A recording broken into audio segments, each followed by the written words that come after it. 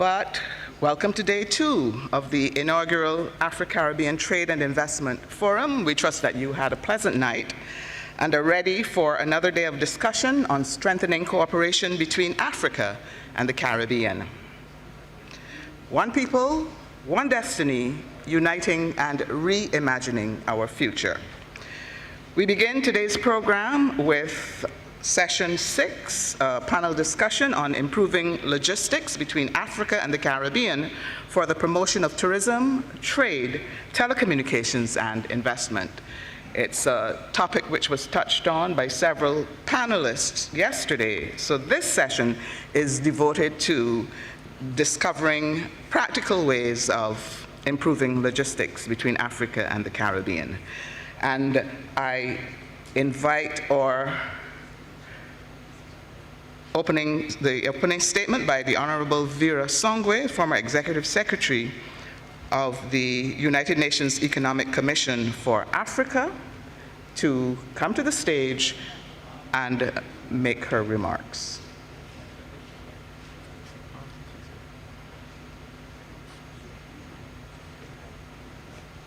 Okay, well, it seems that that's another no-show.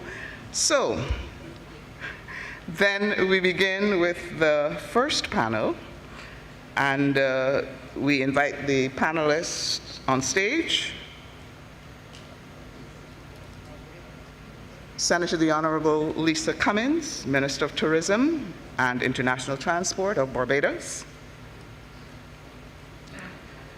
The Honorable Herbert Krapa, Deputy Minister, International Trade, Ministry of Trade and Industry of Ghana. Ms. Ola Wright, Chief Executive Officer, West Africa Tourism Organization. Mr. Neil Walters, Acting Secretary General, Caribbean Tourism Organization. Mr. Jens Trenhart, Chief Executive Officer of the Barbados Tourism Marketing Incorporated. And Mr. Mike Ogbalu, Chief Executive Officer of the Pan-African Payment and Settlement System.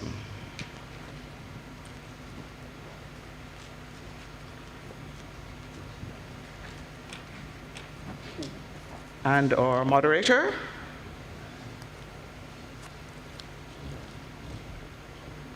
She's here. She's here. Okay. Excellent. Thank you so much. And I now turn the proceedings over to you.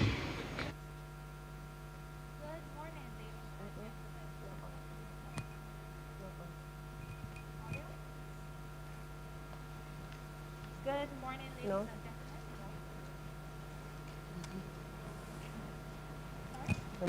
It's not the mask. Good morning, ladies and gentlemen. No, but I think it's on now. Oh. Good morning, ladies and gentlemen. You can hear me now?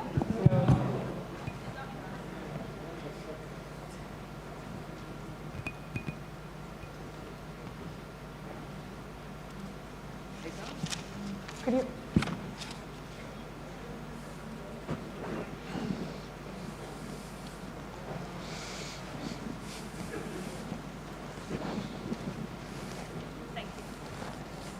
Good morning, ladies and gentlemen. Morning. We've made it. Okay, and an especially warm welcome to all of our delegates, especially those of you joining us from abroad. Welcome to beautiful Barbados and to the Caribbean by extension. My name is Alicia Nichols, Junior Research Fellow with the Shreda Franfal Center for International Trade Law, Policy and Services of the University of the West Indies. And for those who are not aware of our work, the SRC is the leading center for international trade policy research and outreach in the Caribbean. It is my pleasure this morning to moderate this session on improving logistics between Africa and the Caribbean for the promotion of tourism, trade, telecommunications, and investment. In other words, we've heard a lot yesterday about how do we go about constructing these air and sea bridges and the concomitant supportive frameworks to actualize more meaningful trade and business between our two regions. What is currently happening? What's the state of play of these discussions? And what more needs to be done? To help us unpack these issues and more, we have a truly all-star panel for you guys this morning. We will try to leave enough time for a Q&A session to address your burning questions. And now I'll introduce my panelists. Senator the Honorable Lisa Cummins, Minister of Tourism and International Transport of Barbados. The Honorable Herbert Krapa, Deputy Minister, International Trade in the Ministry of Trade and Industry of Ghana. Ms. Ola Wright, Chief Executive Officer, West Africa Tourism Organization. One moment. Mr. Mike Okbalu, Chief Executive Officer, Pan-African Payment and Settlement System. And Mr. Jens Trehart, Dr. Jens Trehart, Chief Executive Officer, Barbados Tourism Marketing, Inc. And Mr. Neil Waters, Acting Secretary General, Caribbean Tourism Organization. Panelists, a warm welcome to you all. So let's jump into this discussion because we have a lot to talk about. Many of us are wondering, when will regular direct flights between Africa and the Caribbean be established? So we want to see the pyramids, we want to see all of these lovely things that we see on TV about Africa, and I'm sure our African brothers and sisters want to come to the Caribbean as well. So are there any updates you could share with us, ministers, Minister Cummins, Minister Krapa, about what are some of these state of play that's going on with these discussions?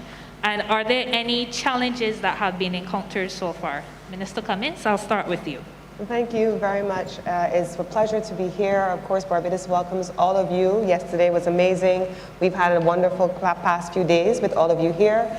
And the question that Alicia is raising here as our moderator about whether or not we are in a position to make some significant progress about airlift between the two countries is really meant to make sure that what we do here today continues throughout the course of every day of every month over the course of the coming years. Now, we have historically had any number of discussions with carriers around what should be the opportunities for lift between African countries and here in the Caribbean.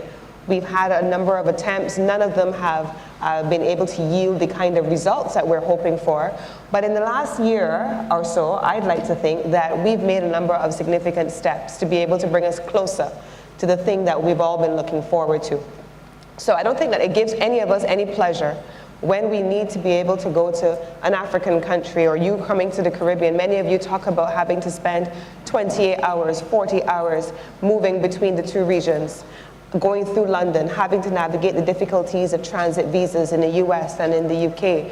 And so what we're hoping to be able to do is to identify where would be the points of reference that would be the starting points to originate airlift.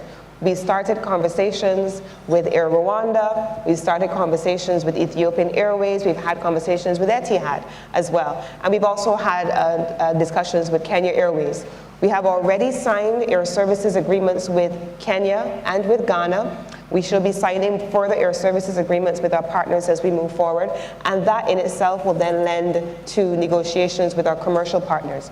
But airlift, as you know, and certainly from my perspective, this is about air services for cargo and for people. So the top and the bottom of the plane. And so discussions around trade and investment, the business relationships that give impetus for people to move between countries and between regions, that's the basic platform as well. And so I'm expecting that the collaboration between our countries and our region over the course of the coming weeks, coming out of this conference, and of course with the support of the Africa Exim Bank, will lend itself to a platform that allows for trade to be increased between our two regions, business travel to be increased between our two countries, and then as many of you who have come here before have said to me over the course of the last few days, and some of you who are coming back for holiday a little later on in the year with your families, that those things when combined will create the commercial case for airlift and for airlines to be able to say we are willing to fly a 133-seater plane across the Atlantic from a West African jurisdiction, from an East African jurisdiction, and potentially, hopefully also onward to the United States so that we have a strong commercial basis on which we can proceed. Thank you so much, Minister Cummins. Very exciting also. Minister Krapa, Please tell us what have been the updates from your side. Thank you very much, and I should also join my voice in thanking the government of Barbados for this very significant forum.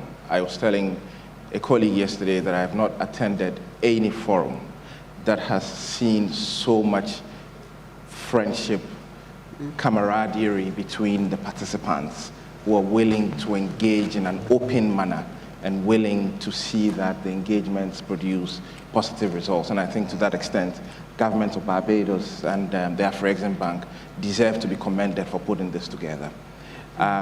The issue of logistics to ensure that we have a dedicated carrier between our two regions is as crucial today as it should have been a couple of years ago.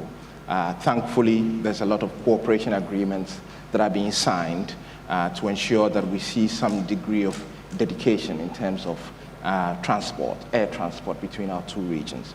What would drive it is really the investment that we're able to make to ensure that we're shoring up trade between the two regions and tourism between the two regions. I think governments across the divide must put our money where our mouth is. We must make the right investments and we must provide the incentives.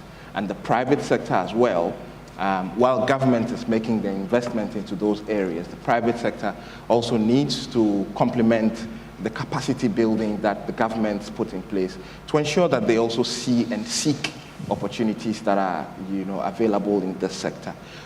We are not going to be able to do this if we do not have a commercial case for it. The reason why it has not been successful all these years is because there's not been a viable economic commercial case for it.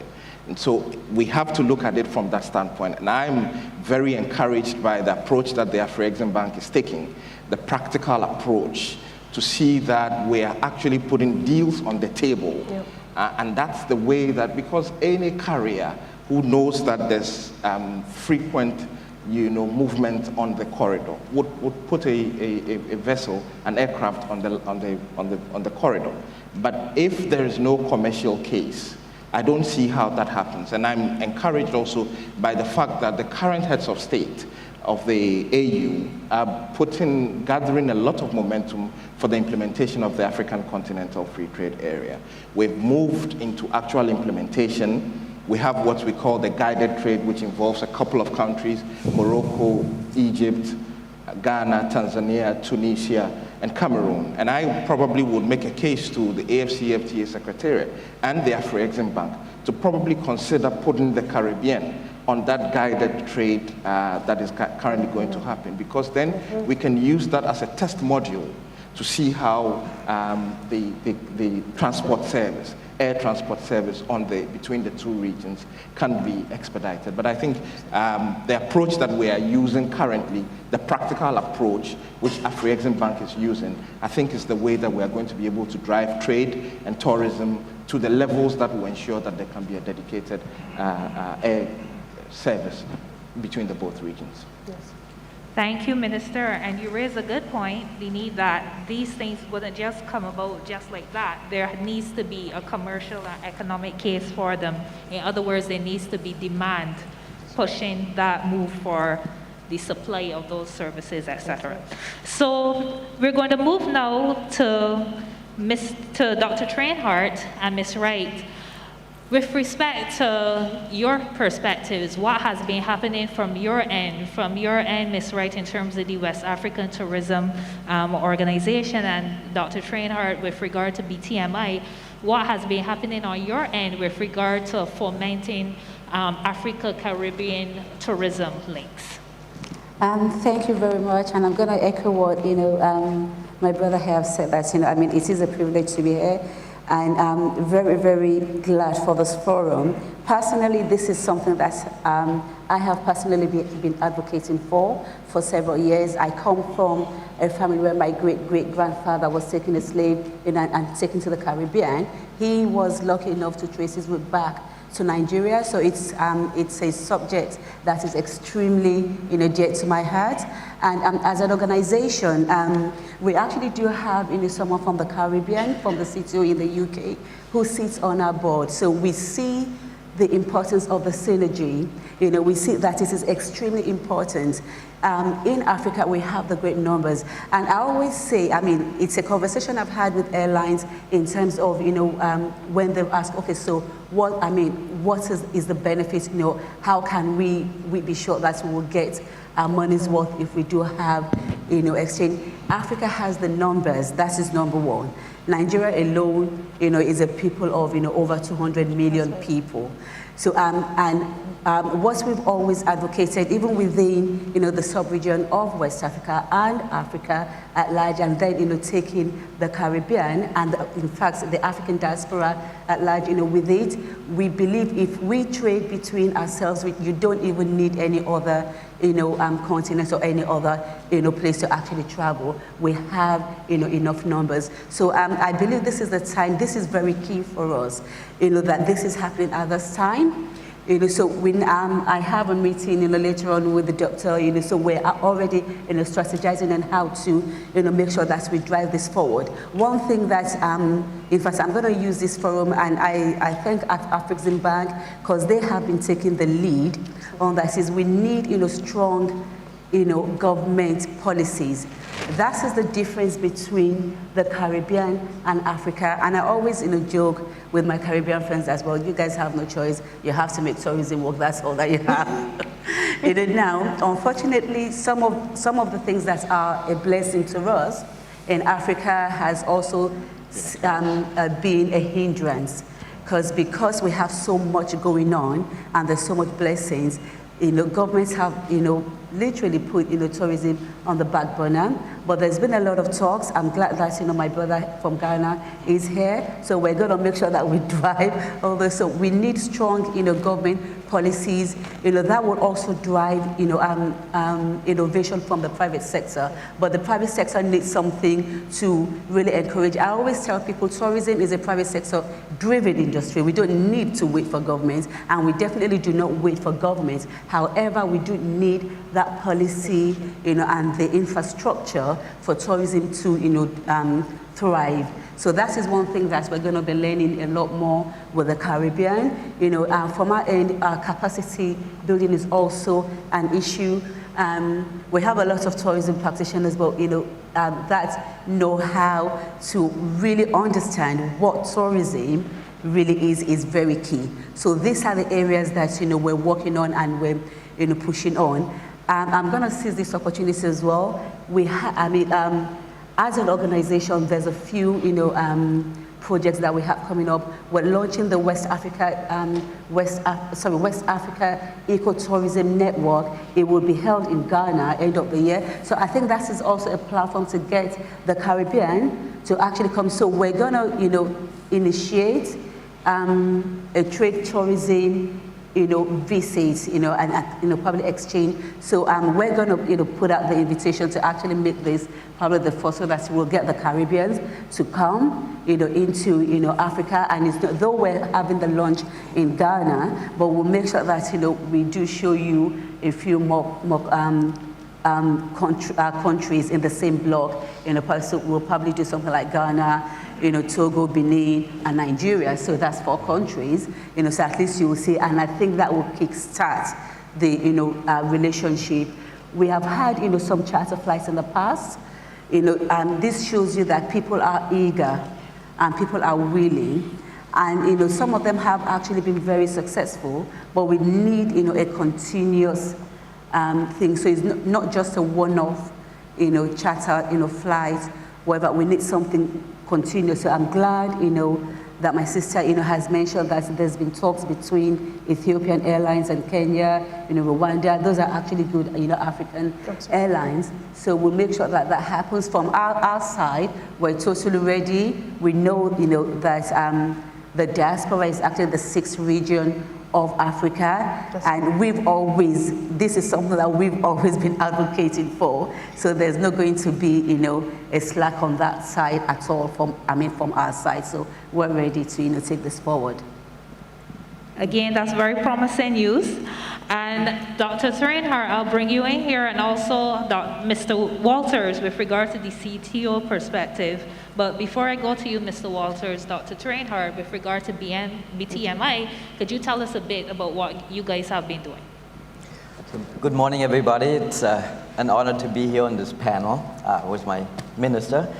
I think we have tremendous opportunities to really leverage the ties between Africa and the Caribbean, especially Barbados and West Africa. So I'm very excited to, later on today, discuss with Ola how we can actually collaborate. Barbados tourism is always looked at as a seasonal destination. And I don't understand why it is. Well, I understand, but I think there are opportunities to get away from it, because this should be an all-year destination. And I actually believe that what people call now the low season is the new luxury. It's really the new high season, because these are the opportunities where really people can experience the local people, the local communities. And with the commonalities between Africa and the Caribbean, I think we can really make sure that we drive inclusivity with that. So when it comes to ancestral ties with Africa and the Caribbean, and particularly Barbados, I think we can look at new products and not just focus on our now core markets, which is the UK, the US, and Canada, but really making sure that we look at new markets. And I think Africa is one of these new markets, emerging markets, where we can making sure that Barbados becomes an all-year-round destination, and we drive value to all our stakeholders on the island. Thank you so much, Dr. Reinhardt. And Mr. Walters, you could give us the regional perspective as the head of CTO. Good morning to everyone. Like everybody else said, thank you very much for this opportunity to be here, to lend our voice to the discussion.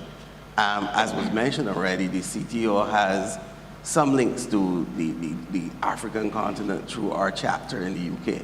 But as an organization of varied members, once that information, for instance, the best practices, the concepts of linking are spread around, it is basically up to the individual countries to come on board.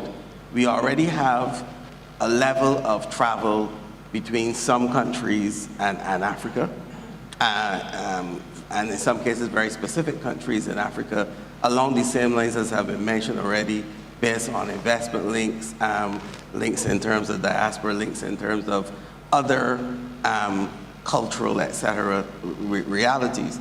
But we have always seen Africa as a region where we should expand into. Of course, as a membership organization, it depends on the trust of the membership. But we've always put it out there as almost an untapped source, or nearly untapped source of people to be able to fill in the gaps, not only in terms of the seasons, but in terms of diversifying individual tourism sectors. The idea of linking the links between the continent, Africa, and the Caribbean. And I don't have to go into details on those. Over the years, for instance, we've had routes linked to our historical trade with Africa, one mentioned in this forum as well. But we have tried all of that and put those things out there as best practices that our members can look at in terms of trying to drive those linkages with the African continent.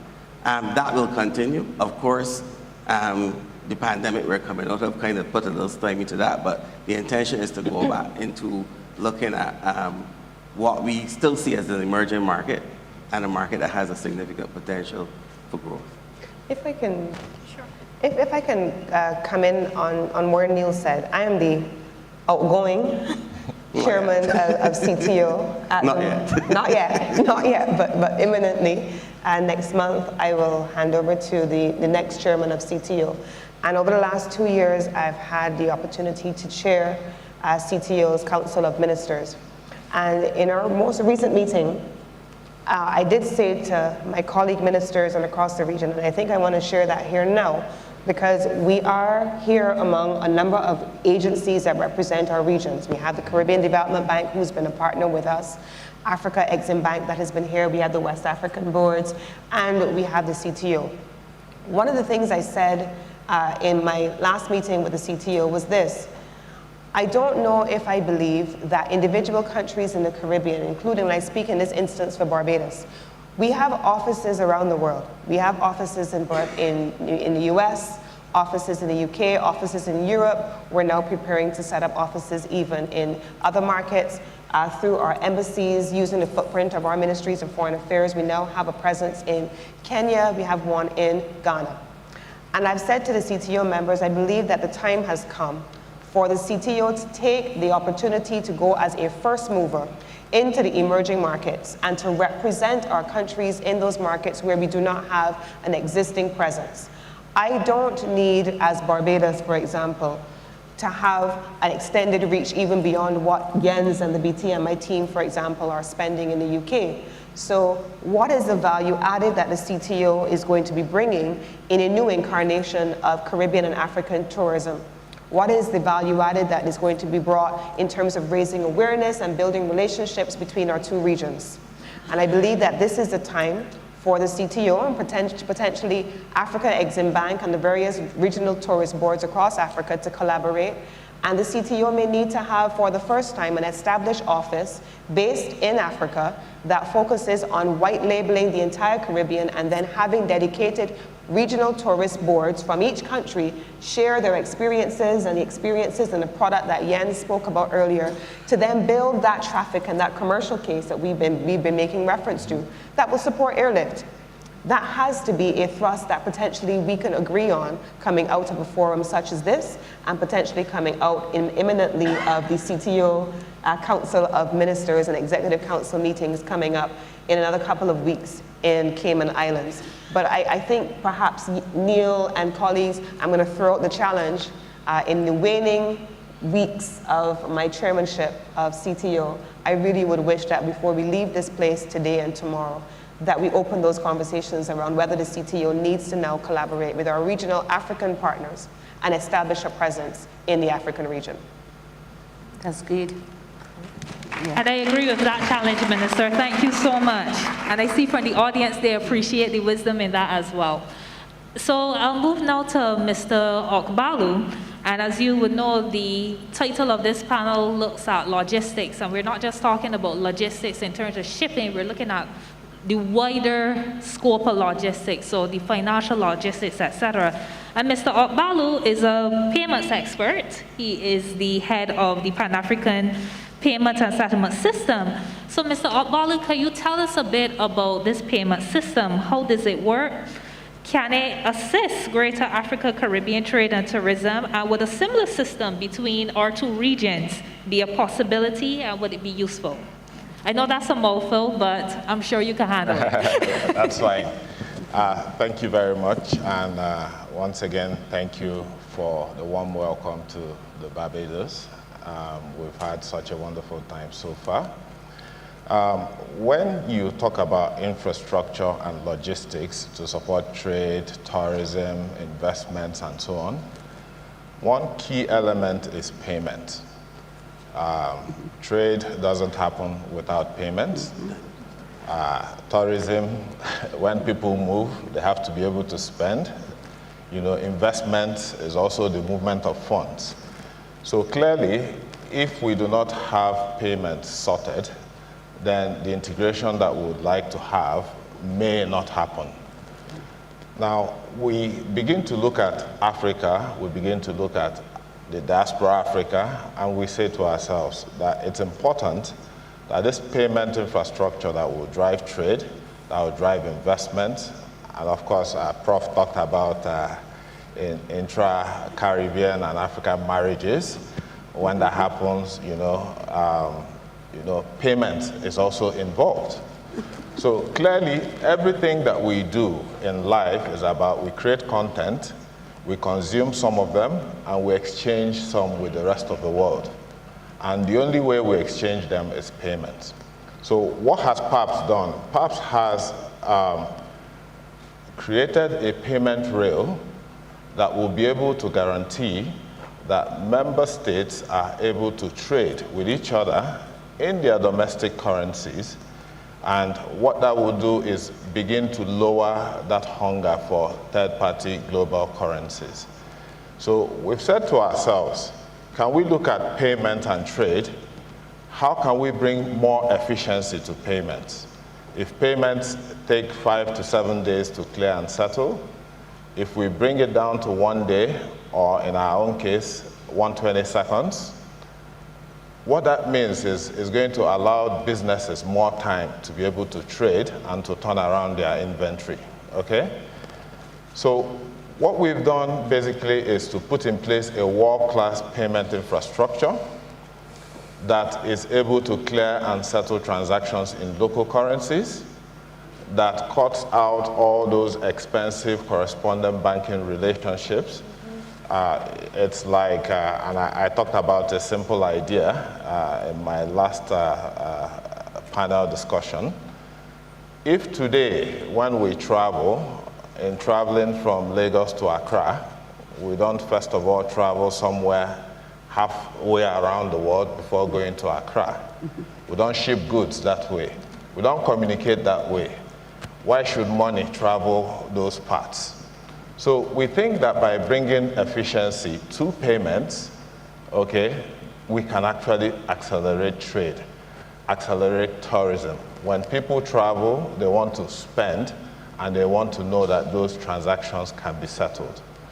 We also find that the cost of doing transactions or doing business among African countries is very high.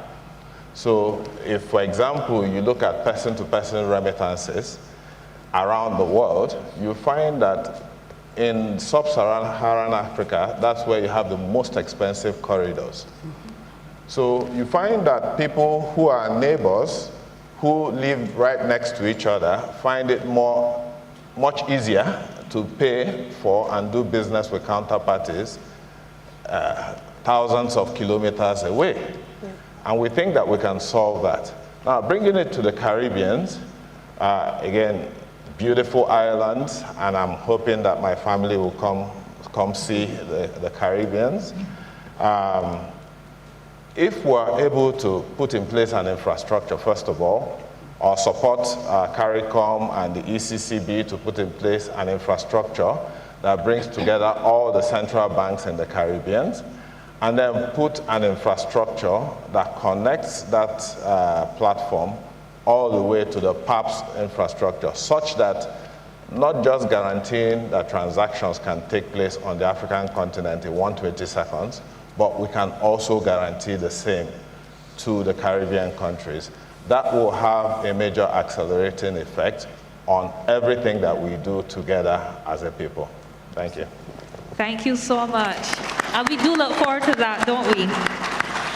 Okay, so shifting gears again. So as I said, this panel is about logistics in its entirety. We talked about the tourism aspect, the airlift aspect. We just talked about payments. What about the legal and regulatory aspects now? Fortunately for us, again, we have Minister Krapa, who is not only a minister, he's a trade and legal expert, especially in one of my favorite areas, trade and investment law and policy. So, Minister Krapa, if I may, what are some of the legal conditions that need to be in place for greater Africa-Caribbean trade? So, things like trade agreements, greater bilateral investment treaties, you tell us. No, thank you very much. I think the legal regulatory framework is crucial. We have to be intentional about the framework that we put in place to drive investment across the two regions. We haven't seen so much of it yet, but I think going forward, we have to put in place those treaties and bilateral agreements that identify where the investment opportunities are, and also that harmonize the policies between the both regions and countries that are involved to ensure that there's seamless trade, tourism, investment across the regions and across the countries.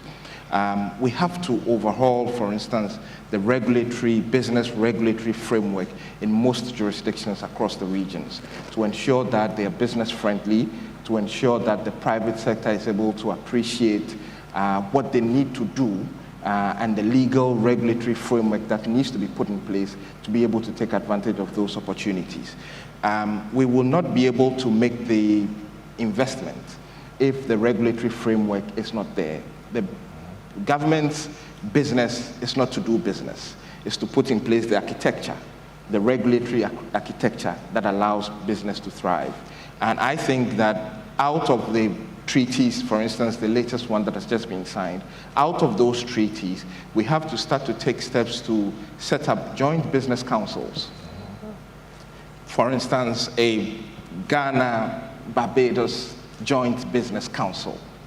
That crystallizes some of the obligations in the treaty to ensure that we're looking at investment opportunities, to ensure that we're looking at dispute resolution, to ensure that we're looking at tariffs and non-tariff barriers, to ensure that we're looking at an incentive regime that allows the private sector to take advantage of the council and the treaties that are in place. But we're a bit all over the place with signing of these treaties and bilateral agreements, and we sign them and we go to sleep, and not much happens afterwards. I think that the countries in the two regions need to take advantage of these treaties, enter into bilateral business councils, and governments have to ensure that the policy that we put in place need to be harmonized. One of the factors of the boosting intra-African trade, one of the clusters that we're using is the trade policy cluster. Now, what that means is that we need to start harmonizing investment policy across the regions. We can't have policies scattered all over the place and expect that we can derive optimum results and benefit from it for the private sector.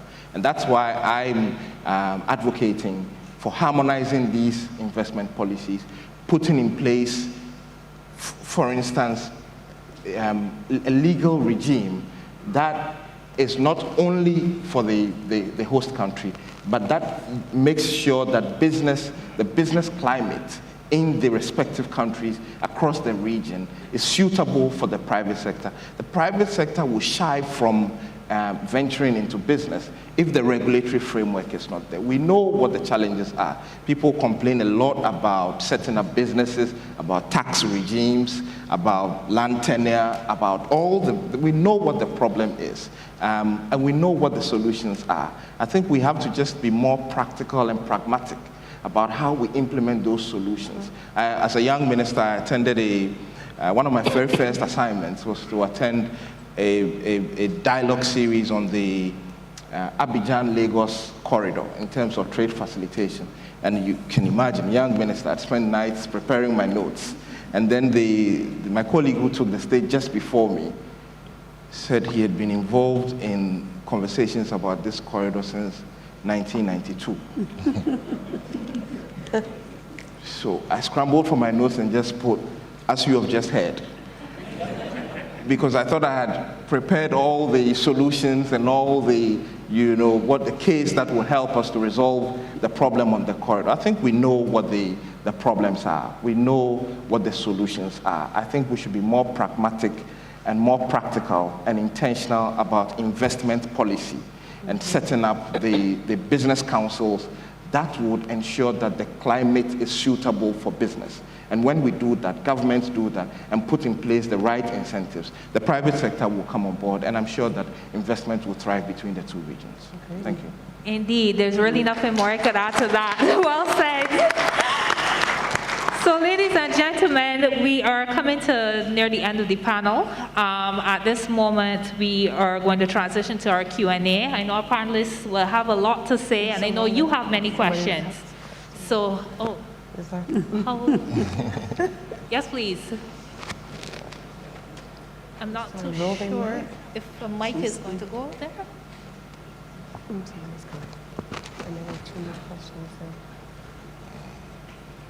Okay, so a mic will be passed around. We could take 3 questions because we only have about 7 more minutes. Yes, please. So thank you. I Yes, just ma'am. want to comment. I am Dr. Asfour, President for the Africa Business Council. And just yesterday, we signed to establish the Africa-Caribbean Business Council.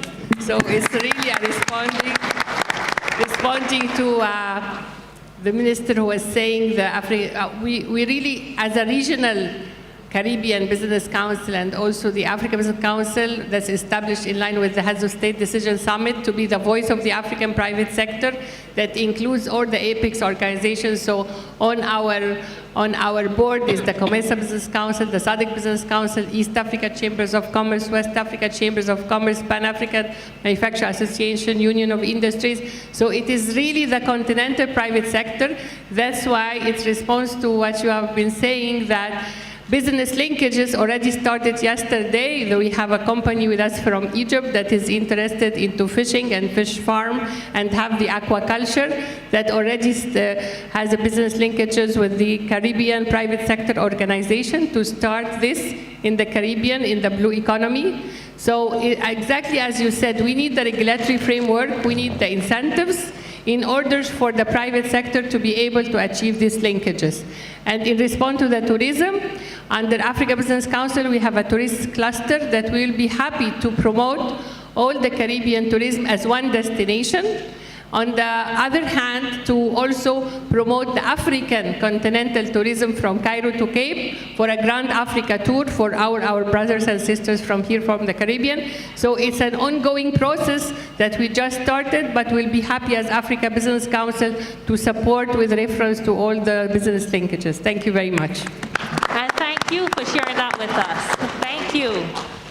Okay, we have a second hand here. We can only take 3 questions, unfortunately, because of the time. A mic is coming to you, sir.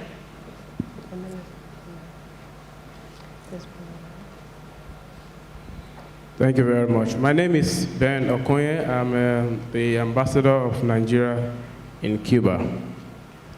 The discussions going on are very interesting, and it's giving us a lot of hope that the issue about logistics will be settled very soon.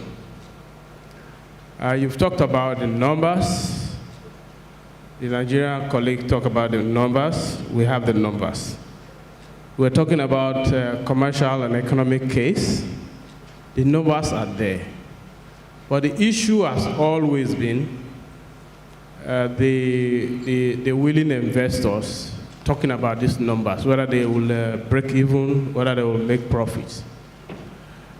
I am thinking that the initial investment required for the airline operators to take off is important. In the governments of the Caribbean, both in the Africa, are they willing to support this initial takeoff? To the panelists, do you think that is necessary, or you think a discussion should be stimulated along that line in terms of the government supporting the initial takeoff?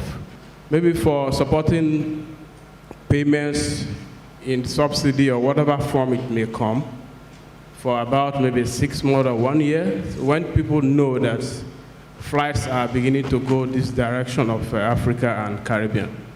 Then we will see how viable this business is for the operators.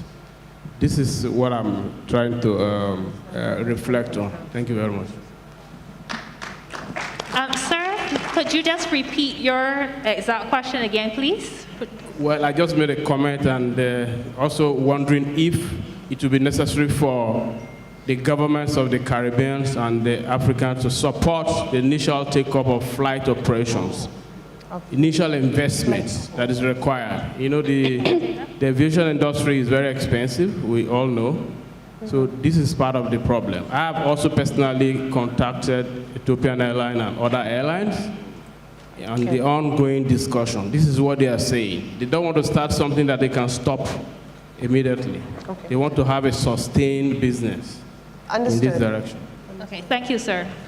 Minister, comments? So, yes, I can. The short answer to that from the Barbados perspective, on whose behalf I can speak, We invest in a model that focuses on either a combination of cooperative marketing or incentive marketing. We do have also a behind the gateway marketing strategy that helps to build the demand that all of us have been talking about. What we typically do not do, however, what was the model when I think back in the 1990s and in the early 2000s, the model of a minimum revenue guarantee being provided to airlines is a model that many countries, including Barbados, have moved away from. And there's a basis for that. So if an airline, if you are a company and you are not incentivized to fill the seats, for example, and you are just flying because someone is giving you a minimum revenue guarantee, there's no return on it really for any of the destinations, because empty seats that are paid for but no one's in them, they don't book hotel rooms, they don't book restaurant reservations, they don't use taxis, there's no local spend in the domestic economy to be able to justify a minimum revenue guarantee that goes to a privately owned company. That benefits shareholders, but it doesn't create a sustainable commercial model. And so we have evolved over the past few years into a model that does behind the gateway marketing, cooperative marketing that has incentive regimes, where we invest all of the resources that typically used to be spent in minimum revenue guarantees to airlines behind the gateway to fill the seats, so that the airline is guaranteed to have their yields where appropriate, the seats are filled, and the destinations also benefit. So from Barbados, the short answer to that is that we can do it by way of supporting marketing, and we're committed to doing that in the various markets as long as our partners come alongside. We will be having some conversations, Jens mentioned this afternoon, with one of our partners. We are preparing to go off to Roots World to engage with negotiations there with the international airlines, and we will be meeting with some of the partners there. We just came back from Roots Europe, where some of the carriers were there. We met with them as well. So those negotiations will continue based on us providing behind the gateway marketing support.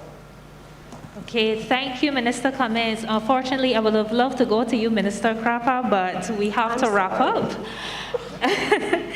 Ladies and gentlemen, I'm so sorry we couldn't get to all of your questions, but we are running on a very tight schedule today.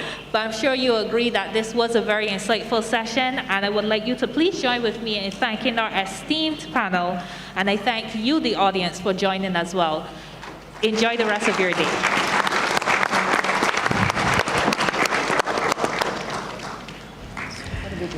And let me thank you, moderator, Ms. Alicia Nichols, Junior Research Fellow at the Sridath Ramphal Center for International Trade Law Policy and Services at the University of the West Indies. Thank you very much. Thank you.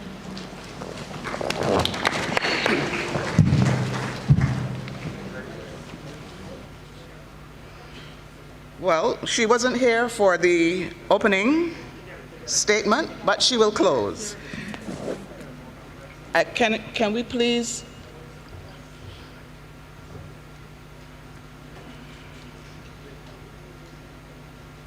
Thank you, photographers. Can you find your photo opportunity off the stage? We're trying to get the program moving. Thank you very much.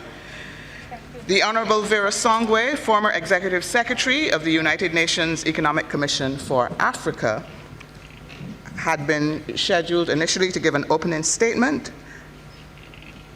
Before the panel began, we now invite her to the stage to give the closing statement. Ms. Songwe?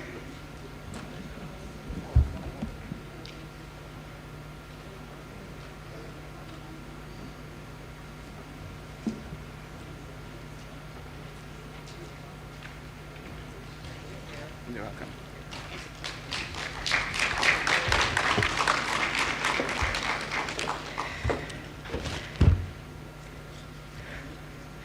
Good morning, good morning. It's a pleasure to be with you today. I came in at 4 a.m. this morning, so I'm still trying to get my bearings right, but it's a wonderful place to be, and I think a really important place to be having this conversation on tourism, trade, telecommunications, and investment. I just wanted to talk maybe about something concrete that we actually did, which began to give a sense that our continents, our countries, our markets are not so far away. When COVID hit, and there was a big conversation about how we get the COVID vaccines to the continent, of course, Afrexim Bank launched a program to put out the COVID vaccines and to see how Africa could procure COVID vaccines, we started thinking about Africa because that's where we were, and that was the natural thing to do, was to say, how can Africa get the vaccines to itself?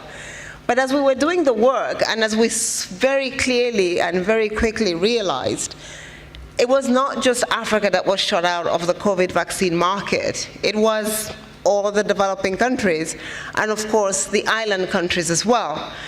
And I think the fantastic thing that Afrexim Bank, the African Union, were able to do was to come together, Strive Masiwia, Africa CDC, the United Nations Economic Commission for Africa, and many others, was to say, and I must start by thanking the Prime Minister of Barbados, Prime Minister Mia Mottley, because it does take somebody to say, why don't you add us to your list?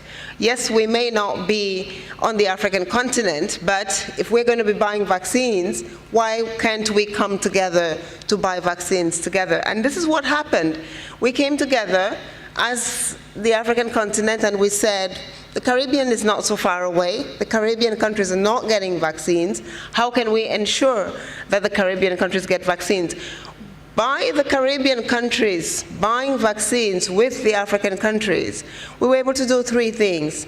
The first one was, I think, ensure, as President Uhuru Kenyatta and Prime Minister Mia Mottley have always said, at the end of the day, we are but one continent and we are but one people. And so coming together in a time of crisis to see how we work together was particularly important. But it's not enough to just say, oh, we're one people and we have to come together. We have to trade, and we have to be able to do, most importantly, the logistics of it. So once we finally were able to procure vaccines, which we procured actually in the United States from Johnson & Johnson, and we must thank them because they were the first sort of pharmaceutical company that said, yes, to Africa, we can give you vaccines. We were able, because we were procuring, to buy vaccines at the cost at which the COVAXes and the Gavis were able to buy it. So we brought down the cost, which meant that for the Caribbean countries, if the Caribbean countries had gone to the market on their own, if Barbados had gone to the market on its own, it probably, one, may not have been able to get vaccines, and even if it did get vaccines, it probably would have cost twice as much.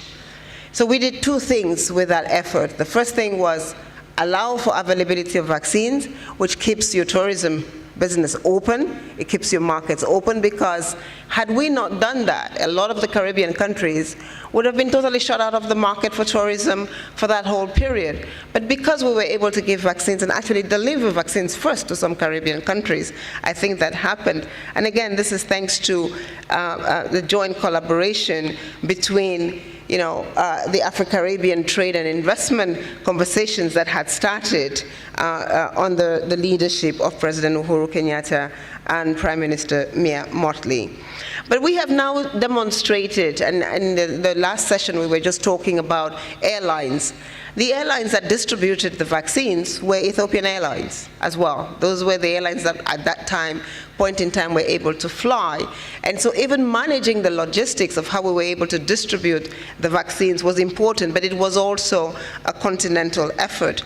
And I think as we come out of this one very precise example, we are now getting into a different problem across the world, right? We have the food, we have the fertilizer, and we have the fuel crisis. Our continent produces and should be able to export wheat to the rest of the world, and certainly to this part of the world. We have enough gas to be able to power and energize a lot of the continent and beyond. And I think that as we come together today, one of the things that we must continuously talk about is how, as Africa builds the African Continental Free Trade Area Agreement, yes, we call it the African Continental Free Trade Area Agreement, but it must be also an Afro-Caribbean Continental Free Trade Area Agreement, and how we can make sure that everything that we do under the AFCFTA is also part of an objective that says we must bring the Caribbean into this big market that Africa has created, which is going to be certainly the biggest market in the continent and in the world in the next 10 years. So I think that you have the big advantages on the Caribbean side, in Barbados and in many places. You have advance on the telecommunication side, you have advance on the financial services side.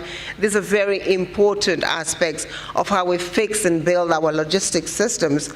But now what we need to do is see how we can make sure that our systems, your systems in the Caribbean and our systems in Africa, begin to talk together. For that, we're going to need, yes, business forums, but we're also going to need three things. One, harmonization of our procedures, harmonizations of our regulations. We must get to a point where we can understand if a ship and a bill of lading are prepared in Barbados and are going to land in Ghana, that they're talking to the same systems, and we need to make sure that those systems work. We need to make sure that those systems talk to each other.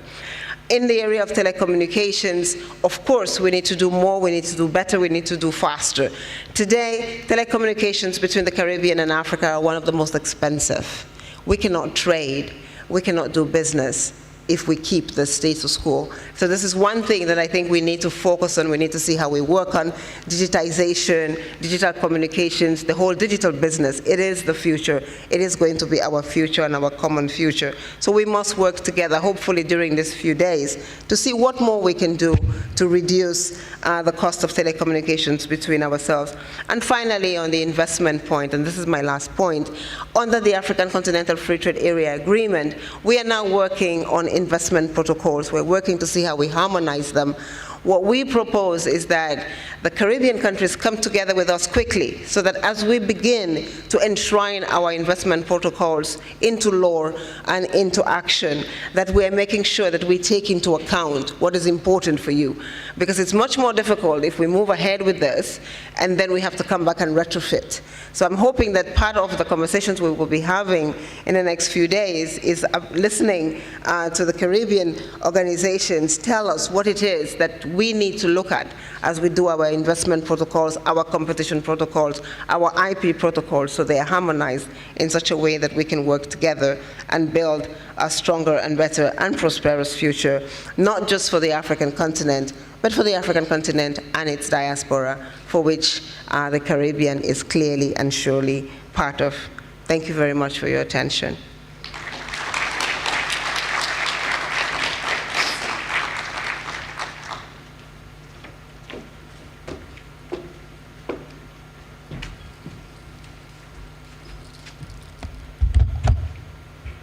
Thank you very much, Ms. Songwe, for joining us this morning and for your statement. We move on to the next panel, which is session 7, and it is on improving food security, agricultural productivity, and expanding agribusiness opportunities. We will have an opening statement by Ms. Pamela Koch Hamilton, Executive Director of the International Trade Center.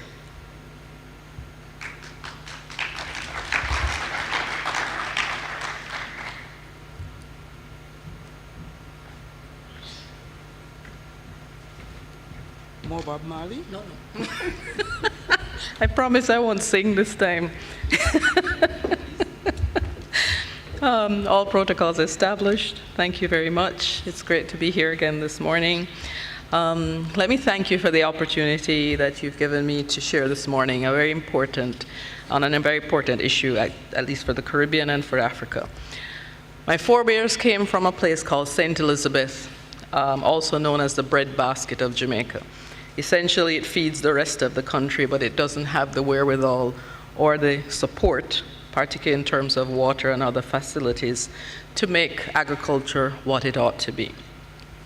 Farmers held and continue to hold our community and country together. Growing up, it was much easier and affordable to access fresh food. A lot has changed since then. In fact, there was a recent notification that came out last week that said that it is now cheaper for many people in the Caribbean to eat out rather than to cook at home. And that is a very, very dangerous and scary statistic. because it goes to the issues of non-communicable diseases and all the challenges that we're currently facing in terms of the health crisis. But in a perfect world, we would not be dealing with COVID, climate change, conflict, and cost of living increases. But here we are. Food security tops the global agenda, and rightfully so. Value chains are disrupted, supply constraints are increasing, food and energy prices have driven inflation levels not seen in more than 4 decades. Fertilizer prices are expected to remain elevated well into 2023. As the world changes, smallholder farmers and MSMEs in the agribusiness sectors will bear the brunt of it. Their day-to-day lives affected by reduced profit levels and incomes render them powerless in a global supply system unfairly constructed. Meanwhile, the 4 main global commodity giants that control between 70 to 90% of the global grain trade have seen their profits reach record levels. Something is wrong in the way our global food system works. Something is wrong with the continued commodity dependence in developing countries. We can no longer survive on the last rung of the value chain's ladder. I was recently reading an article first published in 2014, which showed that Africa exported coffee valued at $6 billion. Yet the final products sold yielded $100 billion. That's a $94 billion value-added difference outside of Africa. I think we ought to be concerned. And this is true not just for coffee. It's true for virtually every commodity produced in Africa. Valuable foreign exchange continues to seep through our hands, while very little changes for the small-scale farmers whose hard work is not sufficiently compensated. The reality is tragically represented by over 37 million people in the Horn of Africa who are currently facing acute hunger, according to the WHO. The UN forecasts that the global population is expected to reach nearly 10 billion by 2050. This means that 70% more food must be produced to feed everyone. If we don't act now to boost food security, we will have a crisis of epic proportion on our hands. Here in the Caribbean, we need to address the combined issue of hunger and nutrition. Our food consumption patterns in recent decades has resulted in high levels of food imports. I think we now have almost an 11 billion a year food import bill for a place that, 6 million, 7 million people at max, which says a lot. Why do we have such a high import bill? And the dependence on imports raises significant issues about food security. So what we have is not just a high level of food imports, but also it has ignited a silent pandemic of obesity and health-related issues. I must admit, yesterday I did enjoy the macaroni pie. I'm a sucker for macaroni pie, I must admit. But since I'm living in Geneva, I don't really get it that often, so I indulged yesterday. But I commend the joint commitment of CARICOM heads of government to reduce the food import bill by 25% by 2025. This will require all hands on deck, and as Prime Minister Motley often says, many hands make light work. ITC, as the joint agency of the World Trade Organization and the United Nations, will bring its hands to the plow.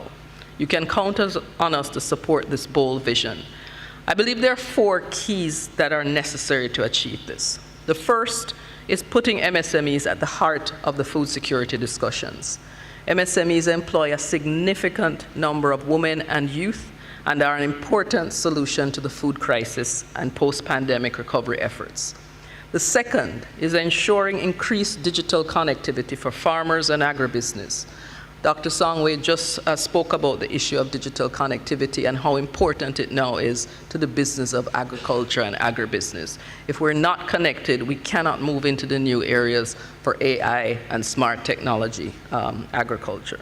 According to the Broadband Commission, in Africa, the cheapest smartphone costs up to 63% of the average monthly income. So while farmers in the global north are building smart farms and leveraging agri-tech solutions using robots and AI for efficiency and increased yields, how is the Caribbean and Africa preparing to compete? The third key is to make agriculture climate resilient.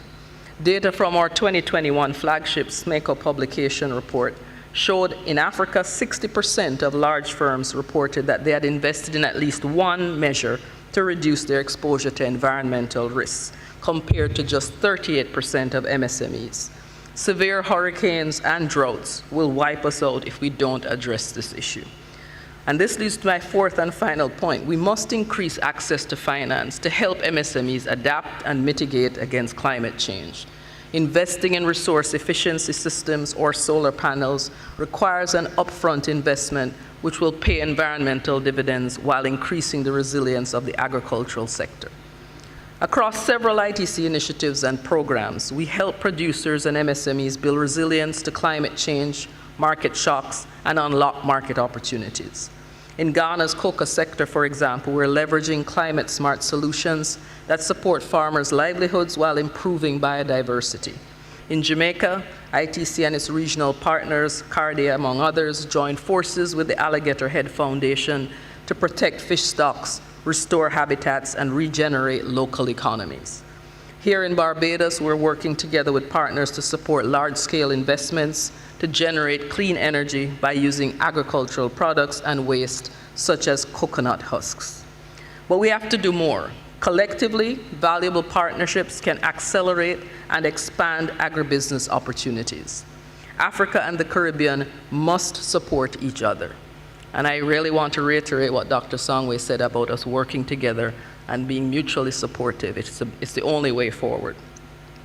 Increasing interregional trade can result in increased food security. But first, it requires the development of an ecosystem to help African and Caribbean private sectors capitalize on market opportunities. For example, our report shows that Africa and the Caribbean have a two-way trade potential of 11 million for fertilizers. The Caribbean's single largest export product to Africa is anhydrous ammonia, a fertilizer input. This can help mitigate against the rising fertilizer prices that I mentioned earlier. How can we turn this into a win-win situation for both regions? We must also help to provide credible market and trade intelligence and facilitate matchmaking between buyers and sellers. We must tackle reducing tariffs and removing obstructive non-tariff measures, such as high transportation costs and investing in better port and land freight infrastructure. Lastly, we must take a holistic approach that focuses not only on cultural goods, but also agri-services. I mentioned yesterday in my opening statement that Africa's agribusiness sector holds $53 million in export growth potential for the Caribbean, most in fish, kidney beans, and vegetables. On the other hand, the Caribbean has $20 million of untapped potential to Africa in this sector. We need to make Africaribbean trade work. So in closing, I want to reiterate ITC's commitment to supporting both regions to increase food security and boost agribusiness opportunities. Ladies and gentlemen, I thank you.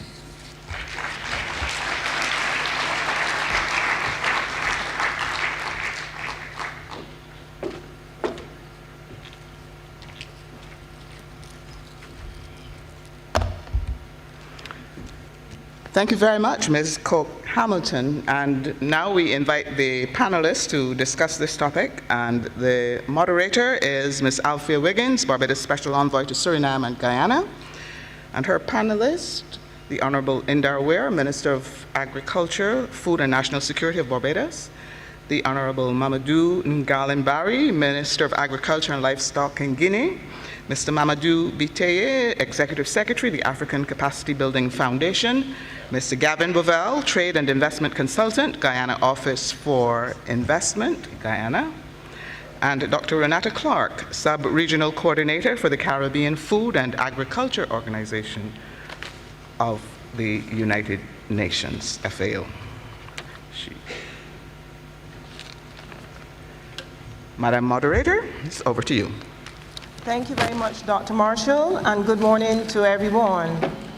So the topic in this session is, how can agricultural productivity be improved and opportunities for agribusiness expanded to enhance food security, take advantage of the circular economy, generate employment and export opportunities, and increase rural incomes in the two regions. What are some of the strategies that can be deployed to develop this sector? Pamela Court Hamilton suggested a lot of the things that we have discussed, but we know that food security and food sovereignty has become the major topic of discussion worldwide. The global food situation is under threat as a result of three major issues: the COVID-19 pandemic, the war in Ukraine, and climate change, as we can see with those monsoon floods in Pakistan. These three events have impacted food security, especially in developing countries. With COVID-19 came the disruption of the logistics food supply chain. The war in Ukraine brought the disruption from major suppliers such as Ukraine and Russia for wheat and fertilizers, and climate change has resulted in droughts, floods, and wildfires. I want to welcome my panel to discuss those issues now, and to my immediate left, we have our Honorable Minister of Agriculture, Food and Nutritional Security, Mr. Indar Ware. We have the Honorable Mamoudou Nalan Bari, Minister of Agriculture and Livestock in Guinea. Next to him is Mr. Mamoudou Bitiye, Executive Secretary of the African Capacity Building Foundation. Next to him is Mr. Gavin Boval, Trade and Investment Consultant with GoInvest, and Dr. Renata Clark, Sub-Regional Coordinator for the Caribbean Food and Agricultural Organization. Minister Ware, I'm going to start with you. With such an expansive topic and all that we have heard here today, we're speaking not only of Barbados, but we're speaking of CARICOM as a whole. What plans are being put in place for CARICOM, first of all, to reduce that massive food import bill that we are facing? Minister? Thank you, Madam Moderator. Very good morning to everyone. Protocols being established. I feel confident that I can start by saying a hearty welcome to all of you visiting Barbados. I wish that you would stay. We have now a facility that can accommodate all of you who want to stay in Barbados and work. So please ask about it before you leave. Madam Moderator, the question you posed, in fact, is one that has given me tremendous trepidation since I became Minister of Agriculture. And the reason why I'm saying this is because I think if we were to bring into context what we are talking about as it relates to a food import bill, we have to start to disaggregate the numbers, but equally we have to look at what it is that is within an established food import bill that we can start to target and remove through primary agriculture produce. The other thing that we need to do is to look at value chain opportunities within the region. And I think we have fallen short on many fronts as it relates to taking advantage of value chain opportunities. Now,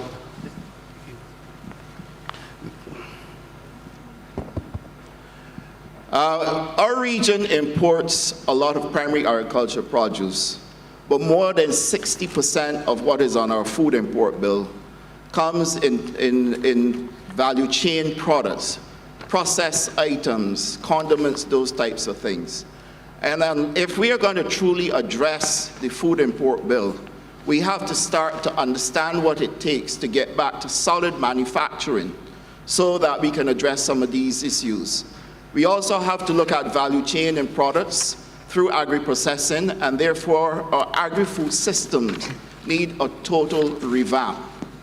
Our target of 25% by the year 2025 is only a start, and this is a baseline figure, because I do believe that if we were to target many of the crops, that we find it easy to import simply because for some reason there's a passion and a drive to import stuff that we have here within the region because of the competitive advantage that it may give. These are things that I have said repeatedly, that we as a people must determine if we will allow. And therefore, do you want to pay 1 cent more per kilo for locally produced, or are you going to just go and allow for the competition to take over, and therefore the local farmers within the region would have to struggle? Between Barbados and the African continent, through South-South cooperation, we have tremendous amounts of opportunities that are available to us. Africa has land space. We're now introducing technology. I was involved in a conference in Costa Rica just before the crop over event. And what we looked at is how we can engage farmers and how we can use science and technology, digital agriculture as well, to be able to develop the sector and move people to the next stage. What I've always feared is that we would have a conversation that puts us in a space where we are repeating the same thing, doing the same thing, and expecting different results. And that, to me, is the major challenge that we have in addressing our food import bill. We must move farmers away from a mindset that it is not a business. It is a business. We must move policy to drive people into the reality that training must be at the core of all of this.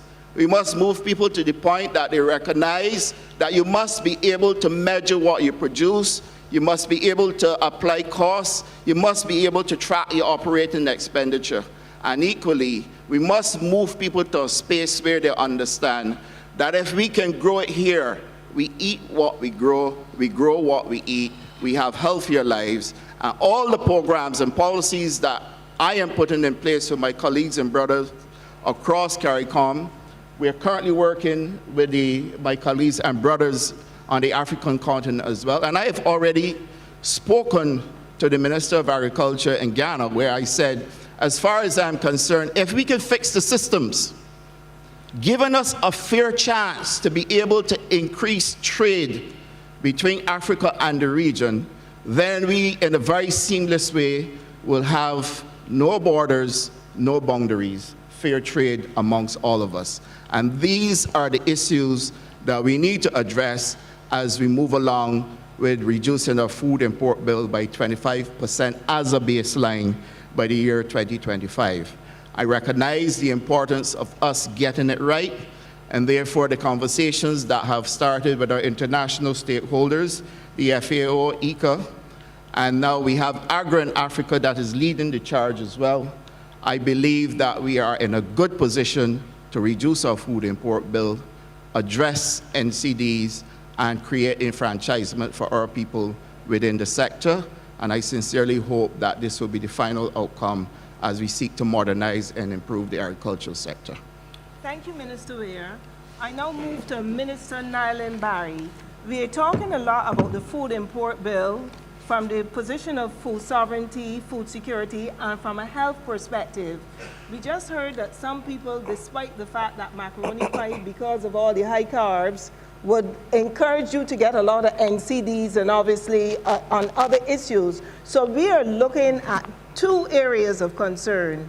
The NCDs in terms of the foods we eat that are producing these NCDs, from the supply side of, now we have Africa as a partner. What I want to ask you, Minister, how do you see Africa really helping the Caribbean to reduce the food import bill? Because I'll say this to you, I don't want this to be another talk shop.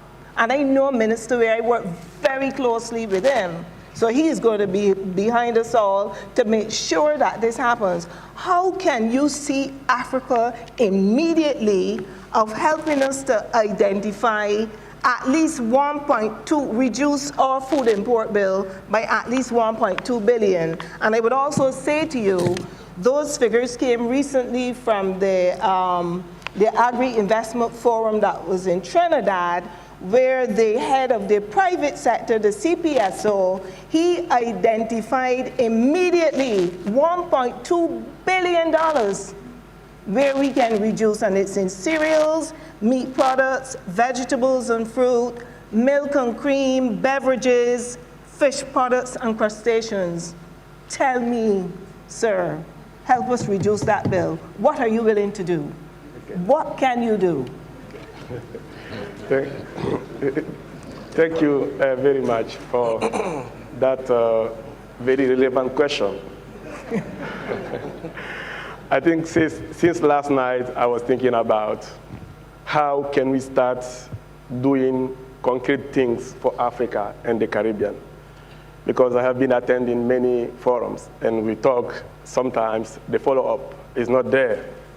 So I will start by thanking you, thanking Barbados, thanking all the Caribbean countries for the warm welcome we have received from our brothers and sisters. I have really felt home, and I think that we need to do the same in the business sector. So when I talk today about agriculture in Africa, the first thing that comes to my mind is shame. It's really shameful that a country like Ukraine, which has less arable land than Nigeria, has a crisis and Africa cannot eat. It's a shame for us. Guinea has about 40 million hectares of arable land, which is about half what Ukraine has. But Guinea is crying because there is a war somewhere in the world. So the same thing applies for the relationship between the Caribbean and Africa. If we are not able to feed ourselves in Africa, we cannot pretend to be able to feed people outside Africa. So the first thing for us as Africans is to be able to use the potential of Africa. Now, our potential is just wasted.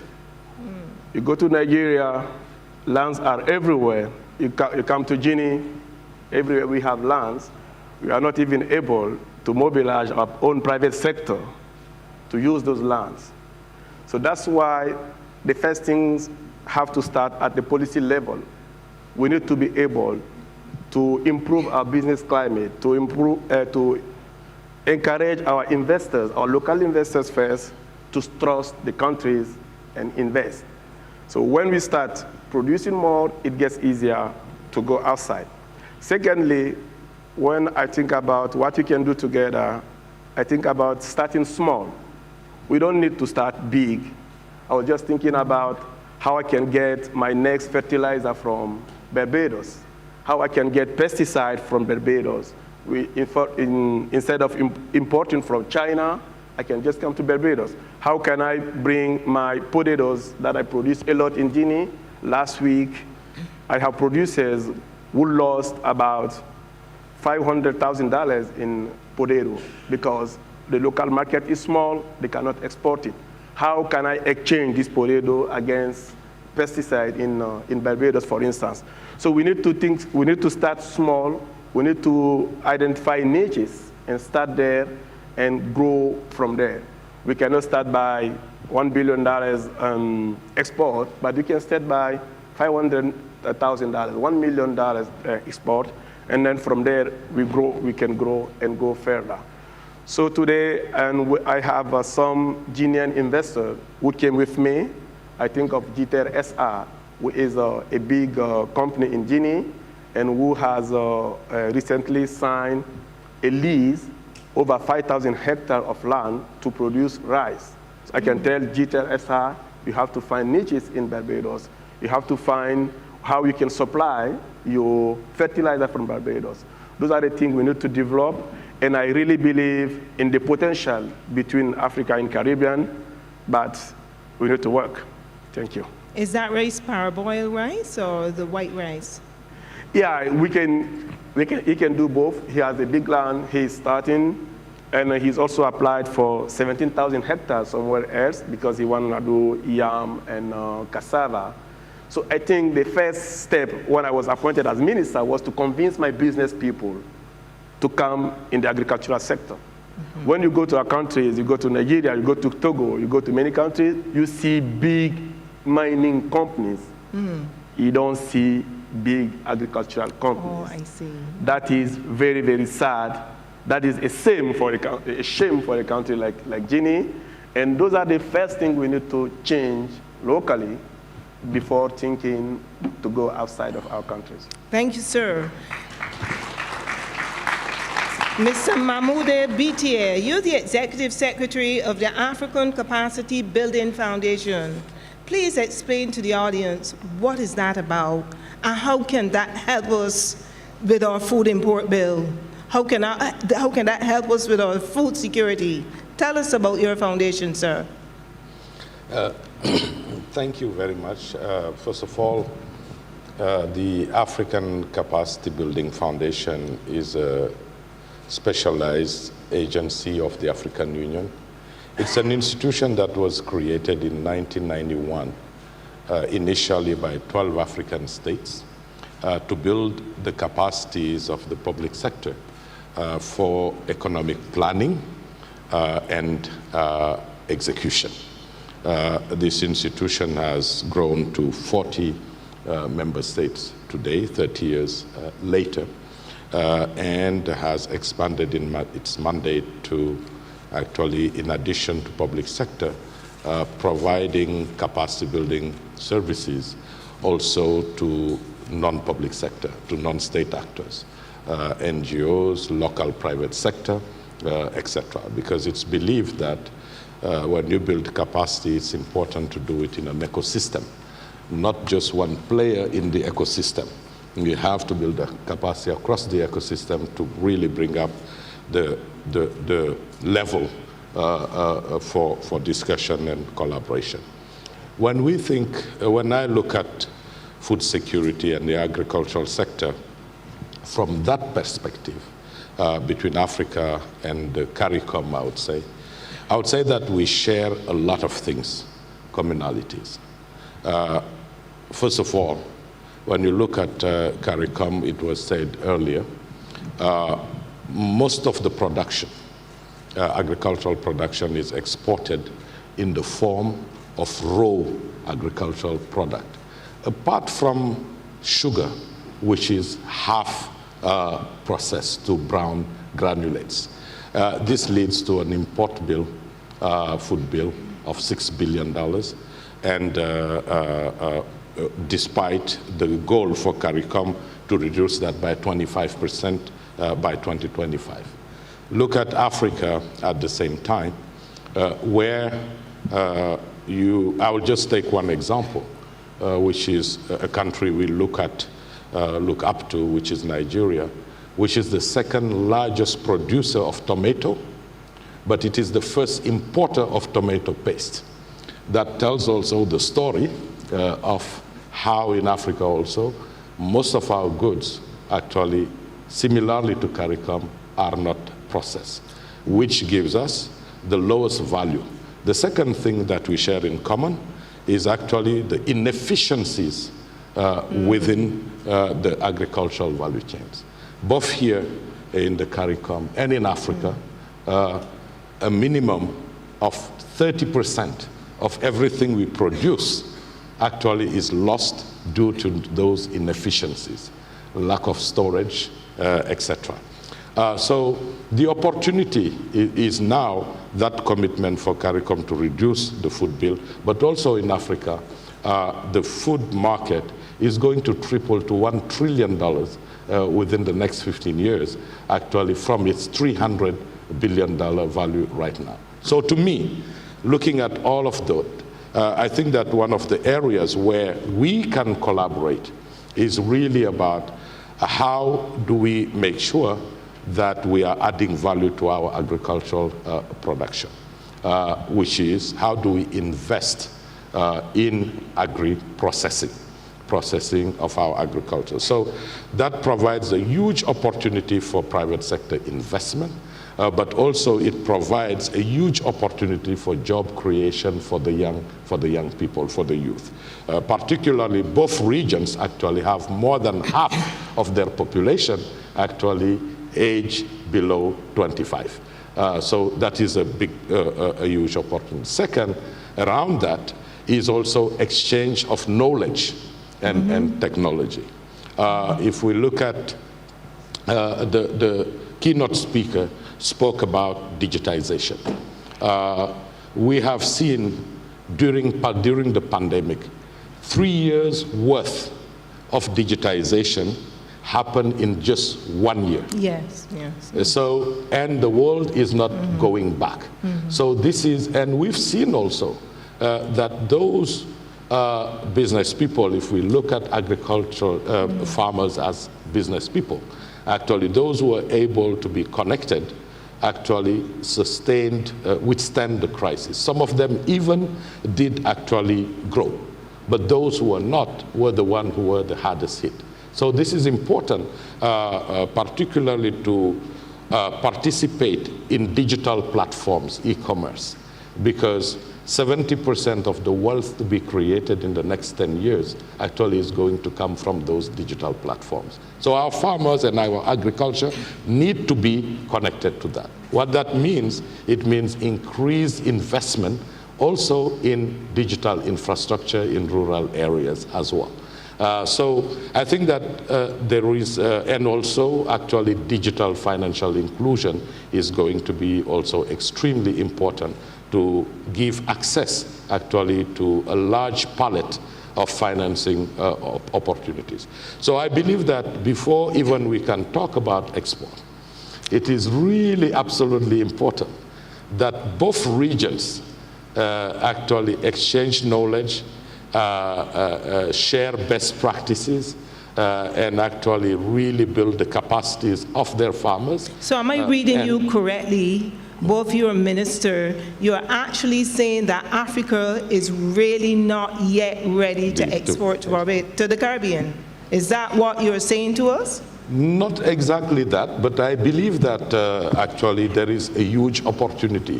Because to me, the idea is not like Africa to see Caribbean just as a market or vice versa, but actually it's how we lift each other up and where we can actually exchange, produce that actually exists here or doesn't exist there. But first of all, it's not going to make it if we are doing it with raw products. That's the point I'm trying to make. Oh, I see. Thank so you, that it is not just about trade between ourselves, but it's also between us and the rest of the world as well. Okay. Maybe also I need to say one word about that, because I didn't mean we cannot trade actually with the Caribbean. No way. We can trade. I just said that first, we have a big potential that we need to improve. We need to tap into that potential. It makes it easier to export, and also we need to start small. Next month, what can we do?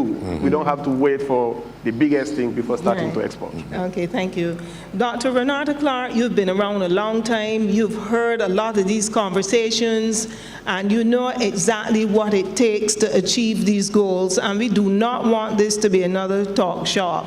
How do you see the FAO now taking this process to the next level in terms of the information that is fed to CARICOM about the same food import bill, and what really would be FAO's role in really pushing hard to get this agenda moving? Because like I said, we've been hearing a lot of this talk. Every time there's another forum, we're going to do this and we're going to do that. Luckily for us, under Prime Minister Motley, when she says something, it has to go. So they know lag time between announcing the policy, Minister Ware. We have to get going right away. So tell us now, with CARICOM and with FAO, whom you work very closely with, exactly know what steps are you going to put in place to ensure now that this happens? Thank you for the big question. You said it right. The leadership has never been clearer. That's so right. We were in Trinidad last week, and we've all got the memo, including FAO. That's so right. it's not FAO leading the way; it is FAO supporting the countries in achieving a goal that now everyone understands that it is an imperative. You were speaking about the presentation of the CPSO with me before the panel, and the discussion is, let's concretize this discussion about import substitution. Where is the potential? And a lot of analyses have been carried out over the last several months for that precise purpose. And this is where, and I was speaking with my colleague just before the panel about the information and the information dissymmetry, because as FAO, we can throw ourselves behind this realizing the production potential when we too understand where the biggest opportunities lie. And we're taking very much a value chain approach. So if we think that there's certain commodities, certain value chains where the Caribbean can produce competitively, and I do want to underline that competitively, because between brackets, I would like to remind us that the cost of a healthy diet in the Caribbean is among the highest in the world, if not the highest. So not only must we produce locally, but we must be producing efficiently. We're not the most greatly endowed in terms of many agricultural resources, except for some of the countries of the Caribbean, of course. So it is understanding where the constraints lie. I go back, don't want you to forget the first thing I said, understanding where the potential is. With the support of FAO and several other agencies, I do believe that this is a time for us all to work together. We've been having discussions with CARDI, with IECA, to make sure that we are all throwing our weight behind making these value chains work.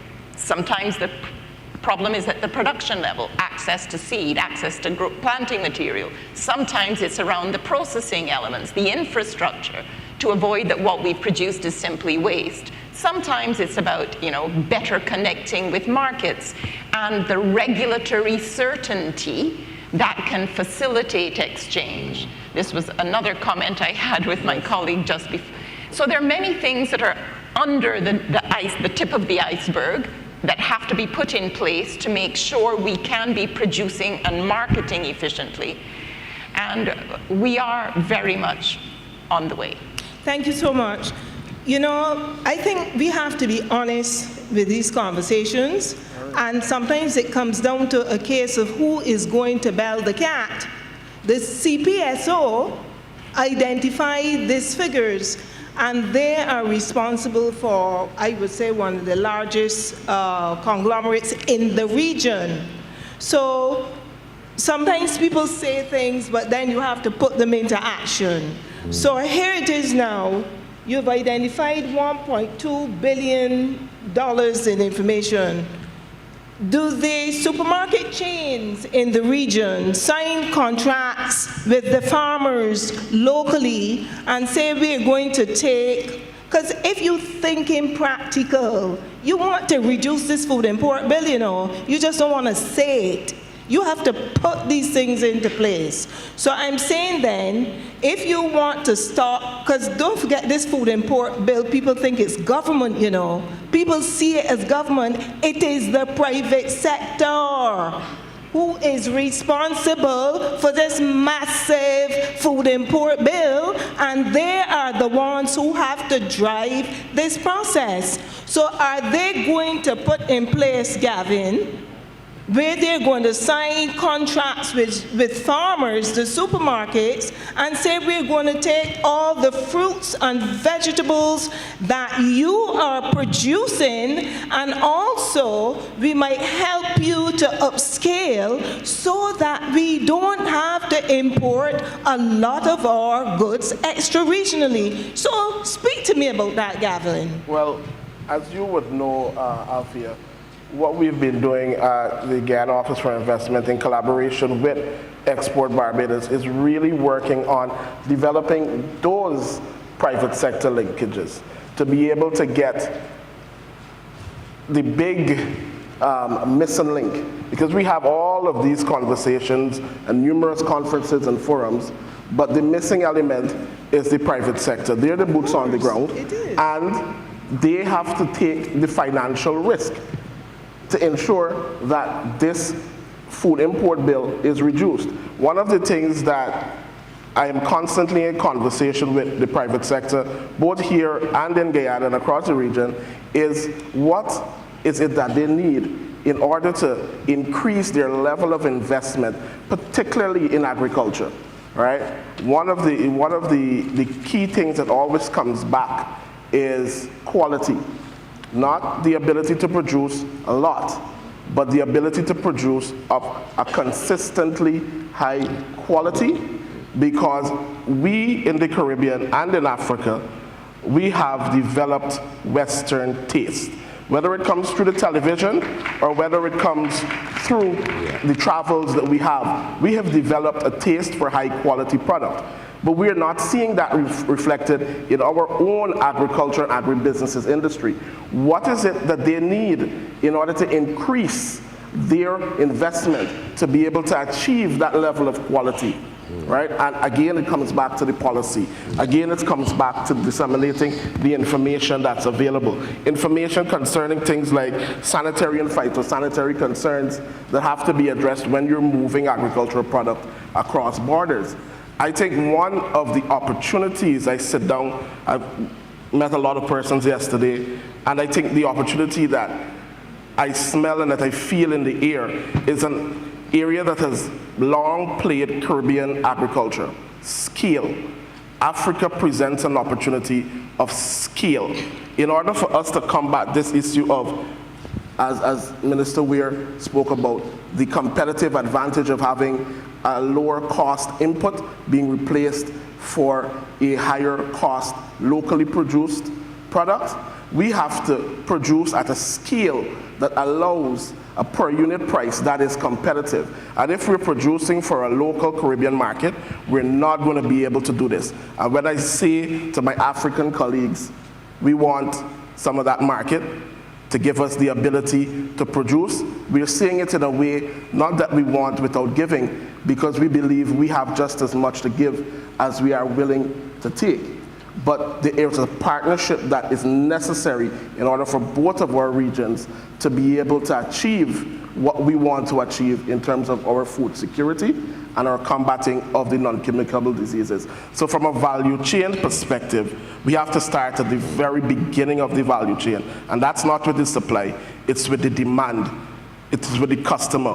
How do our customers' demand translate into quality requirements? How do they translate into the price point?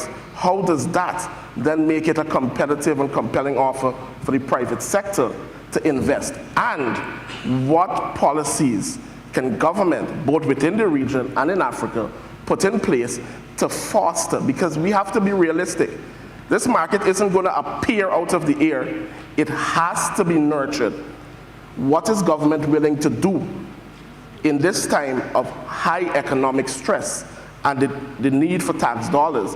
What is government prepared to do to foster this private sector growth that is necessary for our survival? So that is what we need to think about. Thank you. As we wrap up in the last few minutes, Minister Weir, if you can briefly tell us the establishment of a major food facility in Barbados, the food terminal, how would that help Barbados and the region reduce the food import bill? But we need to have a chat review this. Thank you, Madam Moderator. I think if we were to pay close attention to all that was said this morning as it relates to driving agriculture and providing opportunities that will redound to the reduction in the food import bill, we need to have capacity. And a number of things must kick in, including logistics. Right across the region, we are challenged with moving goods. And the food terminal that we're establishing as a joint agreement between Barbados and Guyana is for us to address several issues. Issues as they relate to storage. We may encourage people to produce more, but you will have issues with gluts, and therefore we're going to do contract buying so that farmers do not have to, first of all, burden themselves with finding market space. And we will put in the storage capacity at the food terminal that we can store for prolonged periods in excess of a year, sometimes 2 years, given the capabilities that we now have with technology to be able to store goods. We're also putting in a packaging system that allows for us to do clean packaging, removing air and removing any opportunities for our products to be infected with bacteria. And those packages then will be retailed either to the tourism industry, the cruise ships, the long stay entities. And of course, we are also looking at putting in airlift and sea freight to be able to move goods that will come to the food terminal, which will serve as a hub and spoke arrangement. And the term hub and spoke basically describes, similar to a bicycle wheel, where you have one location with many spokes going in different directions. And that basically will be the thrust of the food terminal, to be able to get food throughout the region and beyond the region, because if you're going to reduce our food import bill and increase capacity, increased production will mean increased market space as well. And therefore, we will be looking beyond CARICOM. But we have to fix a number of things, I must say, and issues with SPS. Now, I have my views about SPS, and I've been very frank about it. SPS is a construct that places an albatross around our necks, that forces us to confine ourselves to certain requirements that would mean we have to import a lot of what we are importing. Unless we can reach the point where we address it jurisdiction by jurisdiction within the region itself, if you're going to work with the African continent, and that's the reason why I made the statement that we should see it as no oceans, no boundaries, so that we, in a collaborative way, can look at how we address the issues with SPS. But if we are to take a generalized construct and try to fit it into a space that does not conform to all the requirements, we're going to force business people, farmers, and everybody else to be frustrated, humbugged, and we will never reach it. And before you get close, the goalposts would have changed. These are the challenges that we face with constructs that we try to force within a system that does not have the capacity to carry them. The culture does not carry them. We are trying to move people along, and in order to move them along, we have to identify what will work for us. If we can't do that, we are going to be forced to import, because what we are working with are tools that are driving us to import, and that is the reason why you would find that so much subsidization would take place within agriculture, within certain jurisdictions, simply because they recognize within the system and the laws that we have to follow, we have no choice because we don't have the capacity to meet them where they're at. So we have to determine where we're at and where we want to go. And in dealing with our SPS construct, I am simply saying, jurisdiction by jurisdiction, we should get it right before we go with generalized legislation to choke ourselves. Thank you, Minister. I'm being told to wrap up, but I really want to put this on the table, Dr. Clark, and I really want you to answer this and let everybody have a minute in the closing statement. Thank you. Thank you. So we've come to the end of our panel, and the closing statement that I will make would be the same way that we encourage householders to install photovoltaic panels to generate their own electricity. Because Barbados, in a sense, they say that we're a water scarce country, why can't we encourage each and every household to harvest water for domestic purposes, for gardening, etc., and what we get from the water authority would mostly be for drinking. And I think, in a sense, that would help us to reduce bills permanently, not only the food import bill, which it would be too. So panel, thank you so very much. I enjoyed this discussion today, and I wanted to move from this forum to practicality. You've been a very good audience. Thank you so very much.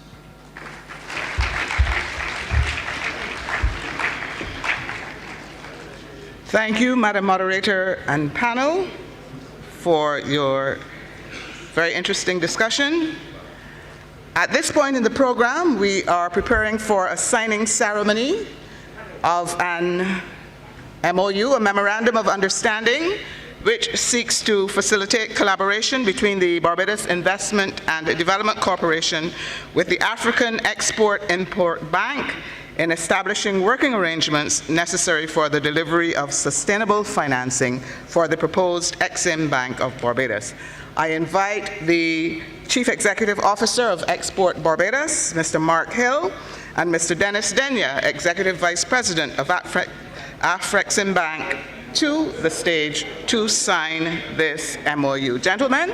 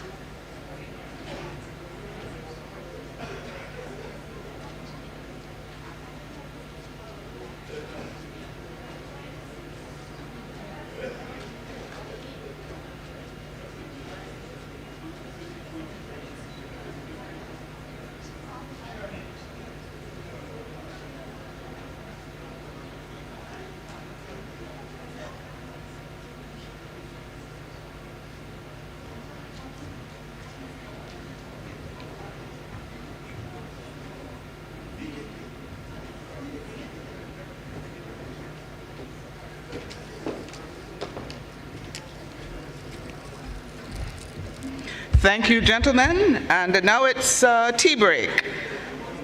I invite you to visit the exhibits on this level in the eastern and western wings, and there also displays one level up. Go and view the displays and engage the exhibitors. Artisans are also displaying their wares for sale outside. Now, lunch is being served in the lunchroom and outside in the tented area, through the lobby, out the building, and to your left. Please be back in 15 minutes for session 8. Thank you so much for your cooperation. Have a good break.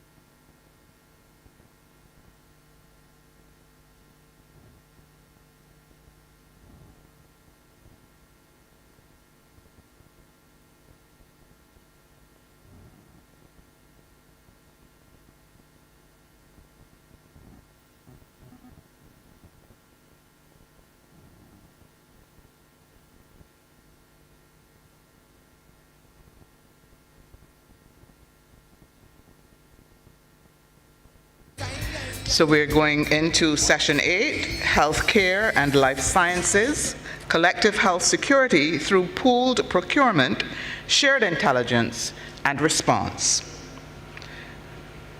We will have an opening statement by Mr. Adrian Padmore, who is chairman of Export Barbados. Mr. Padmore?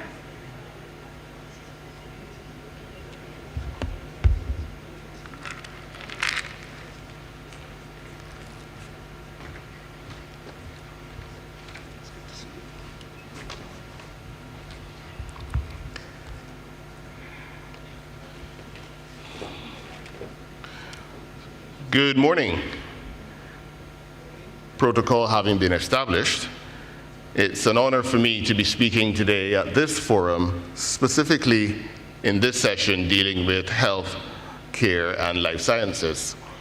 I'm sure you don't need me to tell you the importance of healthcare and life sciences to our societies and our economies. We are, as you're well aware, living in a global pandemic that has put immeasurable strain on our health systems, procurement systems, medical infrastructure, and economies.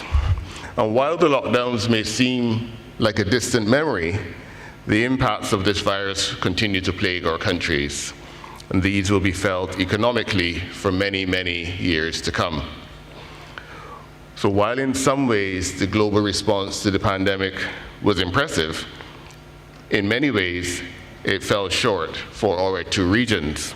Most importantly, it spotlighted both the need and the opportunity for Africa and the Caribbean to be unified around our shared objectives and needs.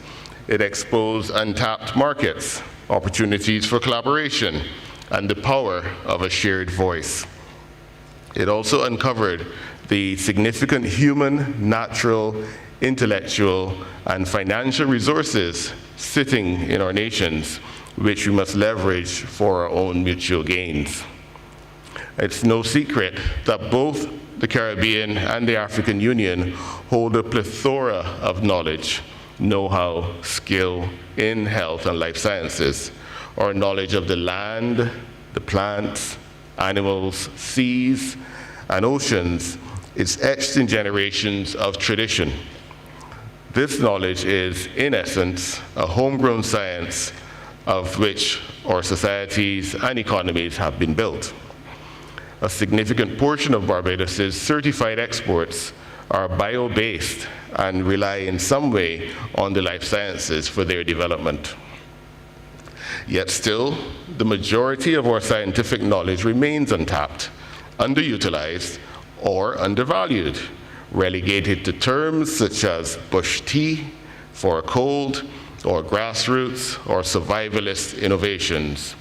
It is with this in mind that the government of Barbados is seeking to leverage its existing capacity and expand its footprint in the life sciences industry. While still in our scoping stages, Export Barbados is committed to building a sustainable economic climate and supportive operating environment within which life sciences and biotechnology can thrive.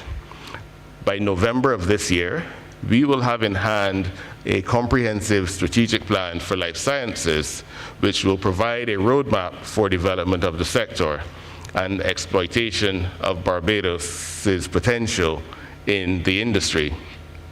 Already, we have a number of pharmaceutical and intraocular lens manufacturing companies in Barbados. A number of international medical schools are also housed here. And of course, there's the Bel Air's Research Institute, which has many decades of very successful existence in Barbados.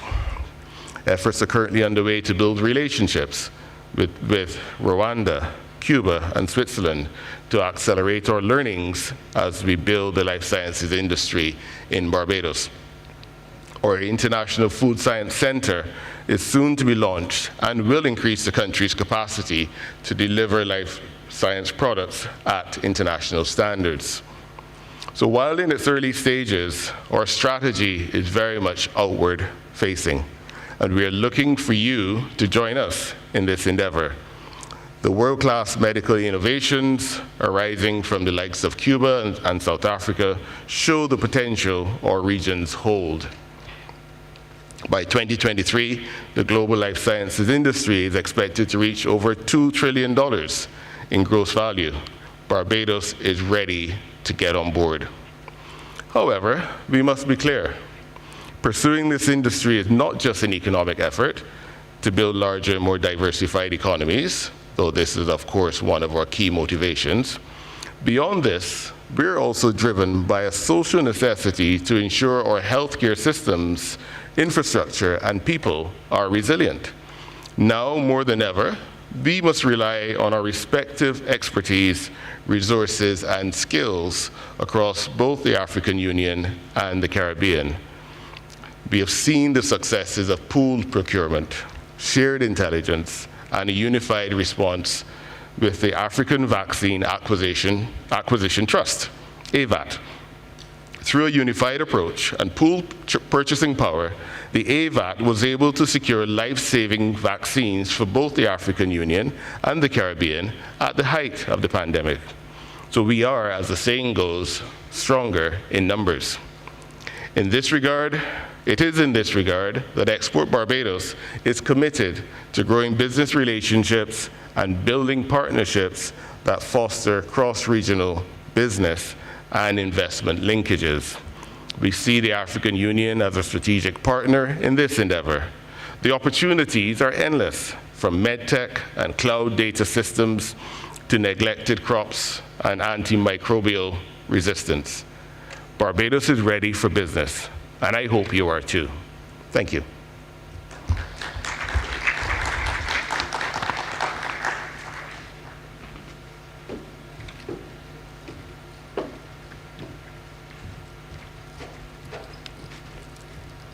Mr. Padmore, thank you very much for your opening statement. I now invite the panelists to come to the stage.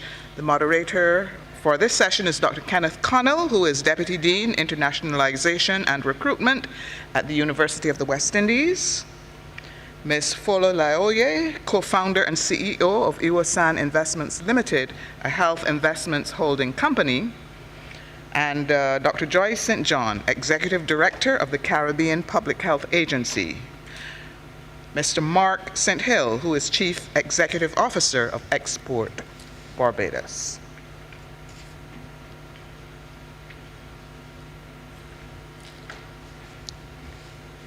The floor is yours, Mr. Moderator. Thank you very much, Dr. Marshall, and welcome to what we hope is going to be the most exciting panel this afternoon.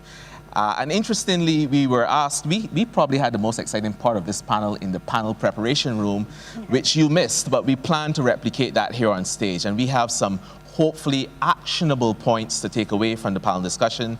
I am happy to represent both my university, and Mr. Padmore mentioned international universities, but we have an indigenous university here in Barbados and the region, University of the West Indies.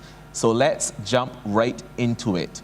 And I know the opening comment stated there's no need to justify why health is in the middle of a trade and investment forum, because really and truly, without health, there's no trade and investment, right? And the pandemic has proven this, but also there's trade and investment within health. Are there any lessons to be learned from the COVID-19 pandemic that we can take forward? And why don't I start to my immediate right? Great. Good afternoon. Or left, since I'm directionally challenged. Right, okay. Good morning, everyone, and really great to be here, all the way here in Barbados. Welcome. Thank you, Ken. And yes, just in a word to answer you, but maybe to elaborate a bit more, I think, what are the lessons learned? Absolutely. I think the first and most important one was the amount of collaboration, the spirit of everybody coming together across all sectors to really deal with, what was a near and present, issue being the pandemic.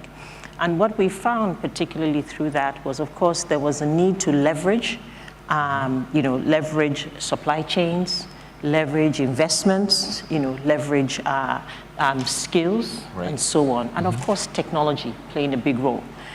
We found in Africa, and I'm sure you probably found some of that here, for instance, there was a significant shortage, a skill shortage, which is still going on, but Still particularly in COVID, Right. there was a big shortage of intensivists and pulmonary sort of doctors, physicians, and therefore telemedicine was something that we were used to leverage those skills, from Absolutely. across the world. So certainly I think we've a lot of lessons that we hope that we will continue to take forward, especially in terms of when we think about, again, the supply chains and how we can really create some economies of scale. Maybe most specifically, and I think that was mentioned in the opening remarks, of the role of the Africaribbean Bank and the AVAT of really, again, bringing together what would be our joint needs to the table in negotiating for vaccines. So those were really important lessons. So one main learning point that you mentioned, I'm glad, is the use of innovation in healthcare.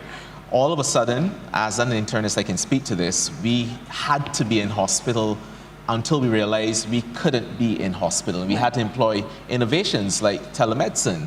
And from across the pond, for instance, should it have been across the pond or should it have been south-south telemedicine? No, these are things that need to be discussed.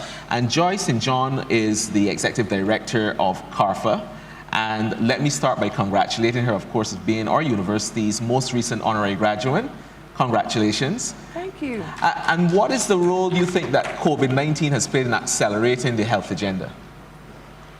Well, the first thing is that COVID-19 proved that the Caribbean is strongest when it works together.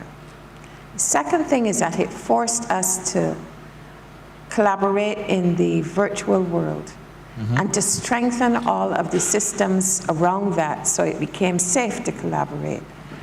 And so during the pandemic, I sat in my living room and I went all over the world doing meetings, conferences, and collaborating with not just public health, but also all other sectors. So that's the other thing about COVID-19. Several sectors. Yes, this whole issue of learning the language of another sector started to talk to tourism a lot. Right. And I think that this whole issue of the pandemic, it's seen as a negative, but for me, it was a massive positive. It strengthened my collaborations also with public health colleagues at all levels of government and the private sector across the world. So for me, the pandemic had a lot to really boost and catalyze things that we talked about before. Right. But it made us walk the talk. Yes. You mentioned communication, and of course you know that medical doctors, we're very much accused of using our own language, but certainly it forced us to communicate because there was an emergency and a crisis with other sectors that we realized for the first time are just as critical in health, such as air transport, security. The pandemic posed a threat to national security, and we weren't able to use highfalutin languages like pea proteins and those kind of things. We had to really break it down, right? Mr. Hill, what do you think are some of the impacts of the COVID-19 pandemic on health? Yeah, I think that one of the key areas is it clearly showed us that health does have a big impact on economic development, economic growth, because with the pandemic naturally impacting on our tourism. But what it did also help us to see is that we need to pivot. And fundamentally, if we're going to build resilience, our health system and our biosafety mechanisms have to be very, very strong. But more so than that, it also helped us to deep dive and look at what are the opportunities here for us to export and to impact on other societies that may need some of these biosafety mechanisms as well. So what that led to is us drilling down into what is the comparative advantage that Barbados can leverage coming out of the pandemic. Right. And one of the things that we know is that one, we have a strong education system, and two, we have a strong health system, and three, we have a strong governance system. So how do we leverage these comparative advantages? And the outcome of that is that the whole emphasis on the life sciences has now become front and center.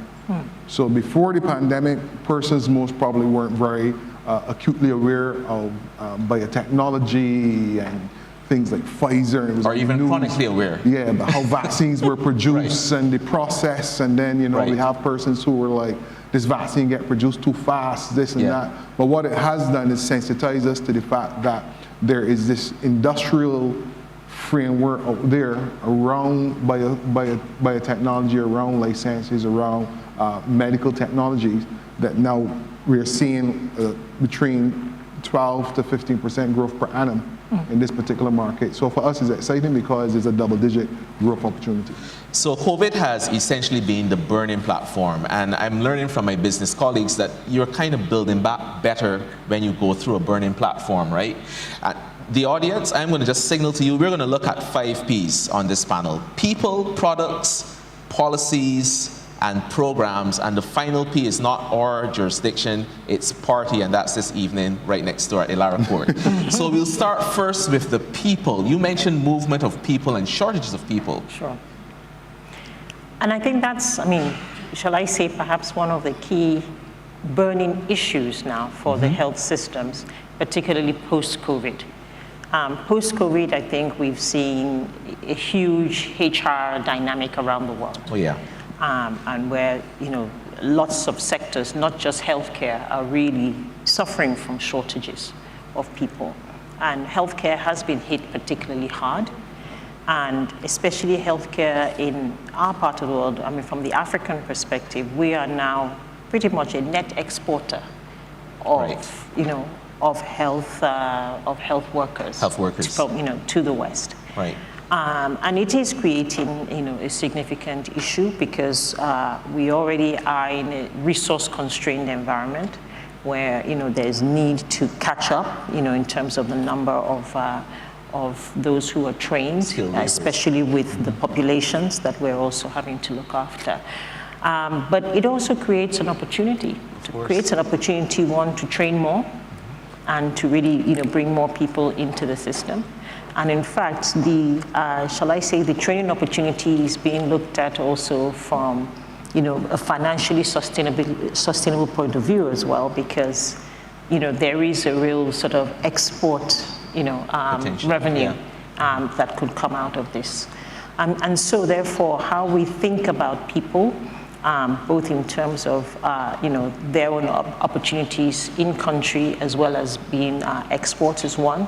How we think about technology that helps us to enable the people or helps us to, again, to create what I'll call, to help us to, in a way, enlarge, their sort of sphere of influence. Right.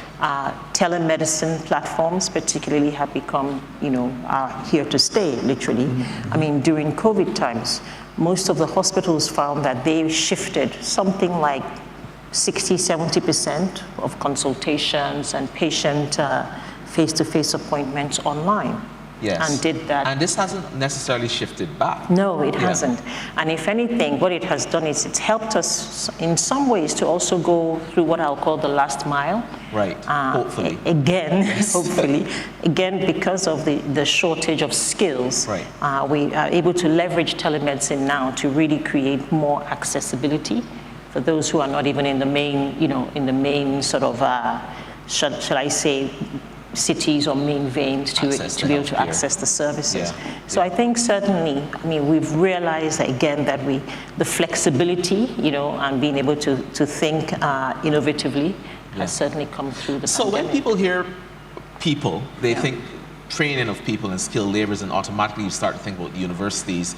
The UWI from next year will have our first cohort of Ghanaian students joining us here at K-Phil to complete the first 3 years of their medical degree to return to the University of Ghana to complete years 4 through 6. So you'll have this cohort of people that are able to communicate not just with their ancestral brothers and sisters in the Caribbean, but with their classmates. So the ease of communication is a lot.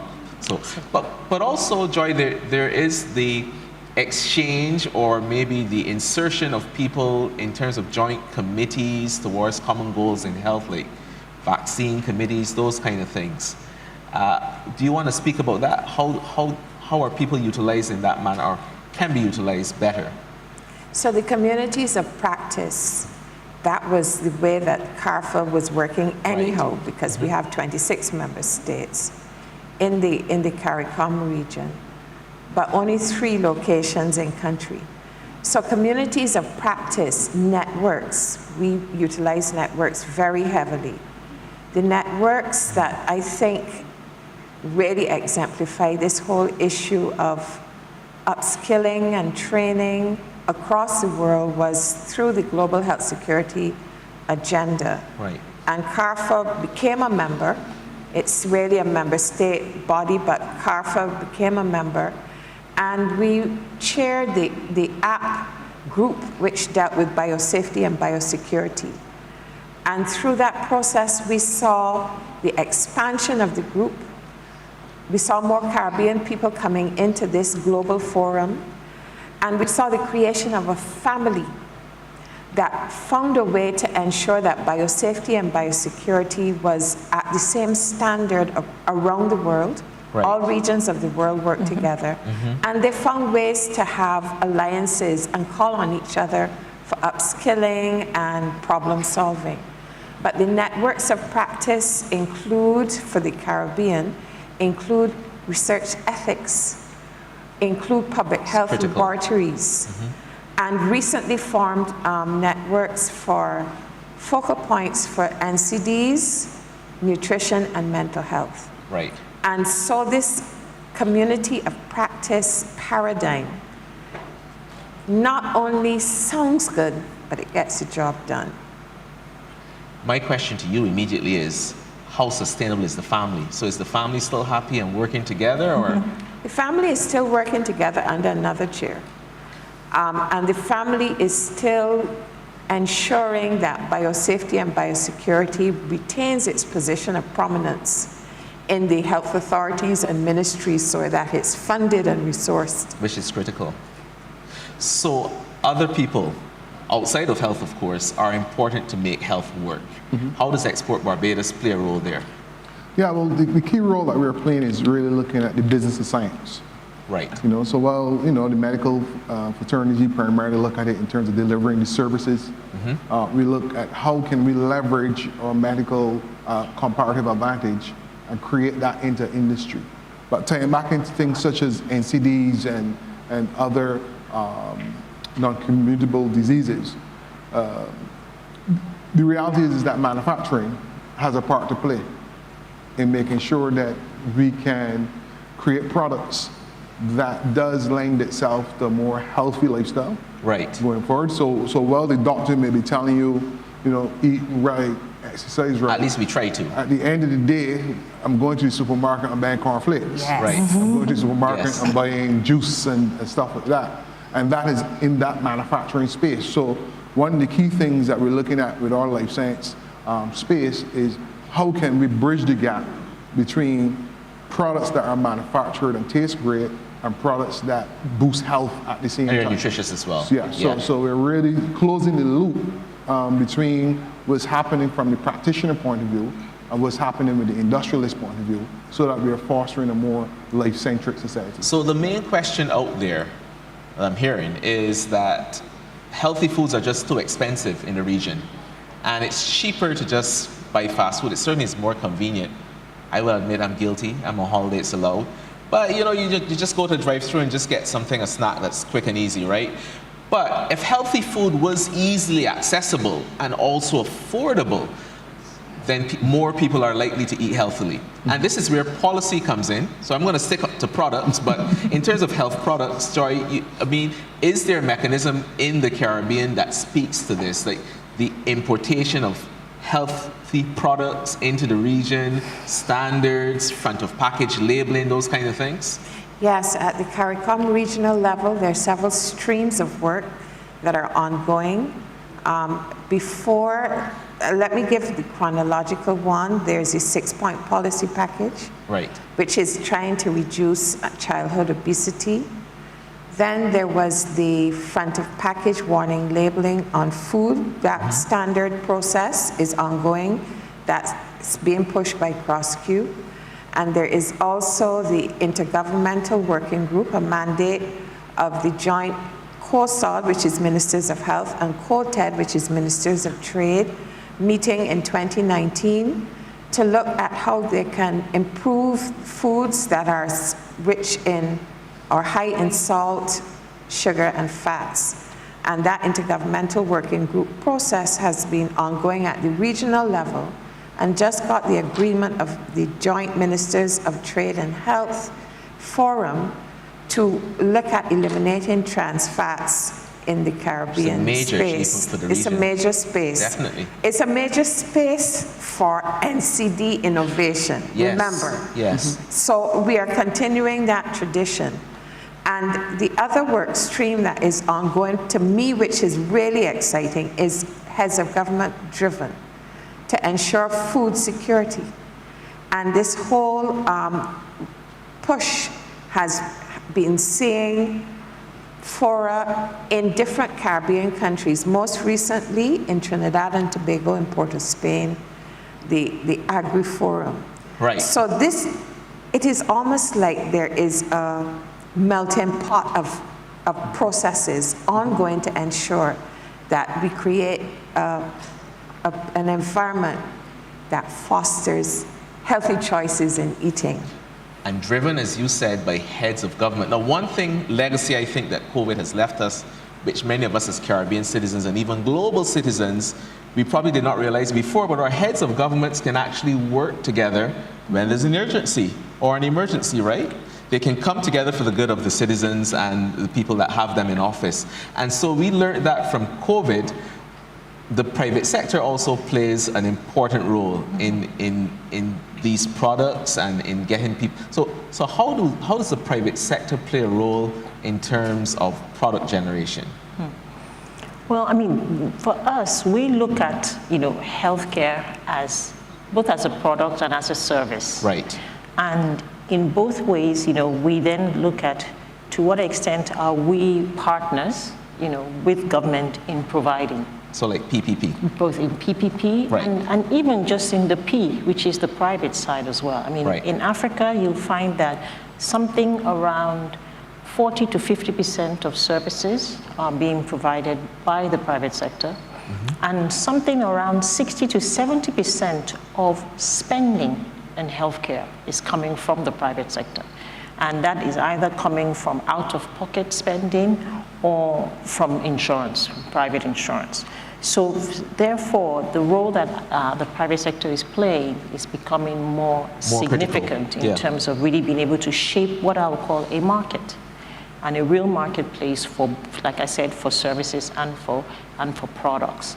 Now, of course, the key issue is, and that has come out of COVID, is the importance of leveraging investment and leveraging financing to really help to bring this market to scale. Of course, and this is where the banking industry comes in. Absolutely, Yeah. And the more scale we see, the more economies of scale, the more efficiencies we can see, both on the manufacturing side as well as the service delivery side, then the more we can leverage.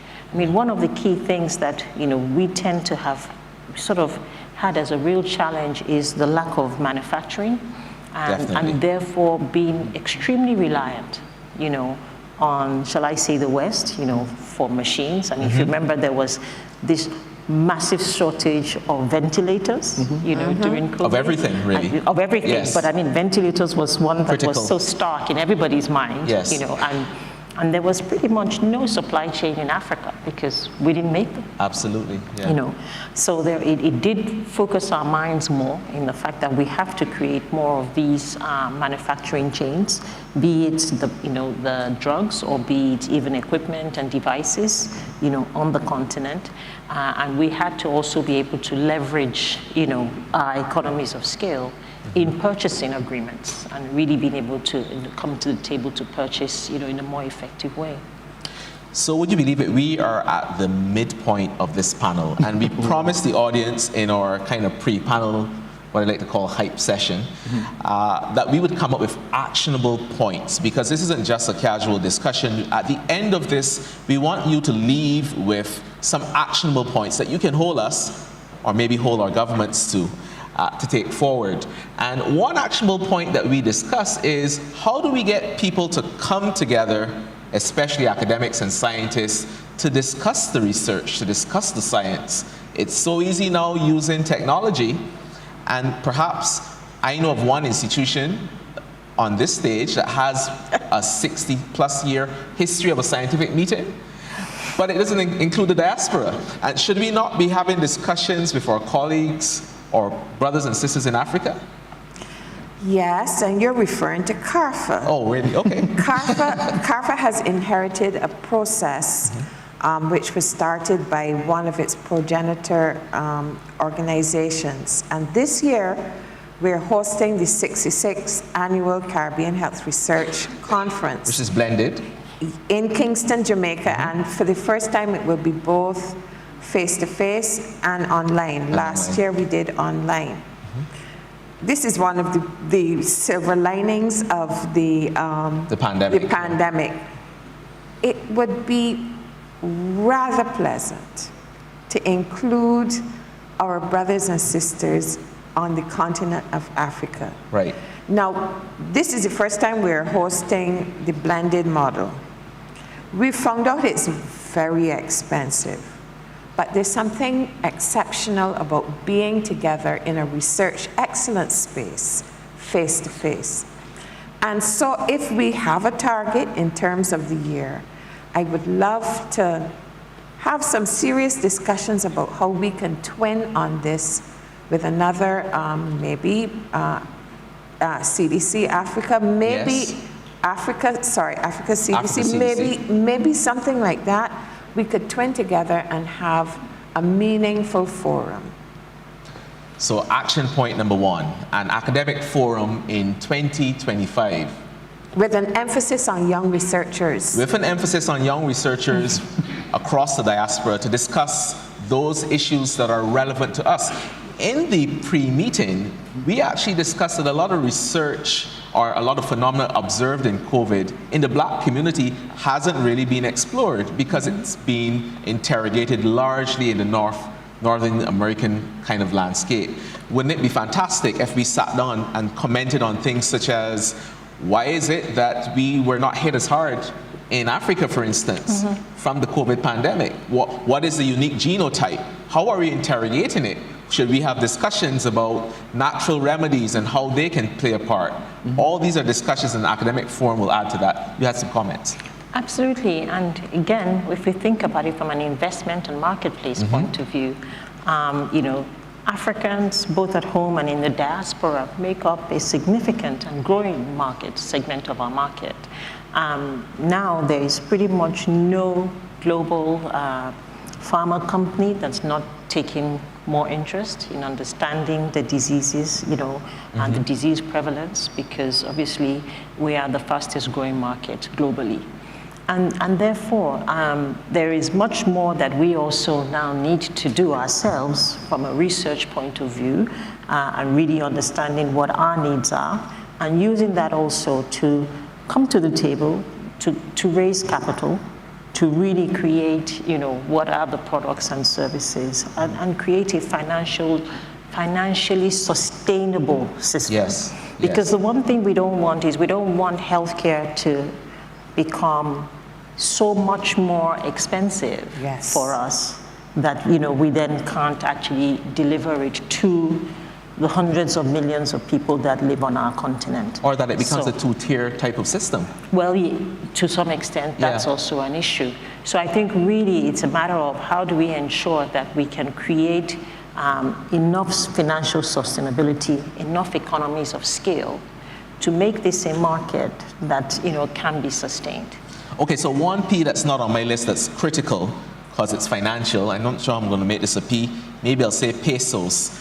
So finances, you know, we need money to drive all of this, right? Absolutely. So what is the role then, or how can we incorporate investments into things like health tourism? For instance, why are so many of our patients going off to North America?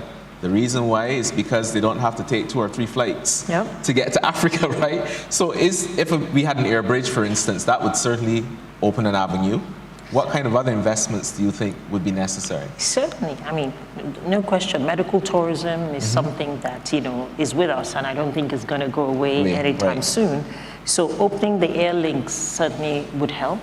But certainly having this type of discussions in what I'll call the intersection of the healthcare and healthcare researchers and healthcare providers and investors. Because investors also need to understand, what the needs are, and also, the healthcare providers also need to understand what the costs are. Because this is, whilst it is, very much a public good, it is a good that costs, that has a significant cost attached.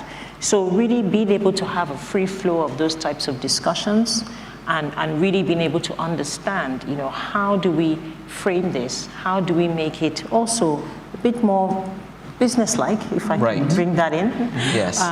Such that then it becomes attractive to investors who are private investors who understand there is a big market here, there is a sustainable market here that we can, and we can also participate in a way where we get what we call a double bottom line, because we're investing for impact, as much as we're investing for the financial, objectives. I see Mark looking at us, and I know what you're thinking. This is getting heavily medical, but once we have this conference, and I'm putting out there, anyone out there that's listening, in 2025, this virtual conference, researchers, academics are going to sit in a room and discuss their research, and then they're going to realize at the end of it, we need money. So what's then needed? You then have to translate that research into an attractive business package to be handed over then, and have conversations then with those sectors so that we can actually get actionable items done. Do you see a role for export Barbados in there? Yeah, absolutely. One of the things that we know is that our scientists on the ground are very academic. Too academic, and the focus is on writing papers. Yes. And not on producing products. So we have very few patents coming out of both the Caribbean and the African diaspora. We have very little IP in the medical space, whether it be medical devices, even pharmaceuticals, even just basic nutraceuticals. It's just staying in the academic arena. But for the investment to take place, that stuff has to get lifted off of paper, it has to get lifted off of policy, a business framework has to get put around it, with the talent that is needed to turn your capital, and the time. So a lot more research and development needs to take place by moving the academic stuff into clinical trials. And how can we get that space developed in Barbados? How can we get the space where persons can come here and test their vaccines and test their stuff? That is the space where the investors are, not in reading a 200 or 300 page thesis. Yeah. Right? Which we like to write, but it's too long. We just want a very sharp 2-page cost-benefit analysis that shows what will be the return of this particular medical or pharmaceutical investment. And so therefore, I really want to challenge both the Caribbean medical fraternity and African medical fraternity that we need to become more commercially oriented. We are not commercially oriented, and we are being swamped by products from North America that might not necessarily fit our genotype. But yet we are not putting in the research and development. So one of the things that we're looking to do with our life science program is to see how we can now foster that research and development space that is not paper oriented, but is product oriented, and putting the right labs in place, as our chairman pointed out. So we have the International Food Center here in Barbados. We're getting ready to put a digitization center in place for the life sciences. So we want more practical activity that will now drive and encourage both banks, credit union, Exim Bank. They want to see numbers at the end of the day. Yeah, I'm so glad that you mentioned the elephant, or rather the virus in the room, which relates really to vaccines. But we still haven't come back to that. What about leveraging or experiences with vaccine production or non-production? how do we plan for the next big public health problem? And no one's really speaking about vaccine hesitancy. What are the cultural similarities that we can draw from to really address the main barrier to this fancy vaccine that we are going to create in the future, to getting people to actually use it? Are there ethnopharmacologic barriers that we need to address as a diaspora? And what is the role of an institution or an organization like CARFA? So CARFA, you notice what's coming to you. Well, thank you. CARFA has been working on this whole issue of vaccine hesitancy or vaccine acceptance. So we did a survey in 2021 about vaccine acceptance to understand what was it that made people want the vaccine in the CARICOM space. And that has informed communications campaigns, and we're working on this still using a technical advisory committee of communicators who were effective in the community from the Caribbean. And there are quite a few funders, Canada through PAHO, the government of Japan. They have all supported us, and we're working on these consultancies now. But the hesitancy isn't just focused only on, unfortunately, only on COVID-19. It has started to spread to the usual vaccine focus. For example, we know that we have a case of polio in the US. So this whole thing about communications and what makes people prefer a layperson on social media to listen to and trust versus the academics and the investors who are focusing on new health products. These are some of the things we're working on. But if you want a forum to bring health, investment, trade together, this is what we should be doing in 2025, not the traditional tried and true producing 200-page papers. Or 300. 300. Yeah. Well, don't go there. But we need a think tank space that brings medical research excellence, the policy advisors, which is something that we do for our conference. We like to bring the CMOs to learn about the new research. And also putting the investors and the people who know how to get a product from an idea to from an idea to a product. We need those people in that space in 2025. Where would that space be located? Because that sounds like another actionable point. Would that be located within government, a non-governmental organization? Where would that space be located? It needs all the hands on deck. Because what we found with COVID-19 in this space, space in CARICOM for the pandemic, is that when all of the players are in the room, that's when the magic really happens. So who gets all the players in the room? In our space. The heads of government. Of course. The heads of government. That's what I wanted you to say. So what happens in the Caribbean space, now Africa may be completely different, I know you're going to agree with me. In the Caribbean space, to get all these actors in the same room within the same decade, it does take the head of government, even if to initiate the conversation, right? So if we're talking about a think tank to address this, where you have this multi-sectoral approach to address what I would call hot topics in health for the diaspora, then that has to be at the level of head of government. It's not just at the level of heads of government. The heads of government have to give a mandate. Once they give the mandate in the CARICOM space, people like me have to execute. So that's policy. Yes. There you go. Regional policy. So the region as a collective has to say, this is what we want. And we want you to do it, and it will get done.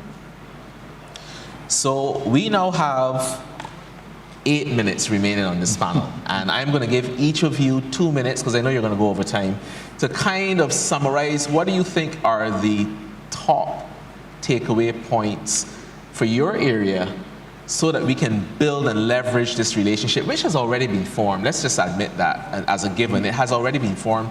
It needs to be developed, and more importantly, or most importantly, there needs to be actionable items in the medium and long term. Go ahead. Well, I think in many ways we've sort of already covered each of the issues, and maybe the most important one now is realizing that they can't be covered in silos.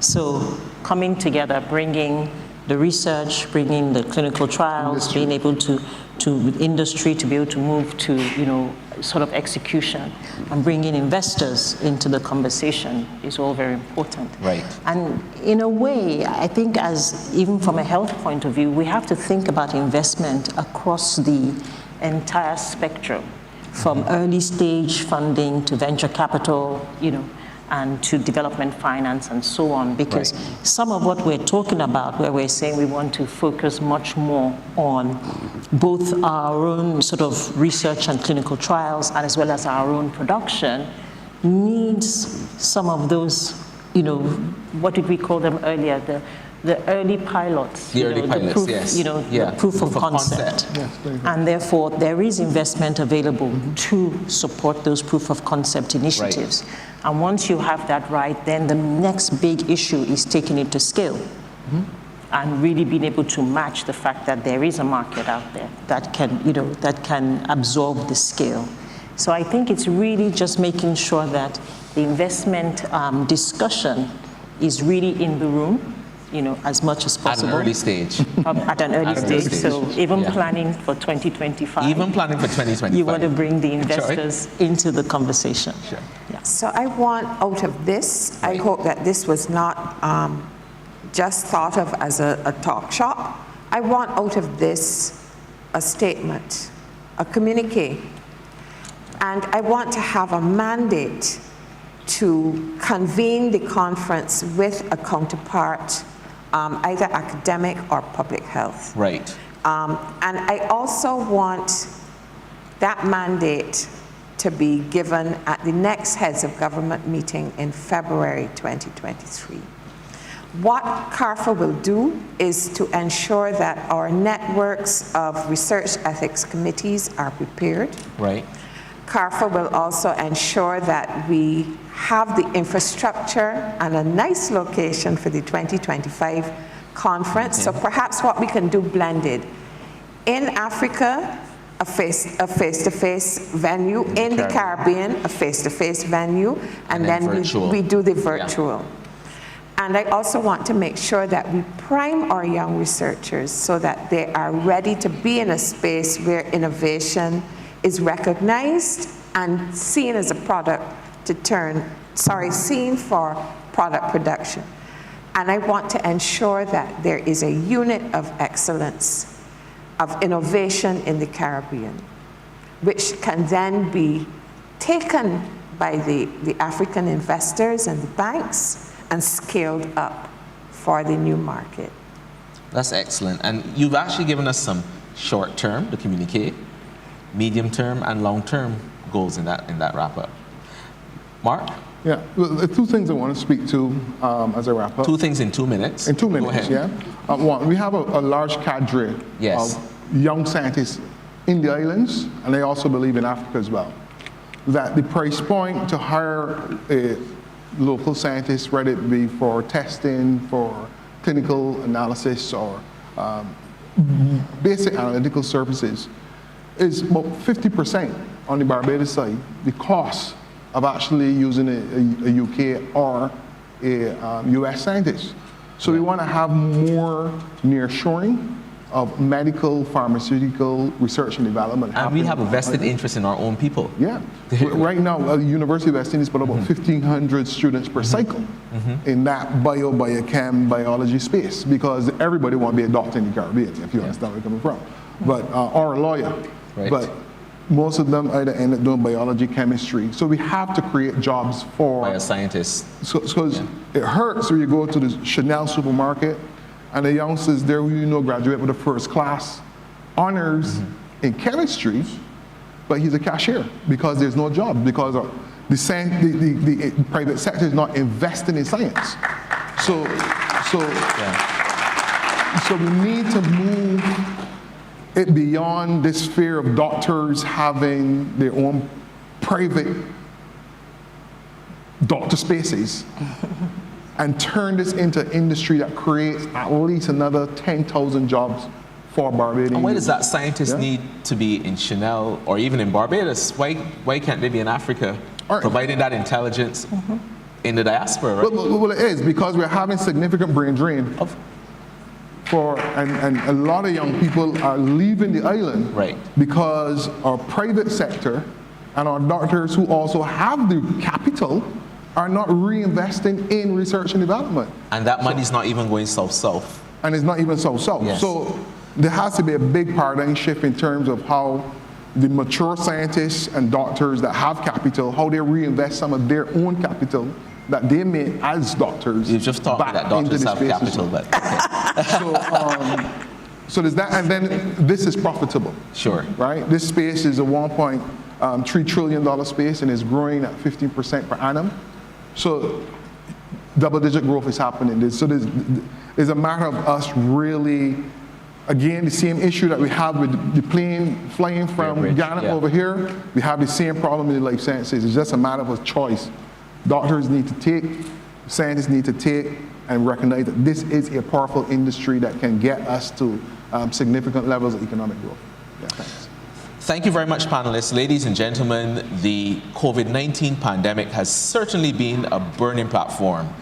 We now have the opportunity to build back better and to build back with each other across the diaspora in terms of innovation and utilizing the four pillars. I'm going to exclude party because we said that was really just this evening.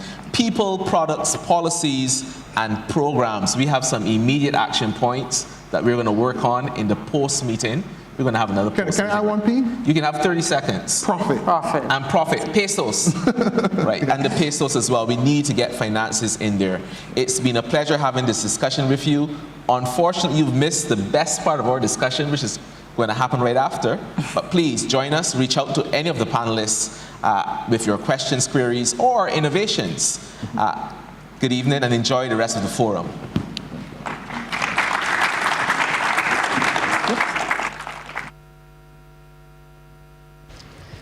Let me congratulate and thank Dr. Connell for his expert management of the discussion and the panelists for their invaluable contributions. Thank you, ladies and gentlemen.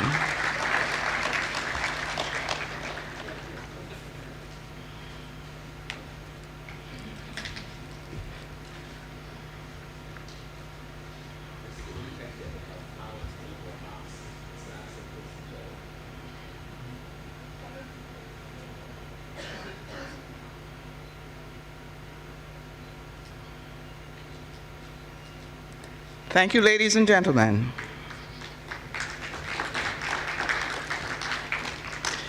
We're moving on smartly to the next session, session 9, which is on creating the conditions to accelerate private sector trade and investment. And we begin with an opening statement by His Excellency Wamkele Mene, who is the Secretary General at the Secretariat of the African Continental Free Trade Area. Sir?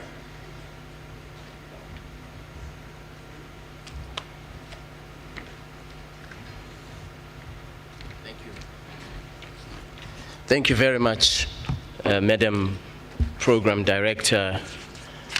I want to join others who spoke yesterday to thank the government of the Republic of Barbados for hosting us this inaugural event, a very important inaugural event. I also want to congratulate Professor Orama for the vision and the tenacity to make sure that this event does indeed take place. Yesterday we were invited to consider marriages between the Caribbean and the African continent. I think that over the decades we have had very, very strong emotional and historical ties, which is very important to celebrate.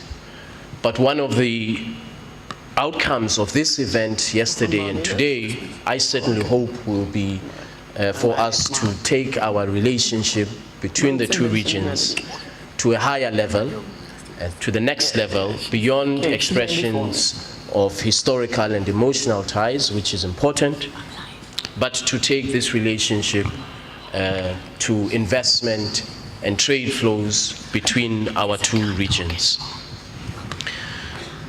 I will speak very briefly because I think the benefit will be from the panelists themselves and getting their insights.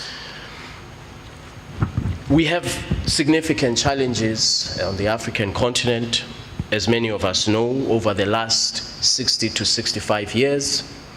In general, the over-reliance on export of primary commodities, which we are trying to change, smallness of national economies, lack of industrial depth in some parts of the continent. And all of these challenges that have existed for many, many years, our heads of states and government said we need to respond in a way that will be forward-looking, that will make the African continent globally competitive, that will make the African continent an industrialized continent that creates jobs for young people and that contributes significantly to the global economy and global output. That is why today we have the African Continental Free Trade Area, because in the wisdom of our heads of states, they understand very clearly that the AFCFTA seeks to consolidate a market of 1.3 billion people with a combined GDP of 3.4 trillion United States dollars, which is projected by the year 2035 to be close to 7 trillion United States dollars. That is to say, combined consumer spending as well as business spending. So it's a very significant market that presents very, very compelling investment opportunities, which we would, of course, invite our brothers and sisters in the Caribbean to consider. The second objective of the AFCFTA is to address precisely the question that will be put to the panel, and that is, how do you make sure that a trade agreement is used as an instrument for ease of doing business? And we have, in the drafting of the African Continental Free Trade Area, we have sought to answer that question.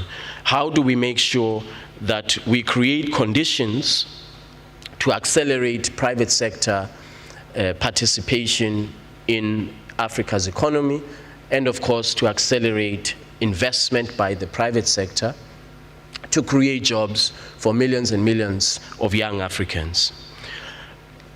Some of the tools that we have presented in the form of the agreement to make sure that we see this ease of doing business enhanced are the following.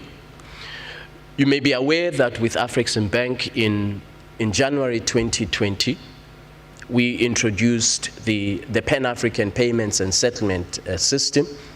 I'm sorry, January 2022, this year, so that the private sector can find it easier to transact across regions of the African continent, to transact using local currency. 42 currencies on the African continent, $5 billion annually is the cost to businesses. The cost, and mainly small, medium enterprises, is the cost for them to transact across regions and sometimes neighboring countries. And so the Pan-African Payments and Settlement System will enable you to transact with your counterparty. You are in Ghana, you use a Ghanaian cedi, your counterparty is in Kenya. You are not required to use the dollar or any other third currency. You simply transact using your local currency. Your counterparty receives the payment in local currency in Kenyan shillings. The large corporations are able to circumvent this challenge of the cost of trade in Africa. But the small, medium enterprises and young entrepreneurs, they are the ones who are constrained by the cost of trade in Africa. And so ourselves and Africaribbean believe that the Pan-African Payments and Settlement System will contribute to the ease of doing business, particularly by small, medium enterprises that are led by women, on the African continent, small, medium enterprises have created over 450 million jobs, contributing well over 60% to Africa's GDP. So it's a very, very significant part of Africa's economy, young entrepreneurs and small, medium enterprises. That is why we have to take more actions to ensure that they benefit from trade by establishing the right business environment for them to thrive. We have also introduced the dispute settlement mechanism, which is the first of its kind in Africa, which will enable businesses, small, medium enterprises, large corporations to invest with confidence and to trade across regions with confidence that there are rules that will protect them, that will ensure that investor confidence is high to be able to invest within Africa across the regions of the African continent. The dispute settlement mechanism is legally sound in our view. We looked at different models around the world. How do different regions solve a problem that arises from a trade dispute? And we've designed what we believe is a global standard in terms of dispute settlement, which will function similar to the WTO or any other dispute settlement mechanism around the world. There is going to be a court of first instance, as we call it. You claim or you allege a violation of your rights as an investor or as an exporter. You initiate action. The court will consider, the court of first instance will consider your claim, the merits of your claim. You don't like the ruling, you have a court of final instance, the appellate body. And then, of course, measures would have to be brought into conformity in line with the decision of the appellate body.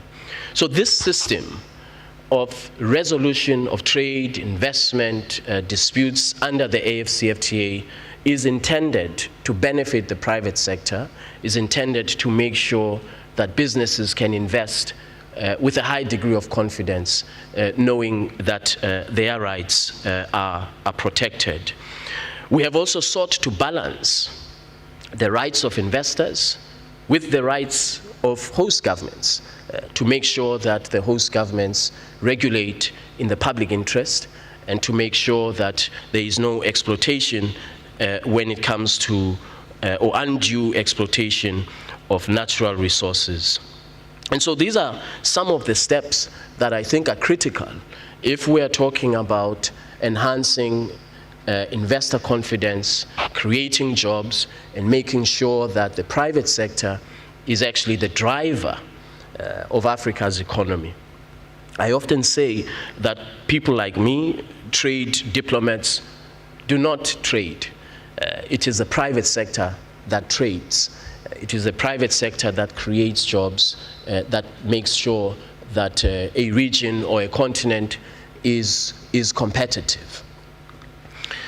The last point I would mention, so that we have more time with the panel, is how do we make sure that countries that today, or sectors in a country that today may not be competitive, may not have the requisite investment to improve their competitiveness, how does a trade agreement respond to that specific challenge? And so we have established the AFCFTA Adjustment Fund. We are working on this and establishing this fund with Africaribbean, and the board of Africaribbean has approved an initial amount of $1 billion to enable the private sector to see immediate benefits. We know that not everybody and not all countries will immediately benefit from a trade liberalization arrangement. That's why we have to take concrete action so that those countries that today, within the AFCFTA, may not have the export capacity or the industrial capacity to export under the terms of the AFCFTA, we have to make sure that we take concrete affirmative action so that the benefits of the trade agreement are inclusive. And so the AFCFTA Adjustment Fund will make direct interventions at sector level for productive sector enhancement. We don't intend that the AFCFTA Adjustment Fund is going to be accessed by the Minister of Finance, who will say, thank you very much, I need this for budget support. No. What we expect is that the Adjustment Fund will make a direct impact at sector level. So if the textiles and clothing sector or the auto sector or any other agribusiness sector requires further support, this instrument, the AFCFTA Adjustment Fund, is intended to provide that support, whether it is for the procurement of capital machinery, retraining of workers to be redeployed in another part of the economy. That's what the AFCFTA Adjustment Fund is for. So we have sought, as I conclude, we have sought to make sure that we have a trade agreement that is forward-looking, that places the private sector, particularly small, medium enterprises that are led by women and young people, that places the private sector at the heart of benefit of a trade agreement. We've seen trade agreements, of course, around the world.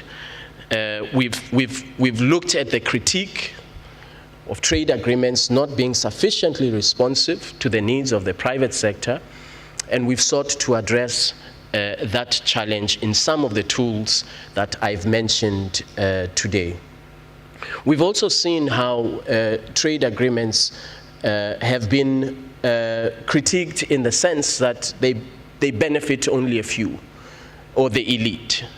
There was somebody who said that trade agreements have benefited the elite in North America and have shifted jobs to Mexico. Of course, a very unsophisticated analysis, but we all know the results of that analysis. The person ended up in the presidency of the United States. Now, what we have a challenge to respond to is that perception of how trade agreements do not include the very important segments of society that I've mentioned, and that is women in trade, small, medium enterprises, and young entrepreneurs. If we can get a private sector that is embedded, at least in the context of Africa, that is embedded, fully embedded in small, medium enterprises and young people, I think that we will be well positioning them to benefit from this market of 1.3 billion people. There's absolutely no reason why the African continent in 20 to 30 years' time, if we harness the private sector and provide the necessary conditions for the private sector, there's absolutely no reason why the African continent in 20 to 30 years' time cannot be as globally competitive as similarly situated countries in terms of population. I believe fully that in 20 to 30 years' time, where we do this, where we use a trade agreement to harness the benefits for the private sector, we will see the industrialization that we want to see, we will see the job creation that we want to see, and we, more importantly, Africa at that point will become probably the 7th or the 8th largest economy in the world 20 to 30 years' time from now, maybe sooner.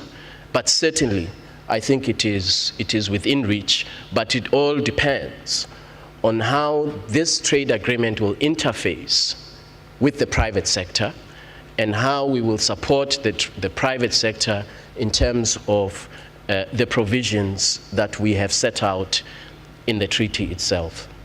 So I want to thank all of you very, very much for your attention, and I wish all of us very good deliberations for the rest of today. Thank you.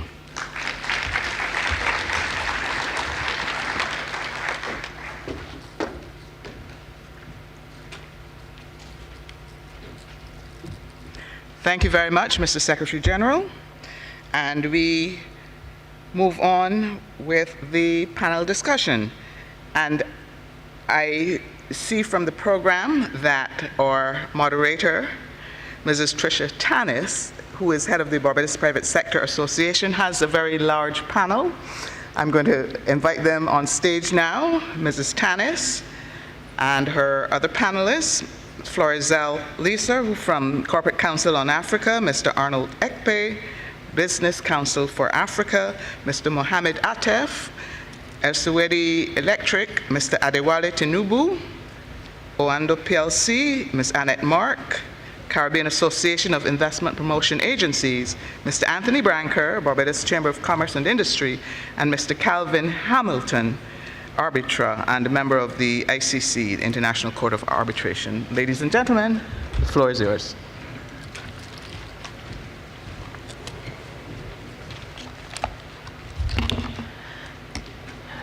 Good afternoon, and welcome to session number 9, entitled Creating the Conditions to Accelerate Private Sector Trade and Investment.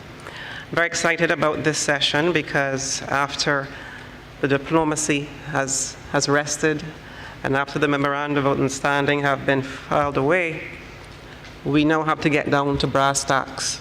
And I'm very, very excited to discuss, as His Excellency Mr. Mene has outlined, this is how we try to pinpoint specifically the issues that we need to actualize what we have actually met here to discuss over the last 2 days. The private sector may be described indeed as the engine or driver of trade, and investment may be described as its accelerant. We're therefore privileged today to have before us a group of persons whose diverse backgrounds and expertise will surely provide a wealth of knowledge and viewpoints on the subject at hand. This session, entitled Creating Conditions to Accelerate Private Sector Trade and Investment, is intended to dive into the major pillars of what constitutes an enabling policy and facilitation environment for sole traders, small and medium-sized enterprises, and large conglomerates as well, so that we're all well poised to attract development-oriented investment. The population of the continent of Africa is stated at circa 1.2 billion persons, and the population of the Caribbean just shy of 40 million, or just teeter-tottering around 40 million. The aggregate of these vast markets holds enormous potential for cross-border trade and investment. And much has already been said about the shared history of the continent, particularly West African states and the Caribbean. And we note that for many of our countries, shared experiences and challenges have extended from the post-colonial independence era, even persisting to the present day. It is with that foregoing in mind that we should operate on the following basis. Long gone are the days when both Africa and the Caribbean are viewed and used solely as sources of raw materials or favorable geographical hubs, producing skilled but low-paying jobs for the benefit of international interests. Investment into our respective economies must redound to the social and economic benefit and enfranchisement of our people. It must be the mechanism by which our citizens can put their skills to use in industries that are indigenous to or are controlled from within our trading and domestic spaces, and where our people are inspired and incentivized to contribute to the domestic space. The correct framework must be one where persons will be compensated competitively, allowing them to maintain high standards of living, and even beyond that, and more importantly, generating intergenerational wealth creation for themselves. Our panel is esteemed, diverse, ready to engage with you, our audience, on issues such as the establishment and maintenance of sound financial frameworks, dynamic business facilitation structures, and effective public-private sector partnerships, all with a view to the achievement of a lucrative and beneficial cross-border trade environment for all. So let's get started. I believe you've already met the panel, and I will just take my seat, and we'll be on our way.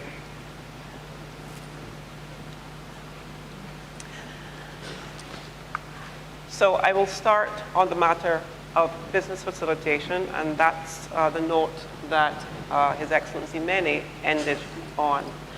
And it's extremely encouraging to hear him outline some of the improvements in more recent times as it relates to payments networks, dispute resolution, balanced regulatory environments, and the like, and certainly funding through Afrexim Bank. I'm going to start with my panelist, Annette. Mark Annette is the president of the Caribbean Association of Investment Promotion Agencies and executive director of Invest St. Vincent and the Grenadines.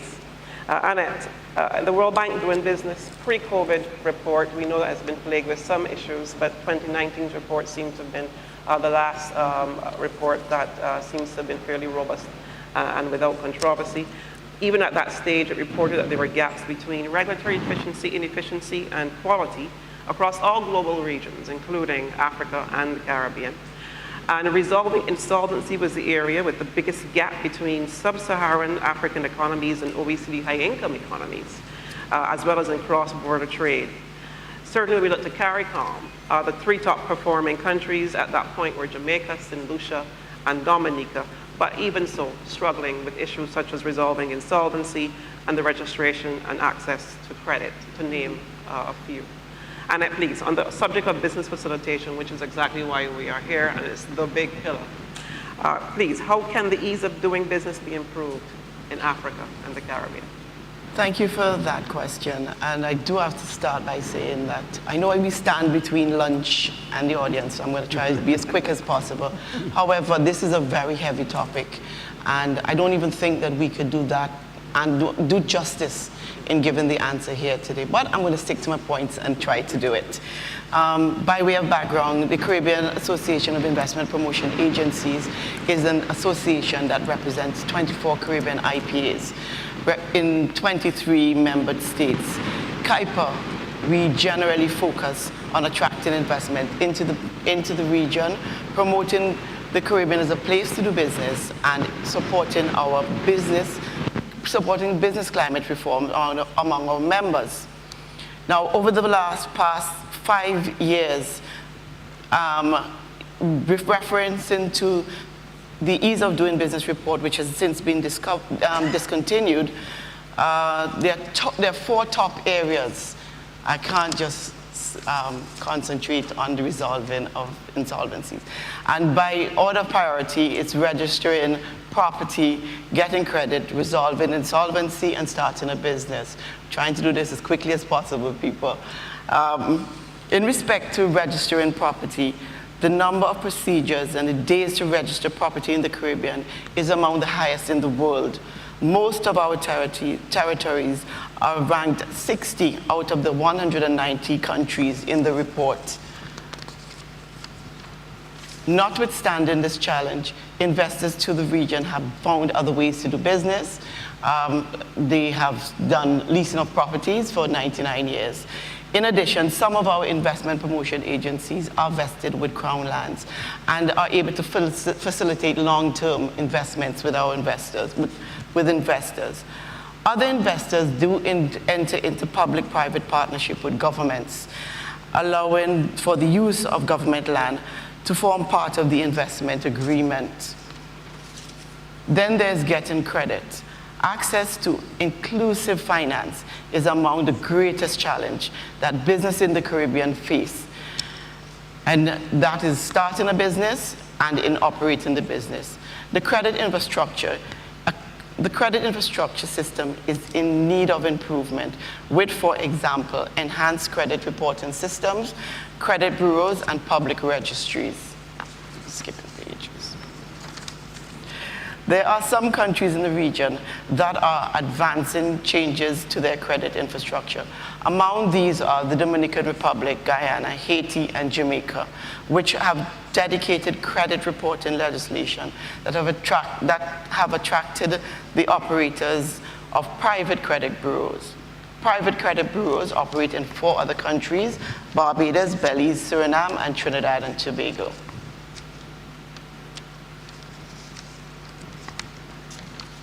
And they follow codes of conduct which have been introduced by the private sector. The credit information market is taking shape in some countries where it had long been missing, like the Bahamas, and to a lesser extent in Suriname, while multinational companies have expanded operations into the region, including Credit Info and CRIF. The ECCB has successfully spearheaded effort to introduce a harmonized legal system in the OECS, and it is now supporting the introduction of a unified credit bureau.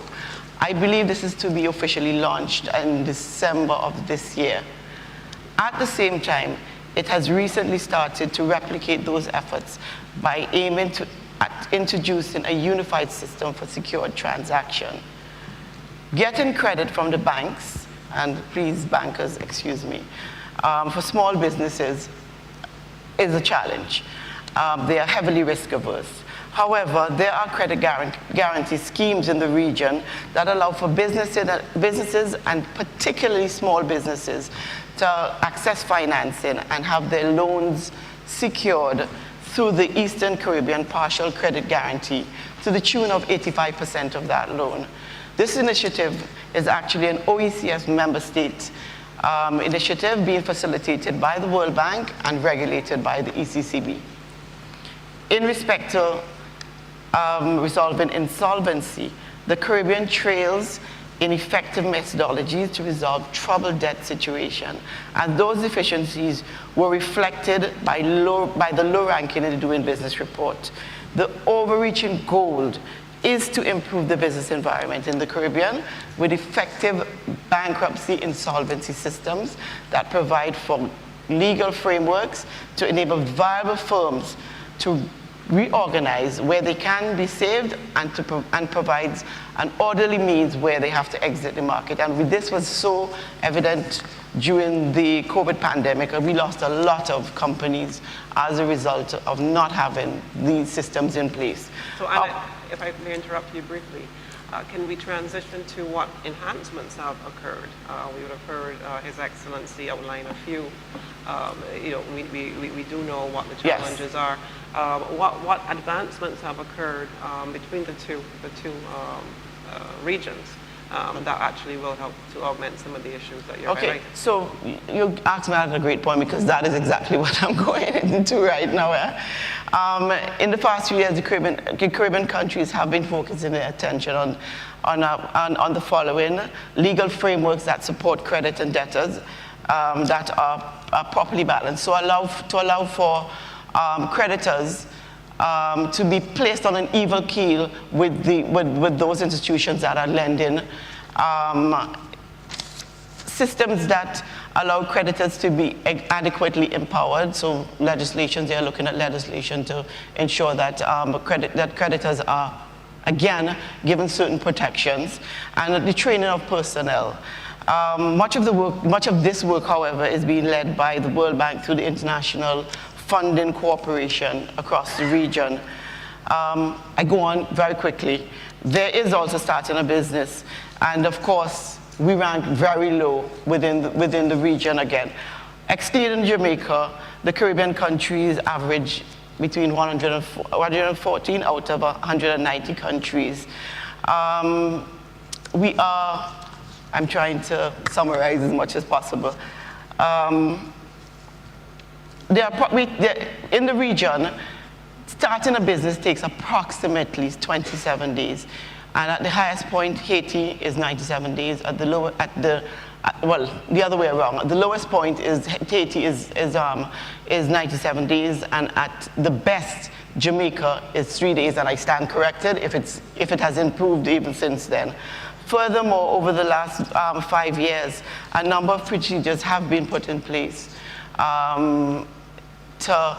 in Suriname to reduce the procedures for starting a business.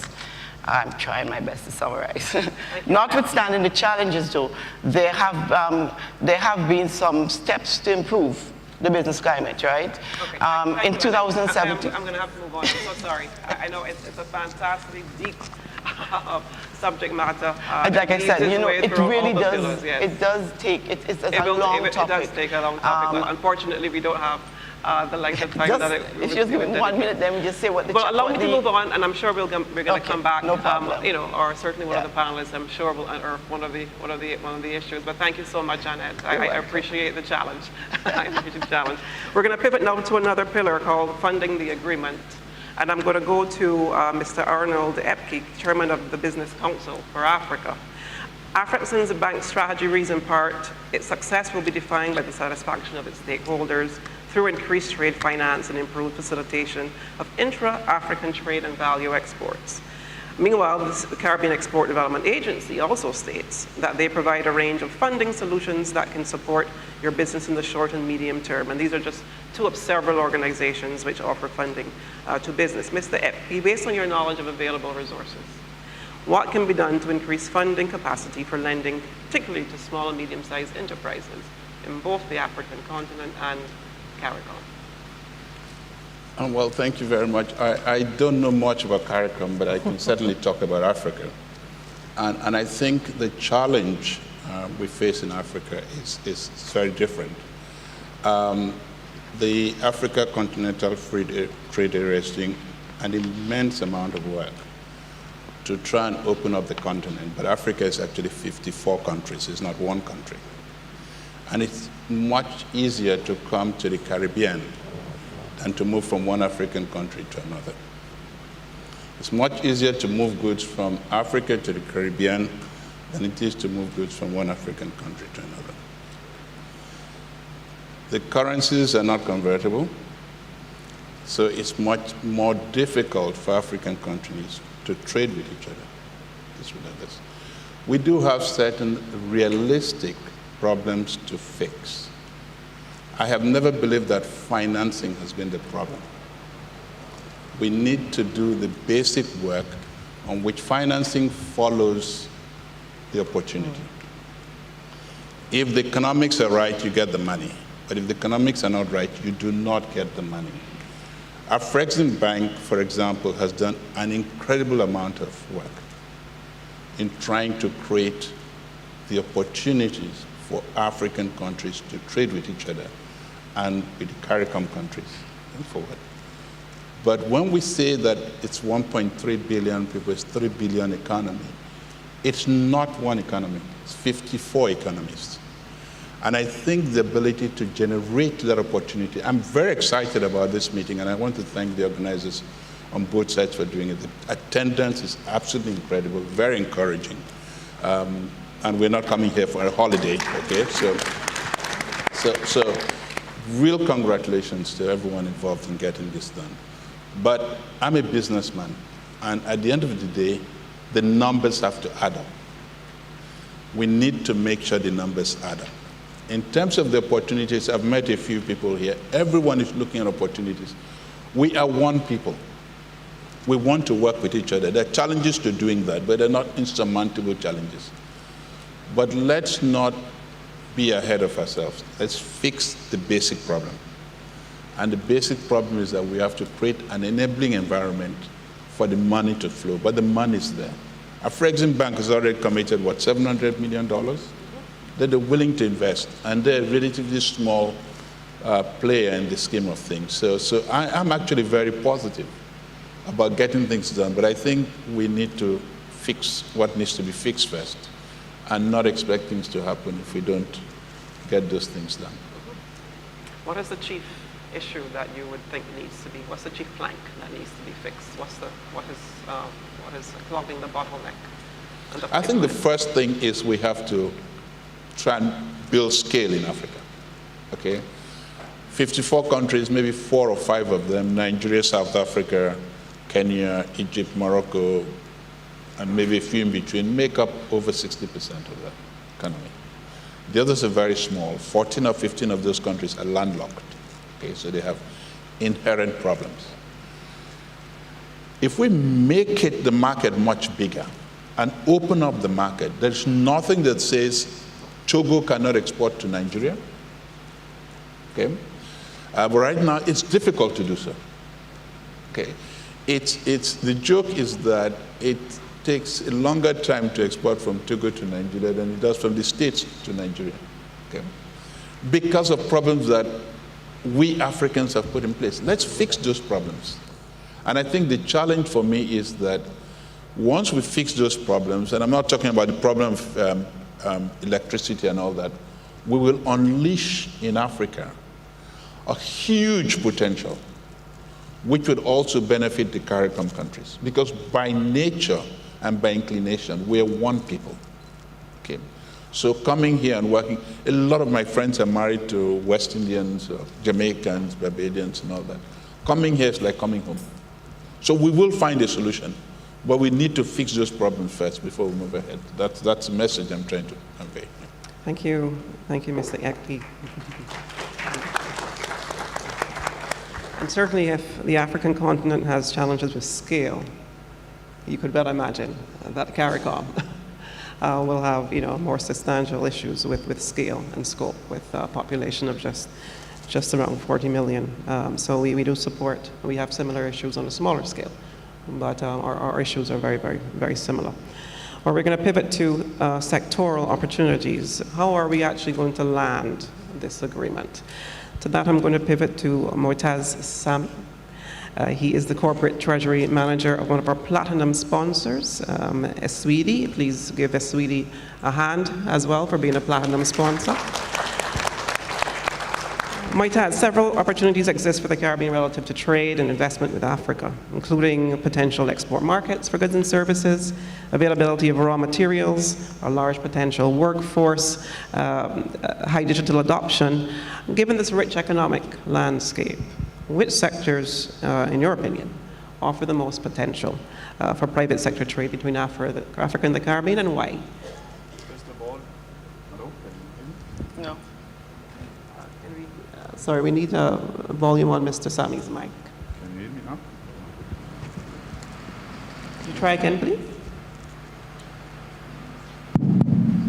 Great. Hello? Yes, now it's better. Okay, first of all, as I'm representing my company, Eswidi Electric, it's a multinational company. It's not that a family business.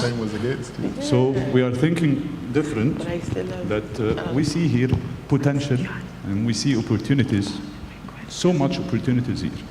I will depend on my company experience that we are interested in energy, water desalination, water treatment, industrial. So I see all these opportunities here.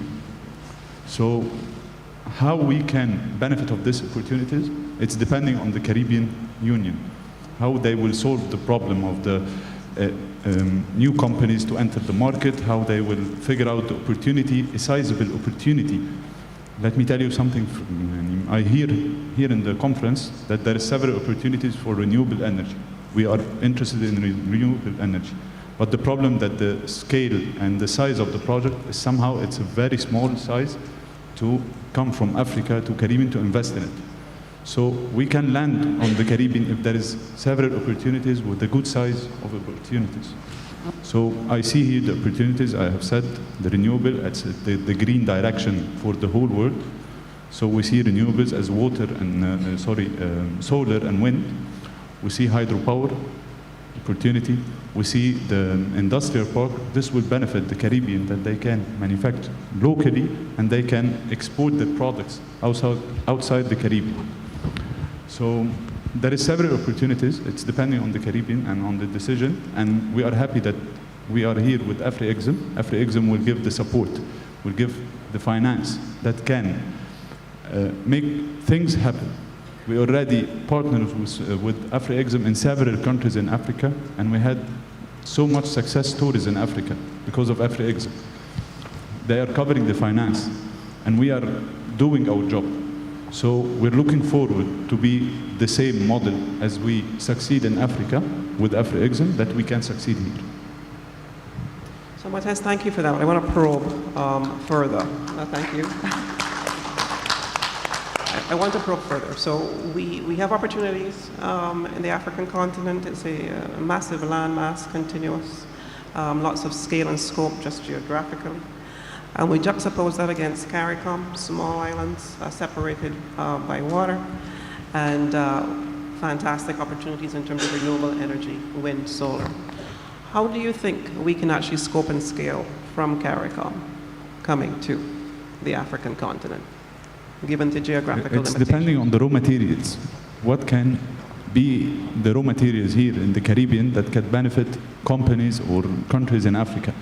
I think it's all about the raw materials now. It's the global problem is raw material and access for raw materials.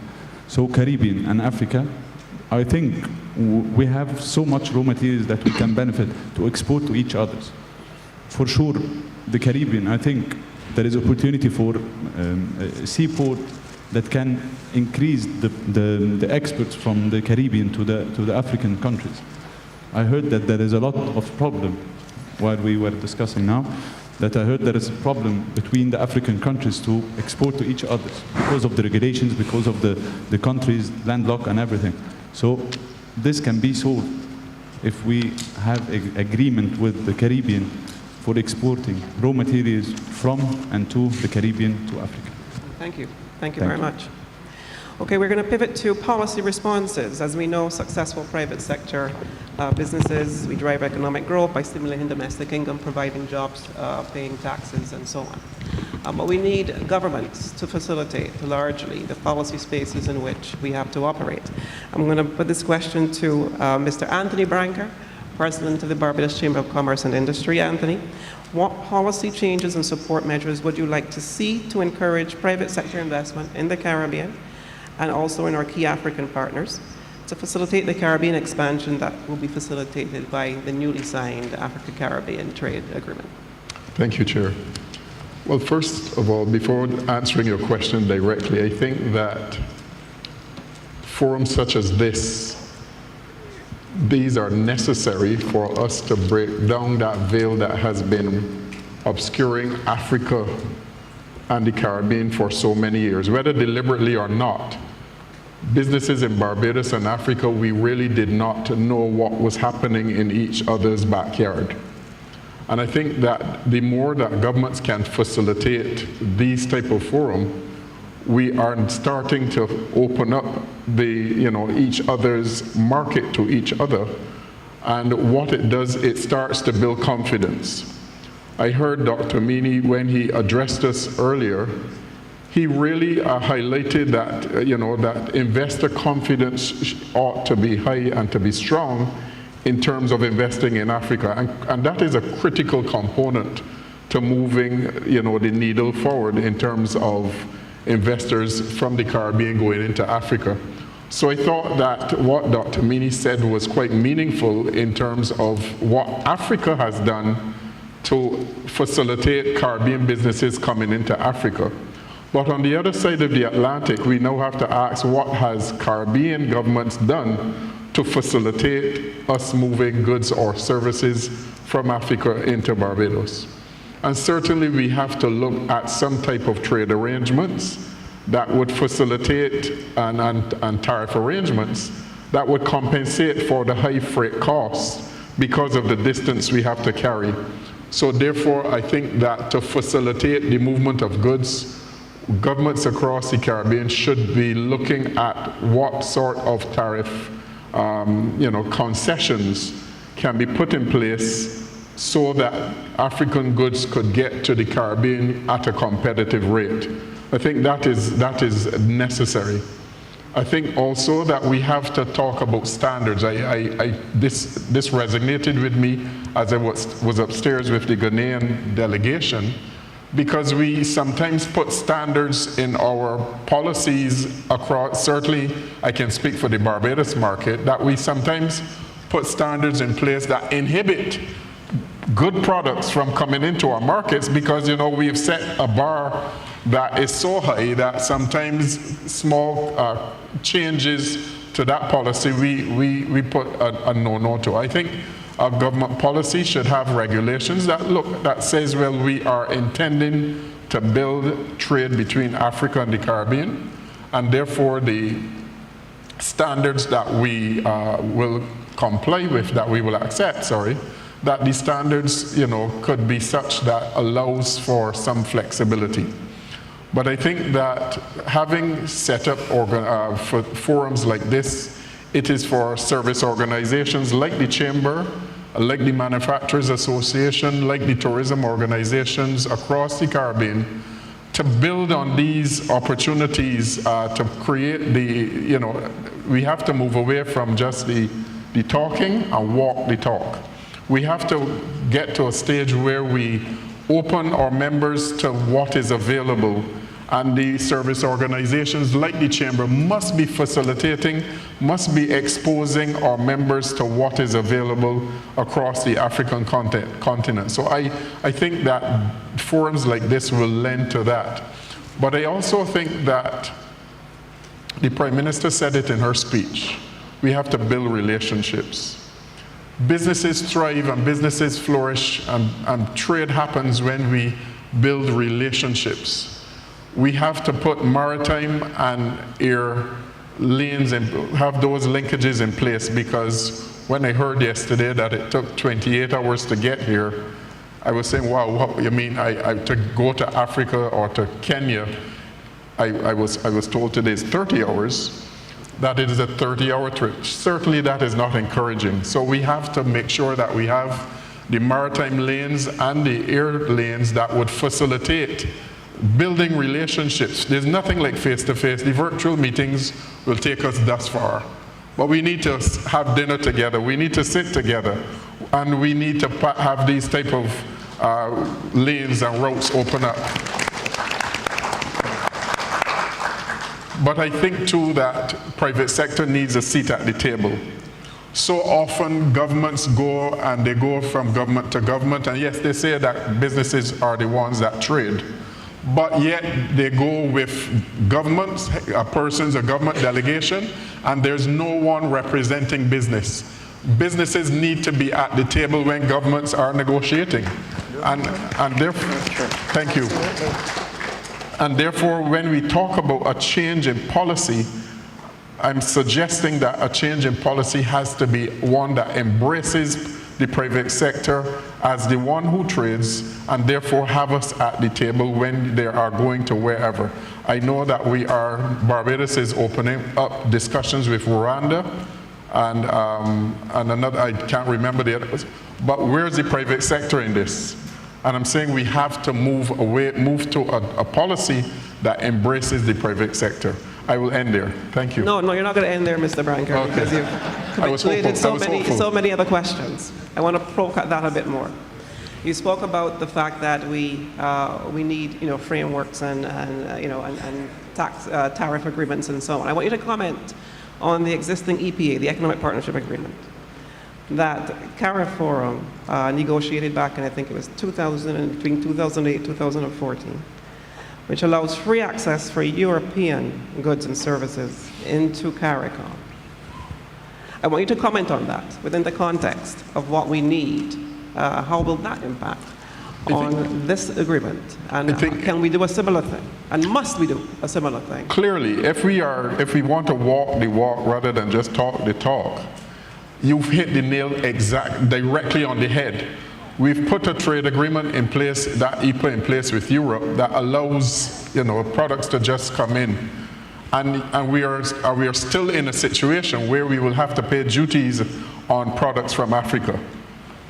It is a no-brainer, really. The truth is that if we are serious about trading with Africa, then we must put a trade agreement in place that allows the free movement of African goods into the Caribbean. Thank you. I'm being disciplined at the moment, so in a friendly way. Thank you. Thank you so much, Mr. Branker. You're welcome. For your very, very forward and hard-hitting comments, but absolutely necessary. Let me go to the question of infrastructure. And I'm going to pose this question to Mr. Adewale Tinubu, who is the CEO of another platinum sponsor, Onado. Please give it up for Onado, platinum sponsor today. Mr. Tinubu, how important is adequate infrastructure to the economic recovery in both regions? When and how will this be addressed? And what role will public-private sector partnerships play in that recovery? I mean, we spoke earlier on about the other speakers have made very good comments regarding what I'd say the software is for the ease of doing business, which really is regulation, ease of regulation, good court systems, safety of investments, ease of goods coming back and forth. But without a shadow of doubt, infrastructure is a fundamental problem. And you see the impact of infrastructure in terms of our competitiveness when we trade globally. So for example, as a result of challenging infrastructure on the road networks, exports from Africa tend to be about 15% more expensive, simply because our road system is that much more expensive as compared to Asia, where road transportation to get to a port is 3%, for example. Port transit time, in Africa, port transit time is 15 to 20 days. Port transit time in Asia and Europe, three days, 24 hours, your container is out when you ship. And that has a fundamental impact on competitiveness. We deal with other things, for example, energy cost. Energy cost in Asia using coal has been one of the biggest competitive advantages they've used in reducing their overall costs in terms of ensuring their goods and services have been able to penetrate markets. So for example, even though we're much closer to the Caribbean, goods and services coming out of China still continue to remain cheaper because of, or will be cheaper because of the cheap energy costs that there is. But I see a lot of those things as issues that are surmountable, because for example, with the drive for renewable energy, the Caribbean, there's 300 days of sunshine, so solar energy panels have become so much cheaper. There's wind available, so the energy costs, without a shadow of doubt, will come down substantially in the Caribbean. You already have very good infrastructure, and I was actually, it's rather unfortunate that the Caribbean always pushes tourism. And so we come for the beaches and the rum, but we don't really know that there's so much else that we can do in terms of, because your infrastructure is very good. So at the end of the day, even setting up manufacturing to ship to Africa with the relatively cheap energy sources that you have, because I noticed that you don't have power cuts here like we do in Africa.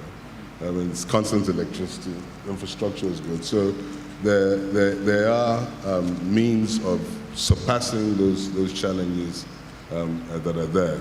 And I think the other area which was mentioned, which I really think we need to spend a bit more time talking about, really is the fact that the ease of doing business, you find that countries that have ease of doing business are really countries that are transparent in the opportunities. Yes. And with that transparency comes increased appetite for investing in those countries. The transparency also yields competitiveness. So speed in terms of being able to incorporate a company. For example, in African countries that have done it well, like Rwanda, you can open a company in 6 hours, bank account, company open 6 hours. You can get a permit to build your factory, in 3 days, guaranteed, once your documents are filed. And invariably, you find that those countries that actually have good transparency tend to also be very low on corruption, which is also a big tax on doing business between the countries.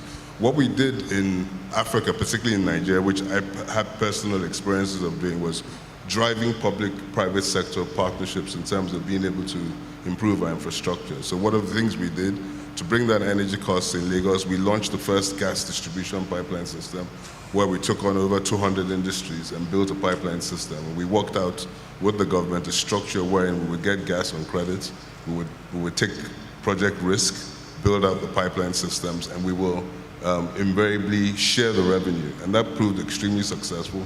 We brought down the energy costs across the board, and that was a very good infrastructure model which worked, which was a win-win. And we were able to replicate that in three other different states. We did that also with ports and systems towards being able to import goods into the country via jetties and infrastructure. The West African gas pipeline as well, so it was something that brought countries together.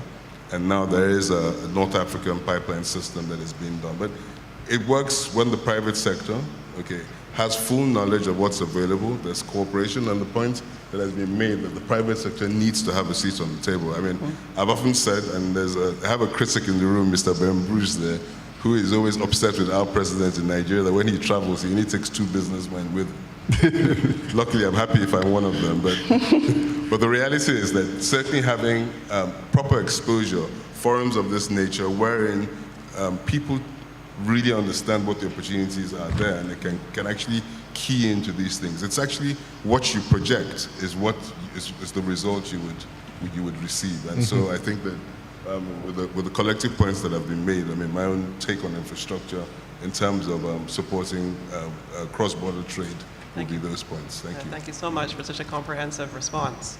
I'm going to pivot now for a completely different view. The lovely lady on my left, Flor. Flor, actually, she is the president and CEO of the Corporate Council on Africa, which is the leading U.S. business association focused solely on connecting business interests in Africa and those companies in the U.S. who are interested. For a completely independent view, someone who's looking on at the region, at these two regions from the north, what are the issues that you're seeing as you're advising companies in the U.S. Who want to get into Africa and CARICOM? Well, we don't focus on CARICOM, unfortunately, but I do think that the CARICOM region shares some of the same constraints and challenges that we see in Africa. You know, it can be transport infrastructure, it can be red tape and trade facilitation that needs to be improved. You know, the rule of law, governance issues, corruption's been mentioned. But really, what I would say today, and we have members that are both US and African companies, multinationals and SMEs, is that there probably is no better time to look at Africa and ways that we can collaborate in Africa in terms of investing into their industrialization, pulling them into regional and global value chains. And I say there's no better time for a couple of reasons. One, prior to COVID, for example, I don't know that anybody would have been talking about producing mRNA vaccines on the continent, to be honest. But due to a lot of things that happened during COVID, now you're seeing major companies, US pharmaceutical companies as an example, who are looking at Africa and the platform of Africa and what it offers to produce vaccines in collaboration with African companies. Pfizer has an agreement with BioNTech in South Africa. Johnson & Johnson has another one. But another reason why this is a good time for US companies in particular to focus on Africa is because of the fact that the AFCFTA is really a game changer. It will reduce not only the barriers to trade amongst Africans, right, allowing their goods and services and people to move more freely, but it also positions Africa as an entire region and market where companies can look at the continent and say, okay, where is it that we can produce in Africa for the African market, now that goods can move freely, and where is it that we can produce in Africa to allow them to ship products to other parts of the world, including back to the US. And I want to use an example that the Secretary General shared with me recently and our team. Ford has just invested $3 billion in South Africa to produce automobiles there over the next 5 years. And it's for the African market, because they now know that they can freely move those automobiles across the continent. I think it's also true that, yeah, so it's also true though that supply chains broke down during COVID. And now companies are looking for what they call supply chain resiliency.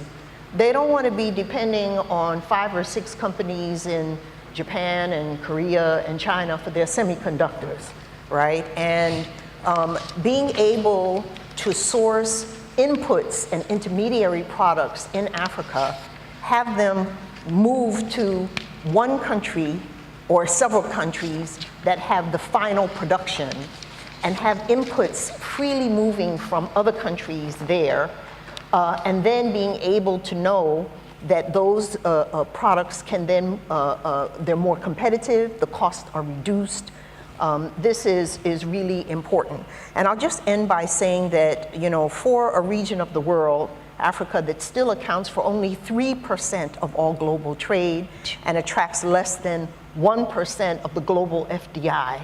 This is ridiculous, in my opinion. And there's so much opportunity there on the continent. And now all of these things are happening. There's a better doing business environment, a better enabling environment. We know the AU is working on things. You know, we have Kenya. I see the CS here from Kenya.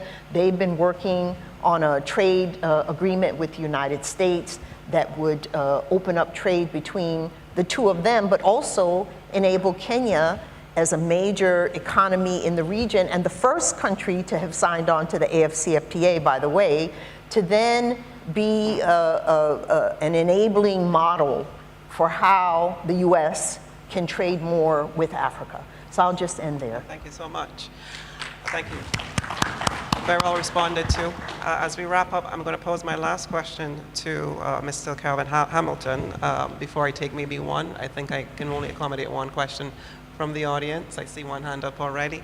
But Mr. Hamilton, you are an arbitrator with Arbitra. And as we pivot towards one very, very important pillar, which is the legislative framework, and we heard His Excellency referred to dispute resolution as a key pillar. Please tell us, what role can dispute resolution play in addressing legislative or contractual trading barriers between the two regions? Good afternoon, and thank you for the question. Thank you for the invitation and the vote of confidence. Dispute resolution provides uncertainty if it's not managed properly. It's a risk, and as a result, it's a trade barrier. You've got to overcome trade barriers if you are going to exploit the synergies and the leverage that small, medium enterprises will have. How do you unleash that vast resource?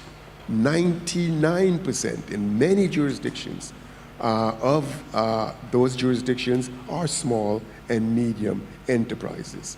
But they don't trade because of the uncertainty. They don't know the rule of law questions and how to address disputes when they arise. If you can overcome that, if you can get them to understand that there is a methodology that's clear and it's easy to use, then you would have increased the opportunities for small and medium enterprises to become involved in trade. You need an international legal framework. In Barbados, for example, that exists. Some of our other jurisdictions in the Caribbean, they need to sign on to, for example, the most important of those legislations is the New York Convention. And what the New York Convention does is it guarantees that host countries must recognize agreements to arbitrate. The operative word is must. The word they use in the convention is shall, which means the same thing.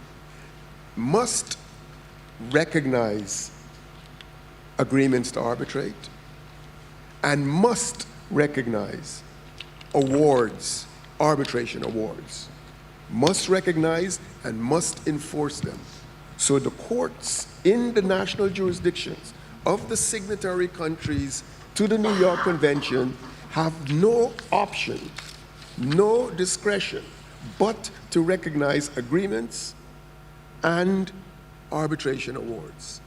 And therein is the framework, the foundation, why arbitration is the preferred mechanism for resolution of disputes in the international community for trade and investment. This is a panel that's dealing with private sector and the promotion of trade and investment.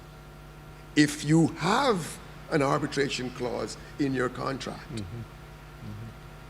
and you are looking for financing, chances are that the financing rates that will be applied to you will be cheaper than if you did not have the arbitration clause. Why? Because the financial institution understands that there is a recourse in the event that their contracts are not honored and payments are not made. They feel more secure with an arbitration clause in the contract than without it.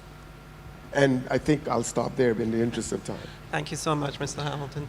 Tricia, just one moment. I've been hearing us speak a lot about logistics. Yes. And coming from Kuiper, representing the members in respect to investment opportunities in the Caribbean, I just wanted to say that Kuiper members, we actually have an online catalog which can be found on www.investincaribbean.org.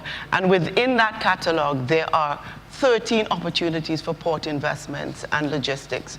And I do think that there are a number of other areas of investments, tourism, agriculture, but we could talk all we want to talk unless we can get our logistics and our shipping and the movement of people within the region and outside of the region right.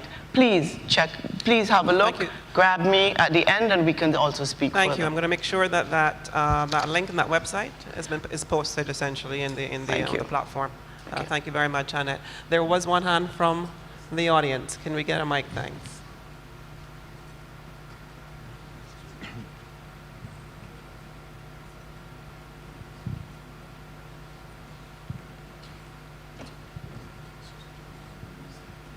We're waiting for a microphone for the audience. Oh, yeah.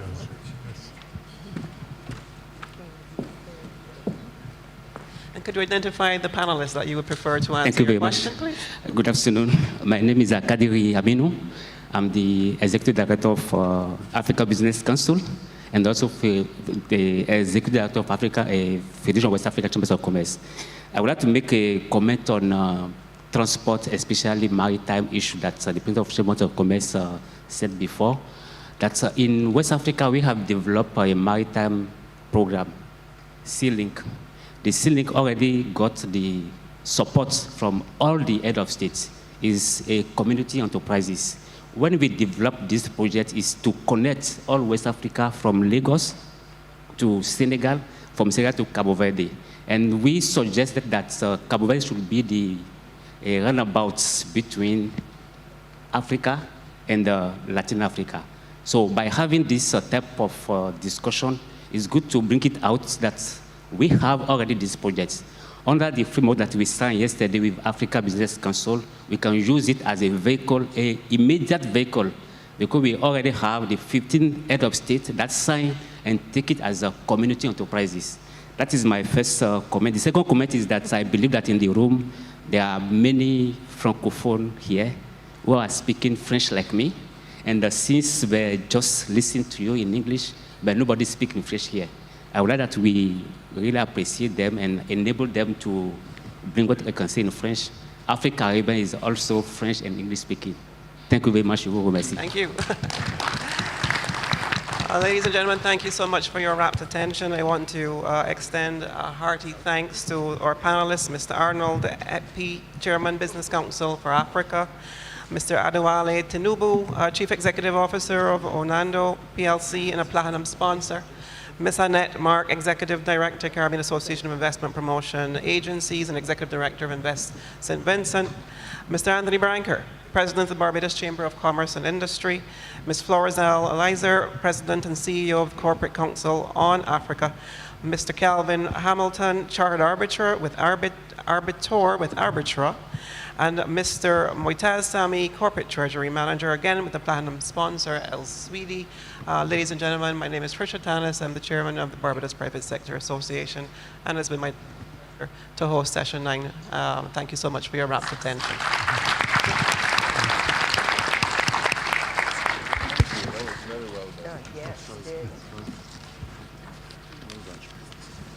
Thank you very much, Mrs. Tanis. It's been a challenge, and you rose to the occasion.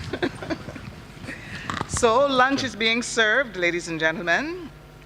The participants, please go through the lobby, exit the building, and make your way to the tented area to your left. Please also visit the exhibits on this level in the eastern and western wings, and one level up as well. View the displays, engage with the exhibitors, and artisans are also displaying their wares for sale outside. Please be back here for the start of the next session at 2:15. Enjoy your lunch.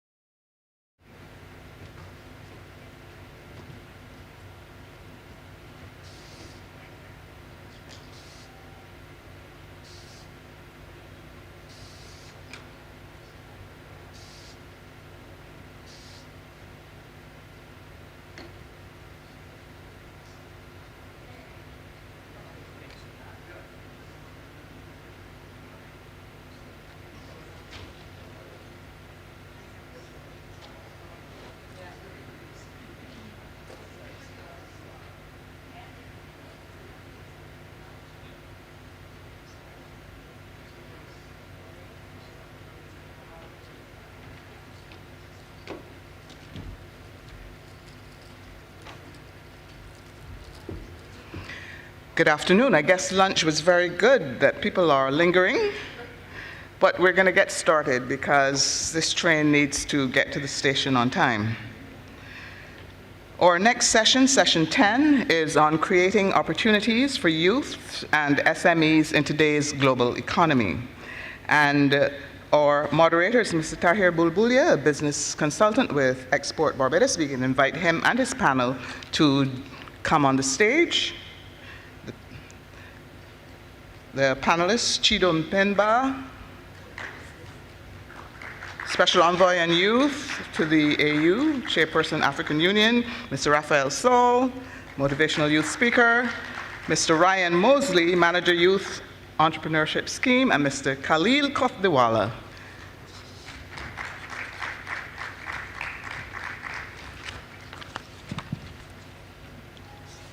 Over to you.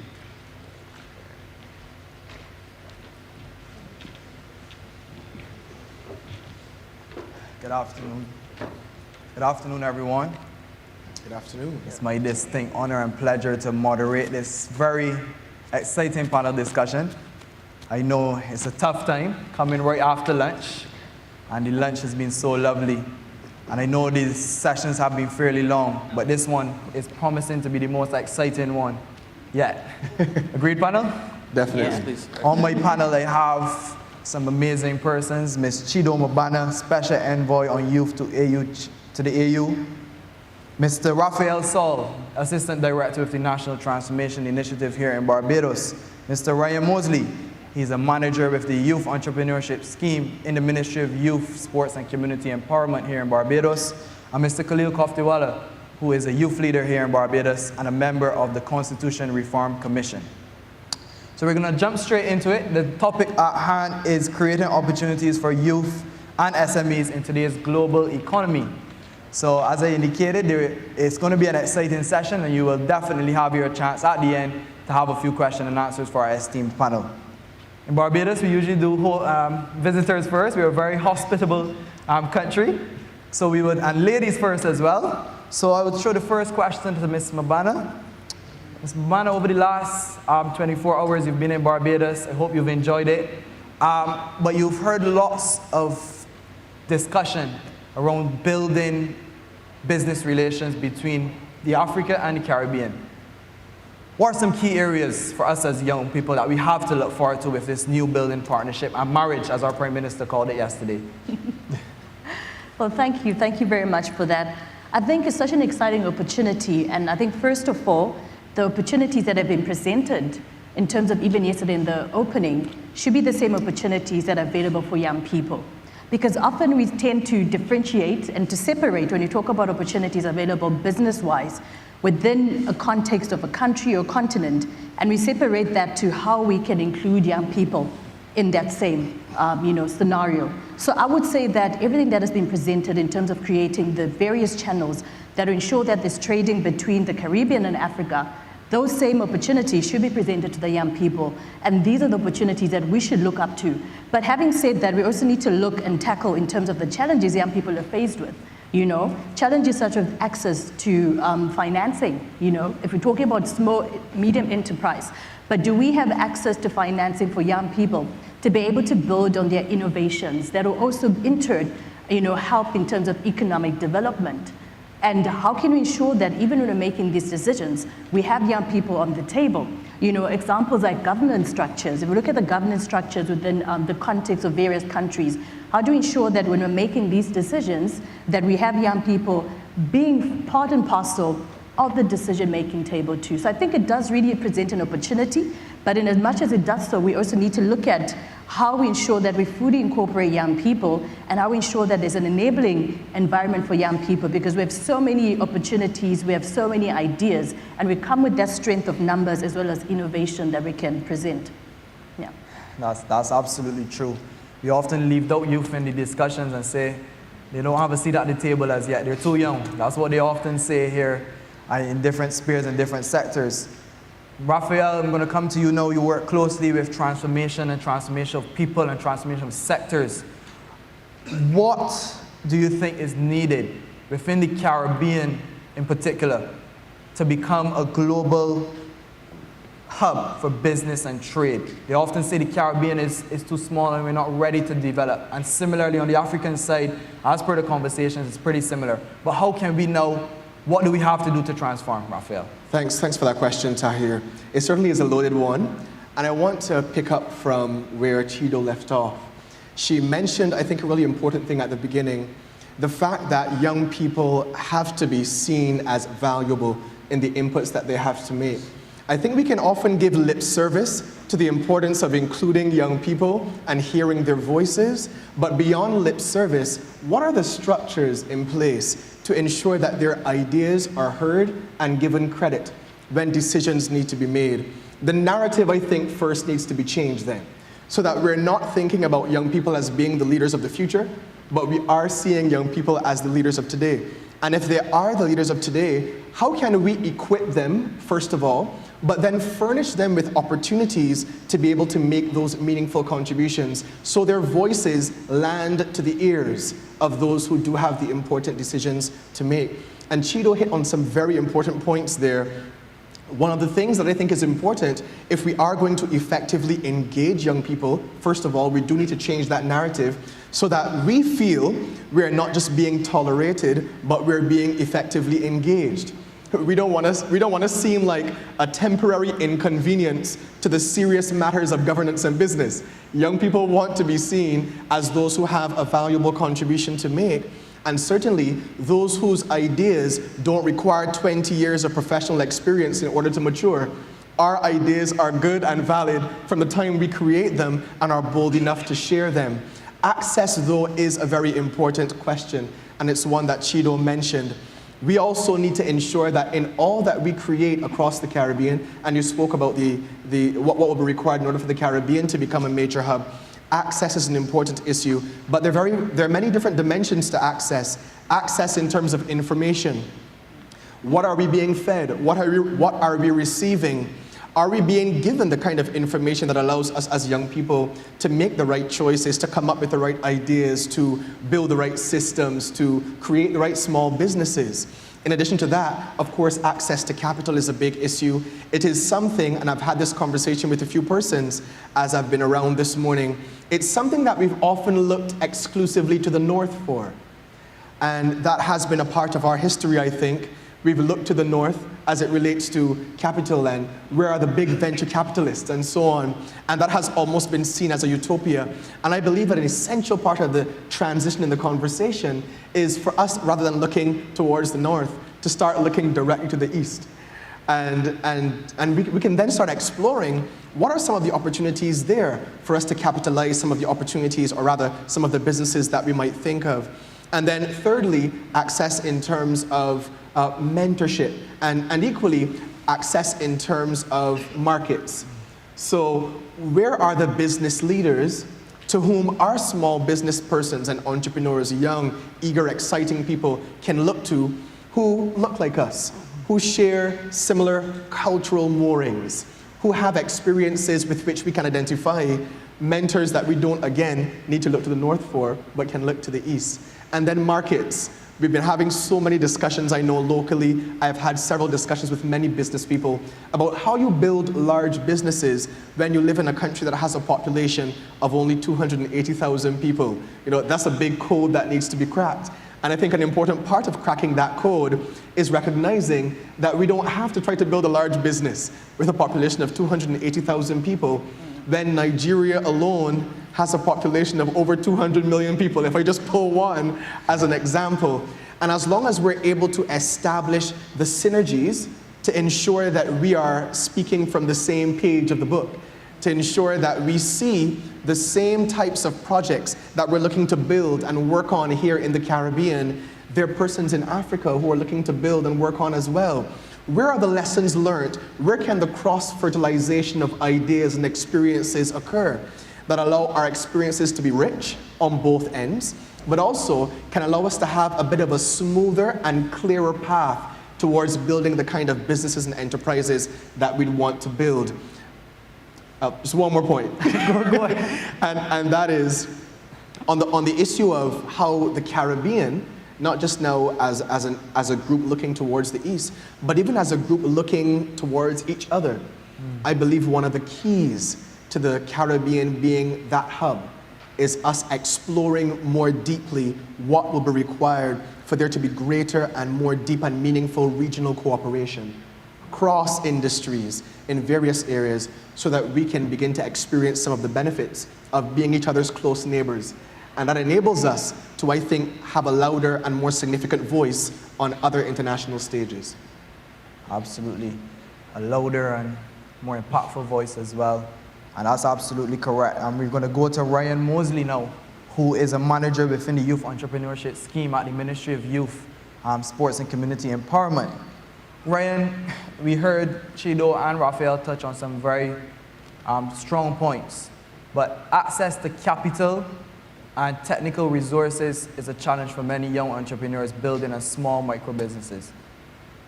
How can we create greater ease for these businesses? And your program does an excellent job in doing this, but how can we expand now and create access and build the technical resources and the capabilities of our young entrepreneurs and businesses?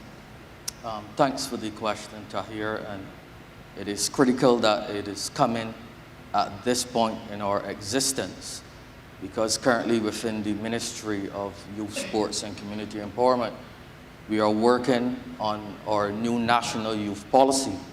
And as my two esteemed guests have said previously, what is special about this whole exercise is that young people are being given the opportunity to contribute in a meaningful way to every sector within the policy. I think there are about 11 key tenets within the policy, and young persons are the ones who are being asked daily, how do you see Barbados? How do you see your development? And they are feeding in their ideas.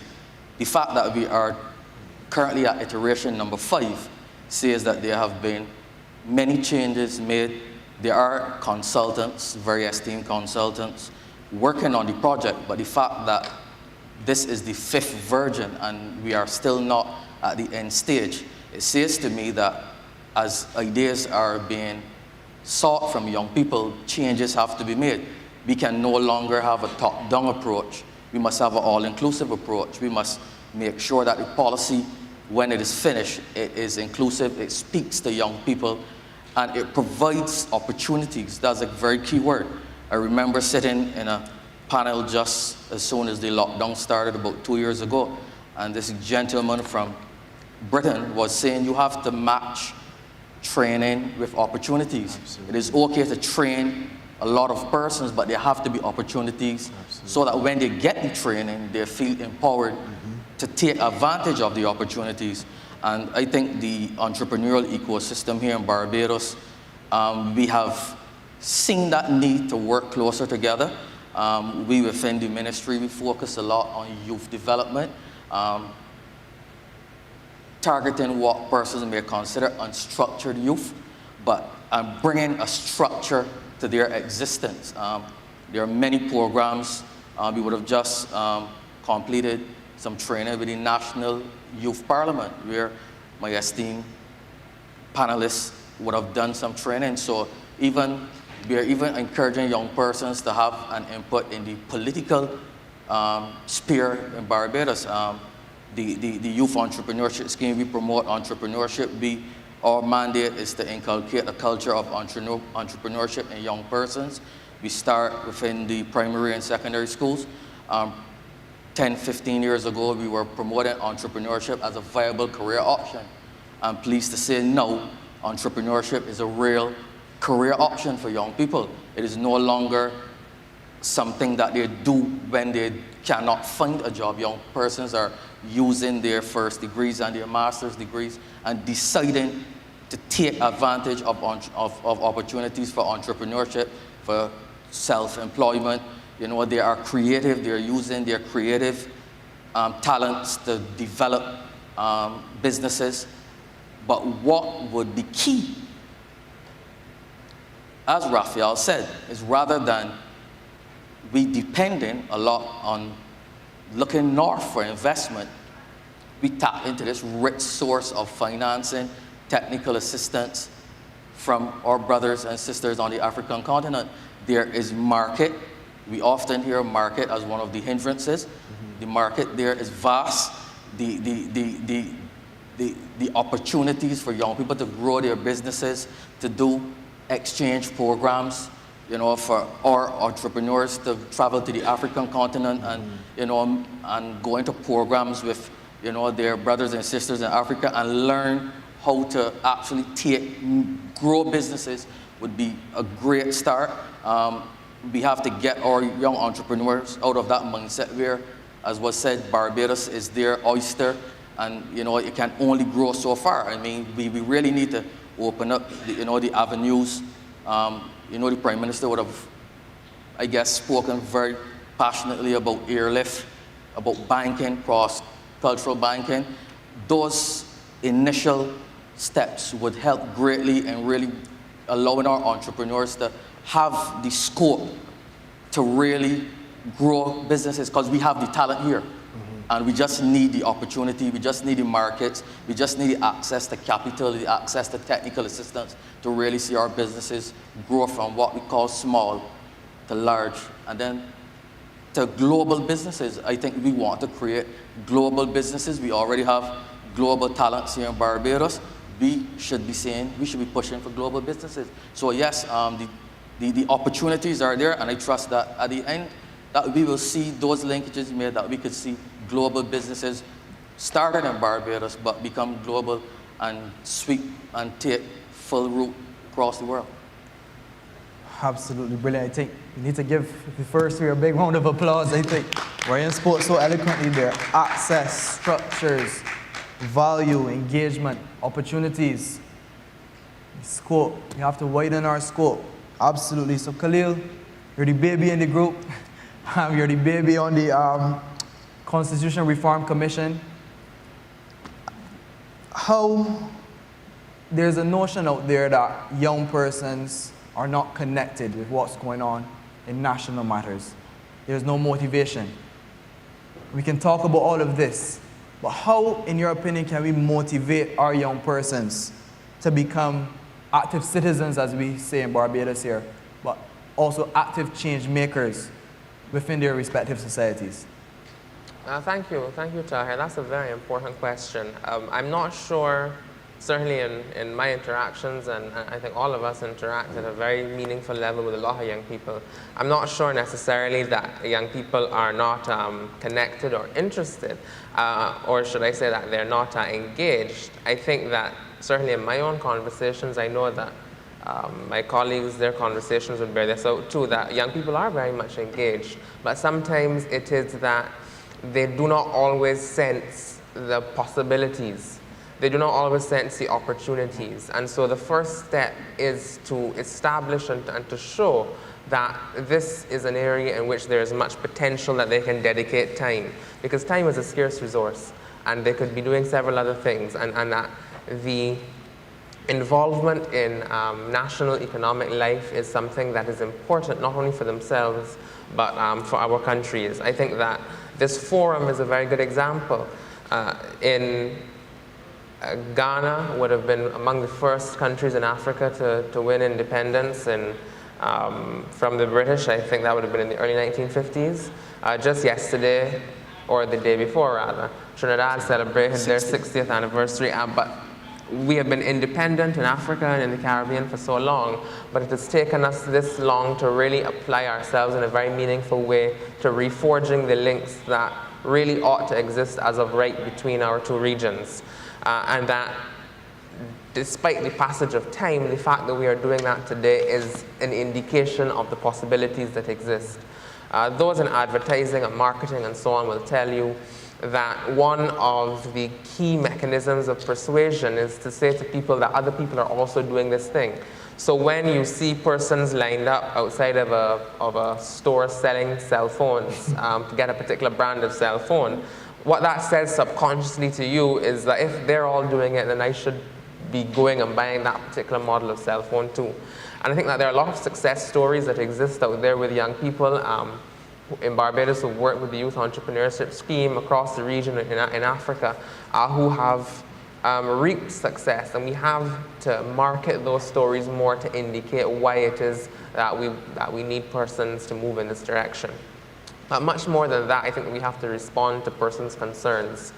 This morning, I saw the results of a survey which was conducted by U-Report, which is a survey-taking mechanism that exists in partnership with UNICEF, and it operates quite widely.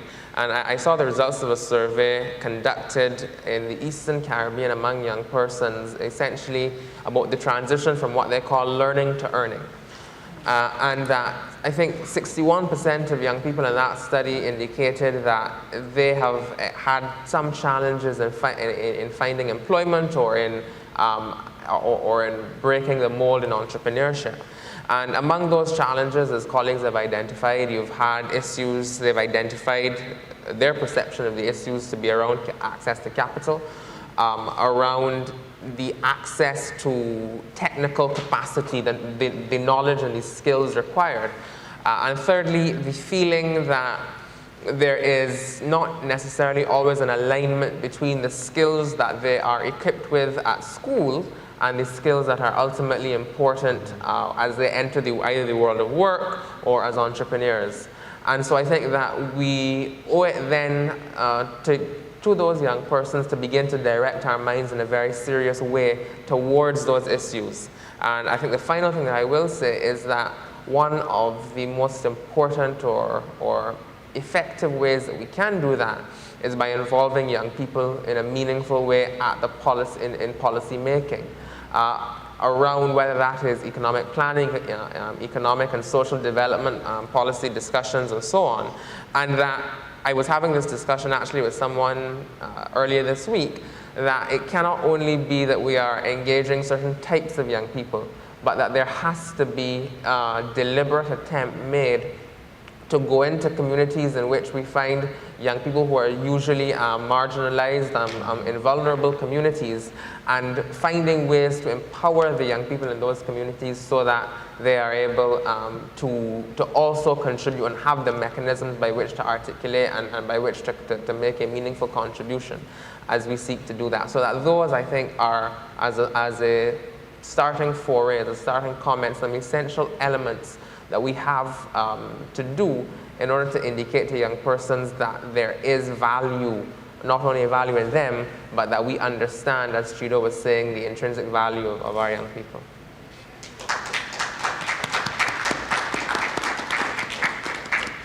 Thank you so much, Khalil. Absolutely. Learning to earning, because everyone touched on it on very similar points. We're so succinct today. We've formed an exceptional team already moving forward. Yes, please give a round of applause. Can I just make a... Sure, go ahead, Raphael. Thanks so much, Tahir. And thanks, Khalil, for those fantastic interventions. One of the things that triggered in my mind as you were speaking about the benefit to young people of seeing what other young people are doing, I also thought of the significance of ensuring that there is a comprehensive road mapping exercise. And by that I mean, one of the fastest ways to get young people disengaged is for them to feel that what they're doing is a means to no end. They can't see where this training is taking me. I can't see where this degree is taking me. I can't see where my entrepreneurial training with the Youth Entrepreneurship Scheme, for example, is taking me. I don't see where, after I begin this business, I'll be able to move to a public company. I'll be able to move to franchising opportunities. I'll be able to access bigger markets that allow my business to do better than it's been doing before. So that comprehensive road mapping exercise, I think, is also a part of us making sure that young people stay motivated, because they're able to answer two important questions. One, what's in it for me? It justifies the actions that I'm doing right now. But two, what's next for me? Which I think is also an important question that many young people ask themselves over and over. It is actually one of the reasons why young people may feel disengaged about being involved or interested in political life or in politics, because they may ask the question, well, if I do, will it change anything? If I lend my voice to economic discussions, Will it mean that life will become any better for me or my family in the near or even the distant future? When there is that feeling of my contributions may not carry the weight or create the result that I hope they would create in the future, and there is no structure to show me what the guarantee is based on any roadmap, I'll start to feel as though my actions are meaningless or useless or pointless. And I start to wrestle more with why bother, which invariably causes me to become paralyzed and not to act in the way that I should. So that road mapping, I think, is important. And perhaps there are ways, throwing back to Chido and what we were talking about earlier, perhaps there are ways for us to explore what that entrepreneurial ecosystem looks like in Africa, or what the ecosystem of persons navigating various levels of formal academic training, even undertaking the risk of starting a new business, which I'm being encouraged to do by everyone. I feel as though there are the systems there to support me as I'm trying to do so, but also I feel as though there is sufficient impetus there in terms of the structure and the environment to help my business grow long term.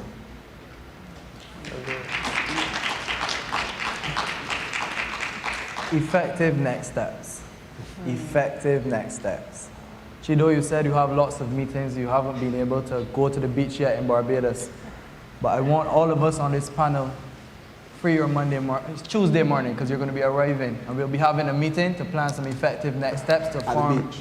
At the beach? Well, she's leaving on Sunday, unfortunately, so we can't meet at the beach. But I want some effective next steps coming out of this discussion as well. How can we forge greater ties between the Caribbean and Africa for our young entrepreneurs, for our young people? And that will be, let's do that next week when you arrive back home, and we will create that roadmap as you were speaking of.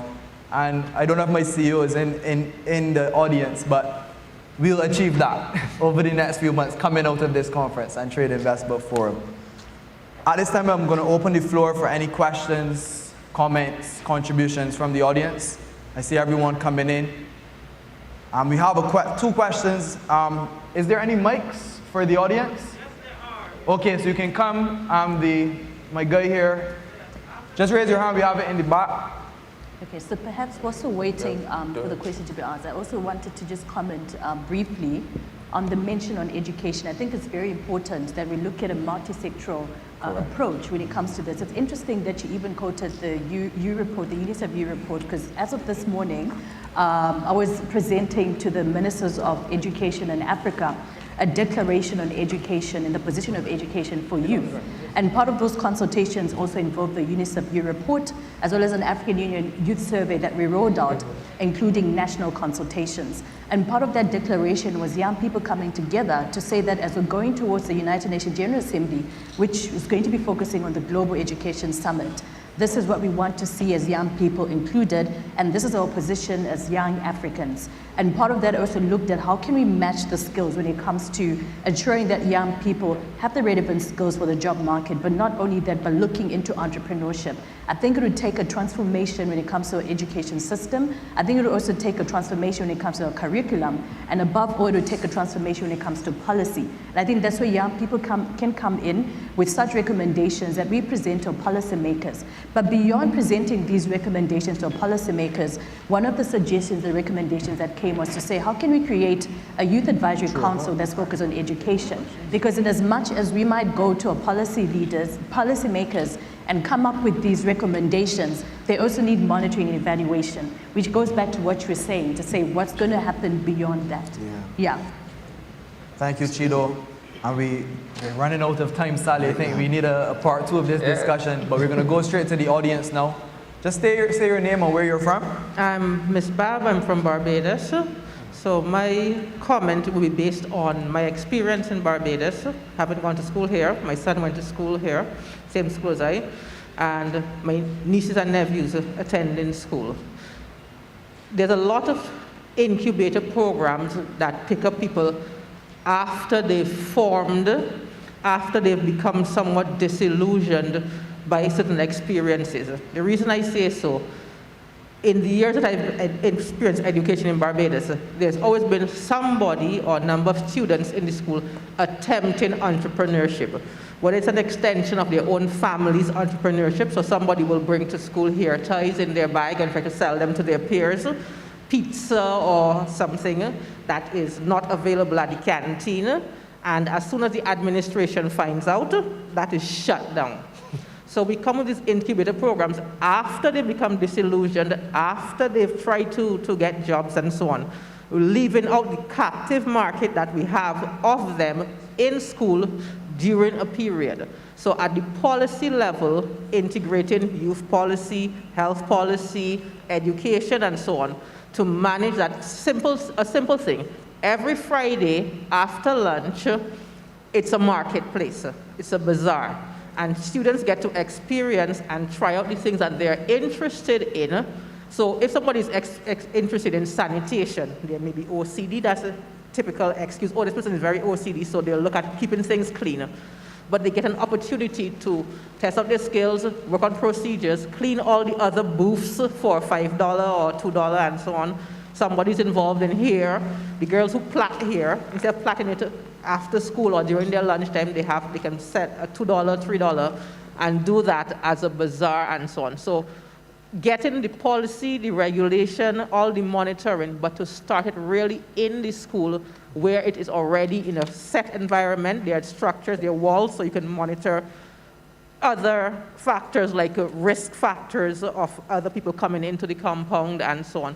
Or we keep ignoring and try to catch them after a lot of things have happened to them to dissuade them. So I'm looking at what can we do or what can be done. Policy from the time we get them and they start to show that spark of interest or they've been involved in those activities already. Thank you. It absolutely starts at the school, definitely, and discussion around our education reform is absolutely important as we move forward and develop. We have another question in the back. Hi, yes. Just state your name and where you're from. Good afternoon. My name is Jennifer Burrows, and I'm here from Barbados. If you can just raise up the volume because we're having some difficulty hearing at the front here. Good afternoon. My name is Jennifer Burrows, and I'm Barbadian as well. My question is, the panel, they pointed out that we do have a lack of access to capital and technical assistance, which is one of the main grievous problems when it comes to our youth. My question is, what are the solutions that the panel, what solutions would the panel pose to dealing with this lack of access to capital and technical assistance? Who is it that our generation can look to solve this problem and to address this issue? Is it the government? Is it NGOs? Is it venture capitalist firms and other members of the private sector? So this is my question to the panel. Thank you. Thank you so much. Who would like to tackle it from the panel? Okay, I'm going to tackle the first question regarding policy within schools to facilitate and encourage entrepreneurship. We have a special program within the Youth Entrepreneurship Scheme called Yes Juniors. The reason why it is called Yes Juniors is because the constituents within the schools are generally under the age of 18 and they are within the school setting. Only on Tuesday night, we actually featured within the business report that Yes sponsors a collaboration that the Youth Entrepreneurship Scheme did with the Darrell Jordan Secondary School. We have had previous collaborations with the Frederick Smith School. So any schools that have the impetus and the foresight to become involved in entrepreneurship, because what happens is a lot of teachers normally marry subjects like principle of business with entrepreneurship to fit it into the curriculum. And then curriculum has evolved a bit, so there is entrepreneurship being offered at secondary schools. But what we did, we went into the school, we did some preliminary training with the class, and what the teacher did is she organized a pop-up day shop within the school, which gave the students the opportunity to be creative, to be innovative, and to actually sell their products to their peers. And they also brought in some persons from the public to help support the venture. So there are structures there. We have had some successful programs. As I said, all you have to do is to contact our office. We have a dedicated officer who is very good at organizing these initiatives. And once there is a captive group of young people. We would come in, we would do the basic training, we would prepare them for the sale day, as we call it, and when they have the actual pop-up shop, we would come along to continue to give some technical assistance. We also assist them in specialized training, you know, if they need it, our staff sometimes undertakes it. So there are structures in place, and we are definitely moving fully ahead with promoting entrepreneurship again within the schools, because we recognize that there are young people that have talents within the school system. They want to express their talent, they want an opportunity, and once that opportunity is facilitated, we are more than willing to partner with the school to come in to do the training and to assist in any way that we can. Thank you, Ryan. I think we have one more question from the audience. Yes, just say your name and where you're from. Hi, my name is Jalay. I'm from Barbados. I am a young entrepreneur myself. I would have gone through the young entrepreneurship scheme, that's YES, right? Youth entrepreneurship scheme. And I own 3 businesses locally, as I'm working one right now. So I have 2 questions for you. The first one is with regard to investing. As a young entrepreneur, I am going out, I am making money, of course, and I also want my money to work for itself, and trying to find information on ways to invest, take the money that I use to invest. Like, how do you make that information available to young entrepreneurs? What age are you beginning to teach them about investing their money, whether it's in index funds or that kind of stuff, to help take that money and put it back into their business to reinvest and grow themselves? That's the first thing. And on the note of finding information, one of my businesses is to write articles about things in Barbados, and I've written articles about where to find small business loans locally, how to register your business online, all that kind of stuff. I've written this information. And what I've found is that it is hard to find information on government opportunities and opportunities, even with trading and whatnot. I have clients for my web business who have amazing products that I know they want to export. I know they want to share with their brothers and sisters across the globe, especially in Africa, because these are products that are a part of them and they want to share, of course. So my thing is with access to information, we talk about all of this progress and whatnot, but the young people don't know where to find the information. You can't find it. I've been through convoluted websites where it's paragraphs and paragraphs of information that you cannot understand, especially if you're now coming in. So my thing is, what are the strategies and solutions that you guys have and you will be putting out there for us to find this information that we can actually take part in the growth of entrepreneurship in Barbados? How will we get this information? Those are my 2 questions, yeah. Thank you for your question. And sure, who would like to tackle? I'll take that one again.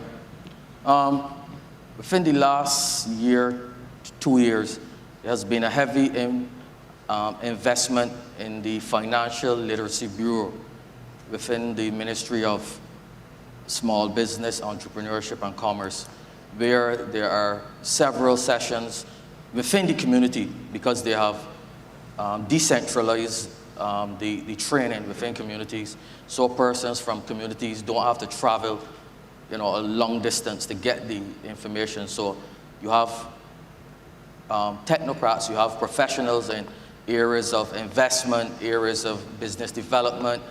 We have loan officers, who come into communities and provide opportunities where young persons, and persons of all ages, because although the focus is on youth, the financial literacy workshops are open to everyone who has a desire for entrepreneurship. That type of information is now being shared freely. You did speak about investment, which is something that probably we only started really focusing on within the last 10, 15 years. But we do appreciate the fact that investment is an important aspect of growing businesses. Also, persons looking for persons to invest in your business is also a critical component. So there are professionals who would speak about things like how to value your business, because that's probably one of the most critical aspects of investment in business. A lot of young persons, they know they have the talent, they have gone through all the baby steps to start the business, but really they don't know the true value of their business, and they may put themselves in a very vulnerable position where an investor who may have that knowledge may offer you what we call peanuts for your business, and then in another 2-3 years, as we were discussing before, the business is worth millions. So we are taking a serious interest in, through the Financial Literacy Bureau, all of the departments within the entrepreneurship ecosystem in Barbados are part of this initiative, because we recognize that there were gaps before in terms of information, as you said, and this initiative, the Financial Literacy Bureau, goes a long way in trying to provide that information to entrepreneurs about investment, business development, areas of opportunity, emerging markets, emerging type of businesses. You don't want the same old, you know, showing them where there are opportunities to indeed create businesses that can be global. So the Financial Literacy Bureau has gone a long way in trying to address the shortfall that you just spoke about. Thank you so much, and thank you for your question. We're wrapping up now. We're running out of time, unfortunately, but we'll definitely have more conversations after. And feel free to be in the secretariat if you want to chat with any of the panelists or myself. But in 1 minute, my esteemed panel, you are excellent. In 1 minute, just give your closing remarks. Thank Chido. you. Thank you for that. I'll really try to keep it in 1 minute. But I realized that we didn't answer a question in the audience, and that question was with regards to when you talk about access to funding for young people, what needs to be done in terms of whose responsibility is it. Personally, I think it's a responsibility of both the private sector and the public sector coming together. The public sector will come in terms of setting policies that will ensure that young people have access to funding. The private sector will come in to ensure that the funding that they provide is friendly towards young people. I think, before getting to this position as representing the youth, I worked as a banker for 7 years, and specifically as a credit risk lead. And with that, I found that the challenges we find in terms of financing young people is that it comes with a huge risk in terms of return of investment. Therefore, I think we need to take it from an approach of how do we mitigate such risks. For example, if we're going to invest in youth-led businesses, then how can we train the young people, be it through a financial literacy workshops, to ensure that when they get the funding, it can be sustainable? And how can we ensure that we have a mentorship program or create an intergenerational platform that, if there are businesses that have made it before or that are being successful, they can also come in as mentors to the, startups that we have. So I think definitely you have to take us working together in order for us to build that. And just lastly, to the young lady who spoke about how can we get access to information, we need to build the networks. And when I'm saying this, I'm speaking beyond Barbados. And as much as your question was specifically to the Caribbean, but taking it from a perspective of how to ensure we're integrated in the global platform and how to ensure that we connect with young Africans. It will take us building that network and leveraging in technology.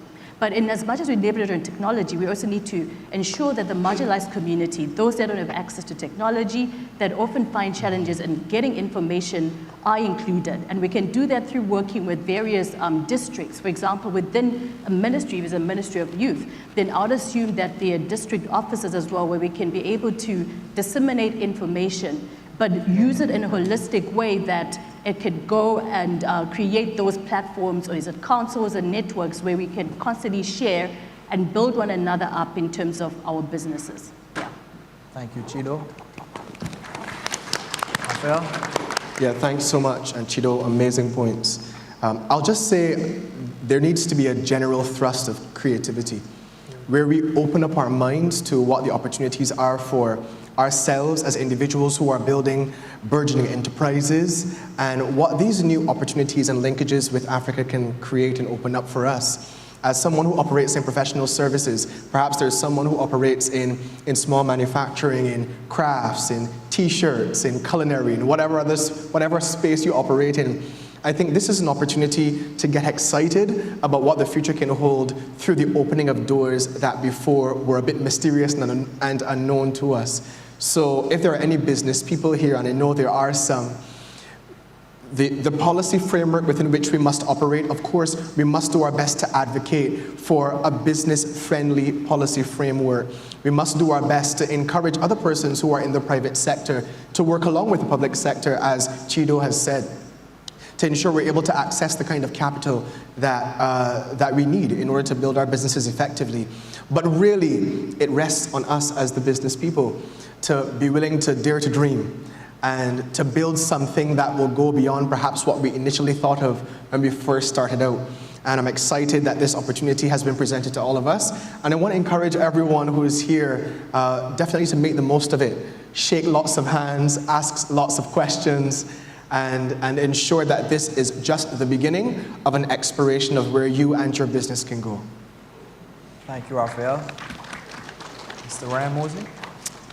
I want to end by saying this is an excellent opportunity for the Caribbean and the continent of Africa to really set serious steps in motion to really develop our people generally, to develop our businesses, to develop culture, to develop all aspects of our development. We need the investment, we need the collaboration, we indeed need to learn from your experiences. Experience is still the greatest teacher, and if we can share those experiences, if we can marry those experiences, if we can take the positives and marry with our growing economies, I'm sure that this conference will be a watershed in the development of both the Caribbean and Africa. So I trust long live this spirit of camaraderie, and I trust that only good things will come from this conference. Thank you. Thank you so much, Ryan. And last but by no means least, Mr. Khalil. Thank you very much. I want to echo and join colleagues on the panel in everything that you've said. I think that one of the, perhaps, if nothing else you take away, one of the most important themes that we spoke about up here today was about empowerment, about empowering young people with the tools and the mechanisms of being able to do the things that need to be done themselves. So that, for example, it isn't only about delivering the knowledge, but also about delivering that technical capacity and the skills that are needed. Right now in Barbados, the Ministry of Education is embarking on what is called the Construction Gateway Program. And that is teaching young people skills across the field of construction. I think about 26 construction skills, masonry, plumbing, and so on. But it isn't only about teaching a person who has chosen to do plumbing how to fix a leak or how to fix a toilet. It is about equipping them over the period of the program with financial literacy skills, with entrepreneurial skills, with an understanding, I think, even of the potential of investment, how to manage their own business, so that through the creativity of that program, it isn't only about creating plumbers, but it's about creating business persons who are able to have the knowledge and the capacity to earn a lucrative living for themselves. And that kind of creativity and policy making is essential as we go forward. And it is those kinds of things that de-risk persons when it comes to their ability to access financing. Ryan and I were talking in the green room before we got here about the fact that persons, the young people with whom they work, are much better able to repay their financing than those who don't go through their program, because they haven't been equipped with the skills necessary to be more successful. And so that is where we can also find solutions with respect to issues related to access to capital. And on that particular score, the final thing I think is to reevaluate how we look at collateral and begin to think more, again, creatively about how we can harness non-traditional items of people's possessions as collateral. So you have collateral registries that people can use, can borrow against the tools of their trade, for example. The two words that jump out to me then are creativity in policy making, and above all else, designed to empower young people not only with the knowledge, but with that technical capacity to take themselves and ultimately our collective regions to the next level.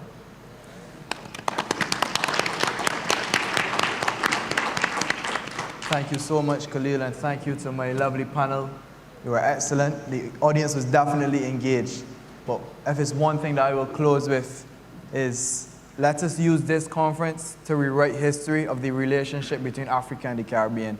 So 50, 60 years from now, let's look back and say that this conference, this investment forum was the change in how history has been written for our relationship. So thank you, and I pass over to my lovely mother.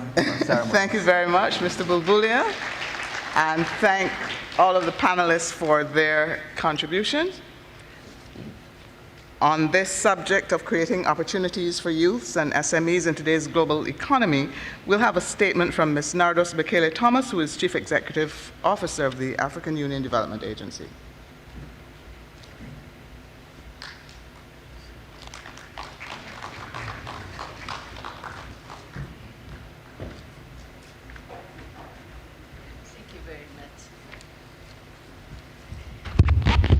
Thank you very much. Good evening. It's always, a challenge when you are asked to speak and, it's the end of the day. People are really tired. So I'm not going to be that long. I'm going to be very brief in my presentation. First of all, I would like to acknowledge all the panelists that are there, and also to say thank you to the host country and the government of Barbados for this wonderful expanded African hospitality, and also the Afrexim Bank, for organizing this. It's really a visionary intention and initiative. Thank you very much.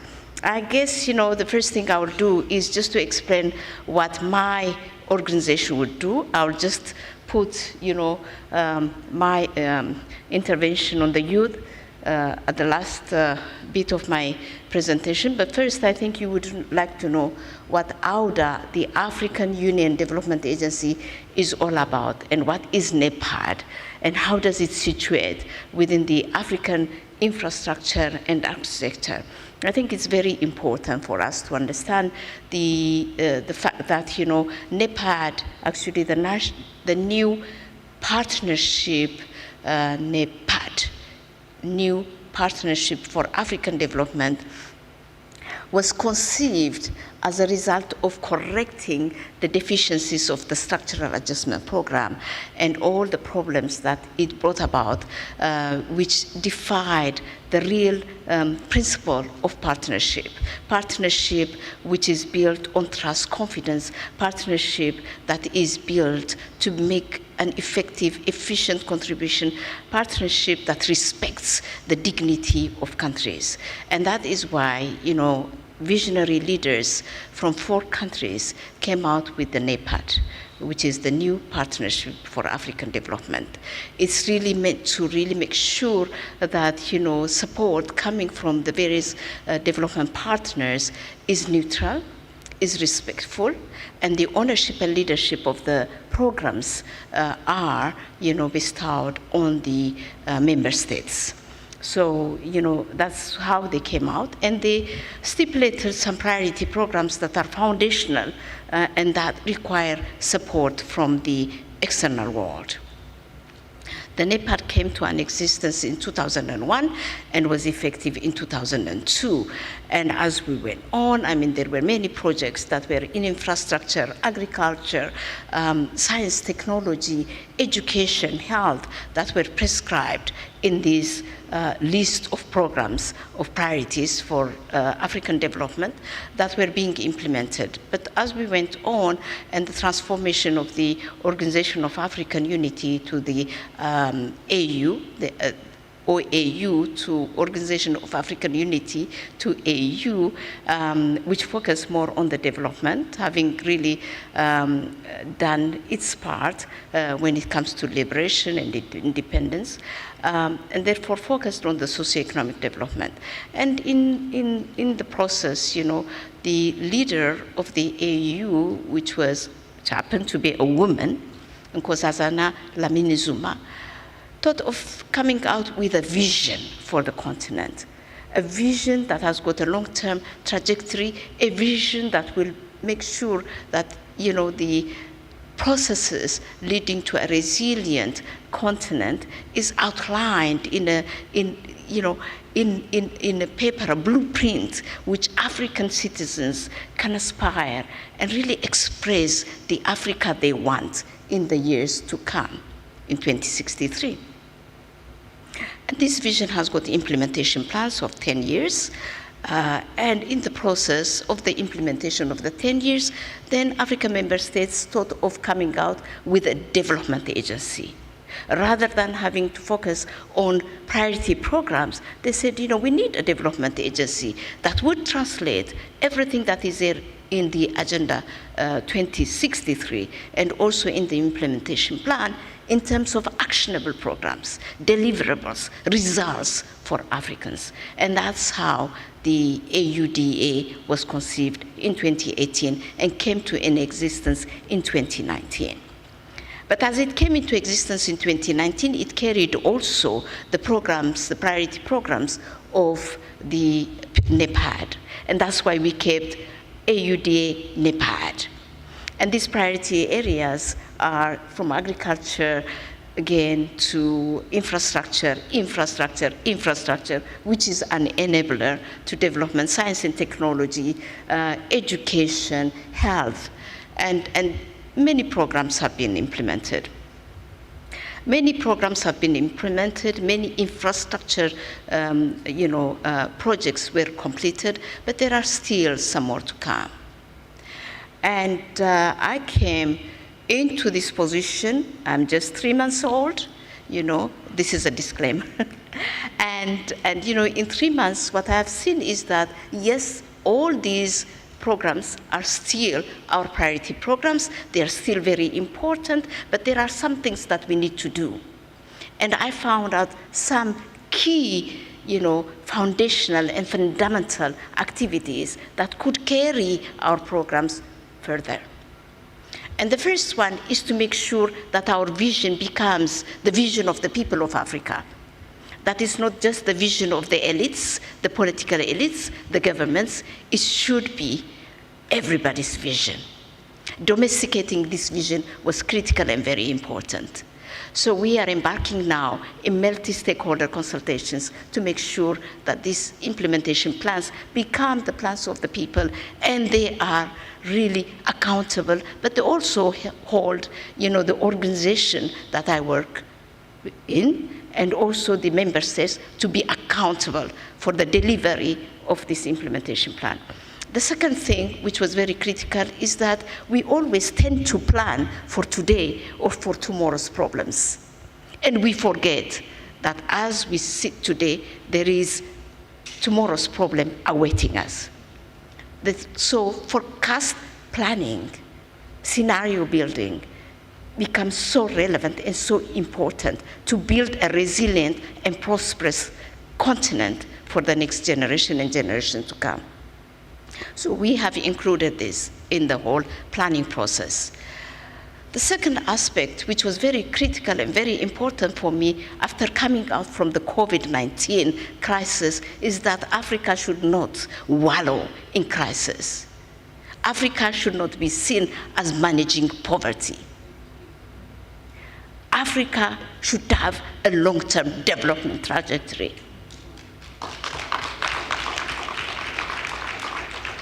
And a crisis is just an event. We overcome, but we are on the long-term development trajectory. So building the nexus between conflict, peace, and development is critical and very important. So that is the second thing that was missing. And the third thing that is missing, which is of interest to us here, is really our youth. I am sure, I'm sorry, I missed the first part of the conversations. This is really deep entrenched in my heart, the youth thing. This is what keeps me awake. And I'm sure as mothers, as parents, it is a problem. It is a challenge that keeps you awake. What is going to be the future of our children?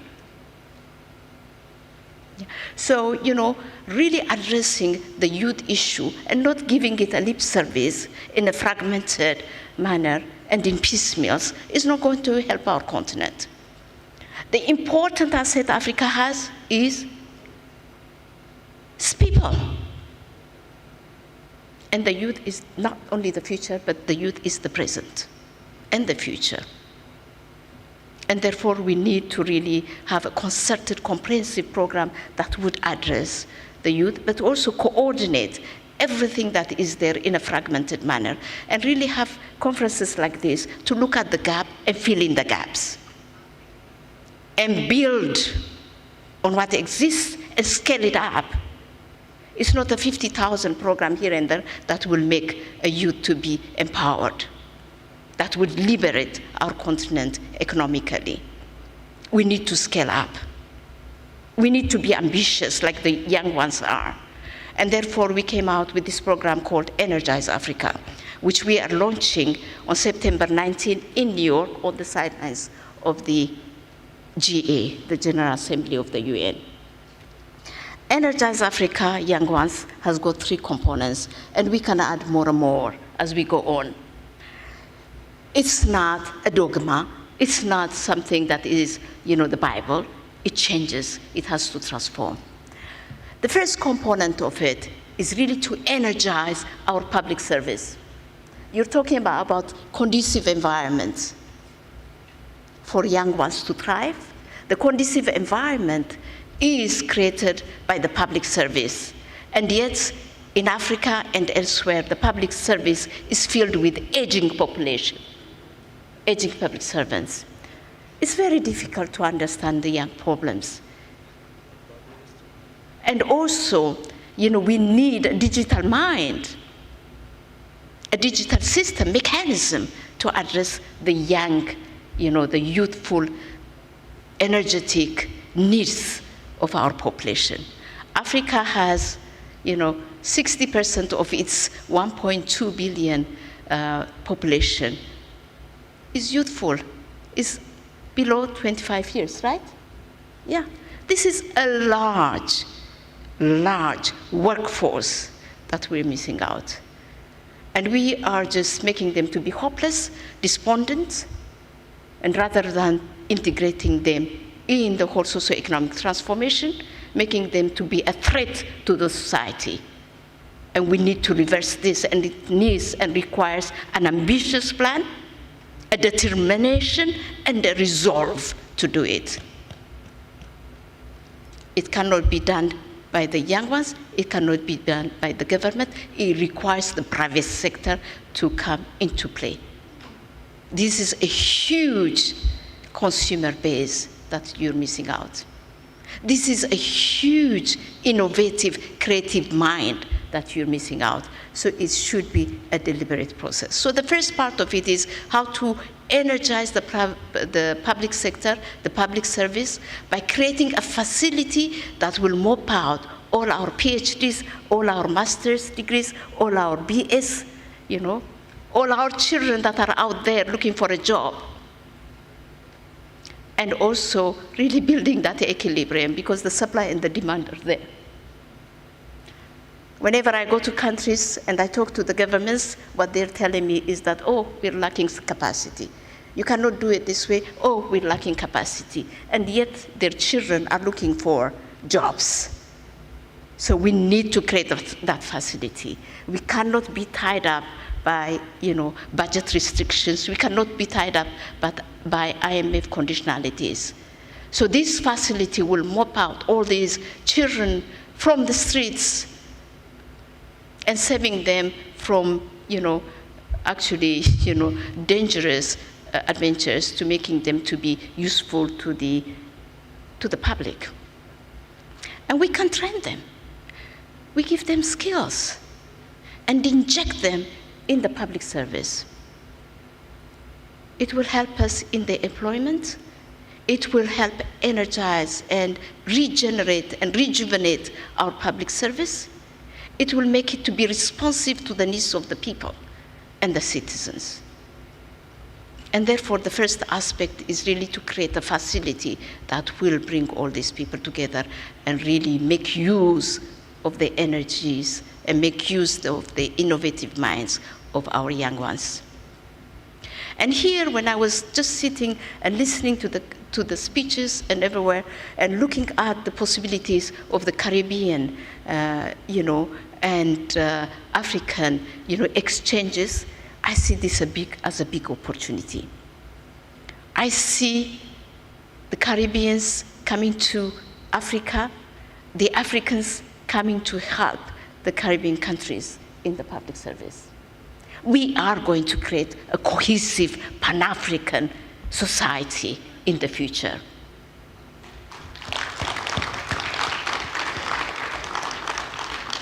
And it really makes sense. I just came from having a discussion with the visionary leader that I really admire and love, the Prime Minister. And when I was telling her, the problems of really the youth bulge in Africa, she says they have got the inverse problem here, an aging population. Here it goes. Rather than exporting poverty, we can export wealth, human resources that are the most critical ingredient for development. And therefore, this program becomes more and more exciting for me, more and more important for me. And the second one is the Innovation Hub. Go anywhere in Africa, under the trees, in the rural areas, with a smartphone, the young ones are creating solutions for Africa's development. Anywhere you go. And every single time I open something about innovation, I see an African young one, educated and not educated, you'll be surprised, coming out with a solution to our problems. Can you imagine what it would mean if we give them the opportunity, if we give them the facility, if we create the conducive environment? The young ones in Africa, in the Caribbean, and everywhere will transform our world. So therefore, it's a determination, and I need the support of the private sector. And I'm so glad Africaribbean Bank is with us, and I truly, truly, deeply appreciate that. The creation of innovation hubs in each and every country becomes more and more critical to translate or to express the creativity and innovative minds of our young ones in terms of solutions for our own development challenges. And in order to do that, and in order to commercialize their technologies and innovations, we need to make sure that they have an intellectual property rights, safeguards. So we have agreed with Africaribbean Bank that we would create the mechanisms for intellectual property rights and also quality assurance and standards. And that way, we're not talking about micro enterprises, graduating from micro to medium, These people do not need that anymore. In a very short time, our young children could be millionaires and billionaires that transform not only our societies, not only Africa and the Caribbean, but the world. And I appeal to the private sector and to the business community to join hands with us. And the third one, which everybody does, is the support to startups, the support to MSMEs. And we do it I was hearing, the comments that were coming and your comments that were going to the audience. We do it in just piecemeals, and yet a business requires a judicious mix of all ingredients that would make a business to be successful. You cannot just give 50,000 to a business person and tell them to make it happen. It doesn't happen that way. We need to have everything together, packaged together for them. It's also very important that we do not subject our young ones, the women, to do tailoring, the women to do hair salon, you know. No way. It doesn't and should not be like this. We have our African free trade area, we have the growth pillars, we would build the value chain using the youthful energies around the value chain. It requires a lot of work. It requires value chain analysis in each and every country. It requires a regional value chain analysis. And then it requires reorienting our support to the young ones vis-à-vis these growth pillars. But we can do it. It's possible. And there is no other way. These fragmented efforts have not yielded any results. And I tell you, in 1990s, I used to be a private sector policy advisor, going all over the place, trying to build business associations and also giving entrepreneurship training and skills development. To my dismay, when I went back to see what others are doing now, how many years? More than 30 years. It's the same module that we're teaching people, our young ones. We need to upgrade them. These modules that we used in the 1990s are no more relevant today. And therefore, this facility would also try to get all the knowledge and upgrade this knowledge so that it becomes relevant to the evolution of our demands. So, you know, that is very important that we do. And therefore, you know, I think what we are doing is really coming out with a very comprehensive program that responds to our socioeconomic transformation needs, our aspirations to build an Africa we want, and, you know, it's a holistic approach, and I appeal to you. Lastly, you know, the AUDA is having a summit on infrastructure, investing for infrastructure, a summit in Dakar. And these infrastructure projects have got many, this road, water, it's railway, it's air, and everything that is included, because infrastructure is an enabler, and we need it, it's a prerequisite. To this effect, I would invite, you know, our investors to be present with us in Dakar and support, and also, you know, venture into building infrastructure. We are with the ADB, we are the bigger banks. There are, you know, IFC is with us, and, you know, all these European development banks. But we need African banks to get together and support. Thank you very much.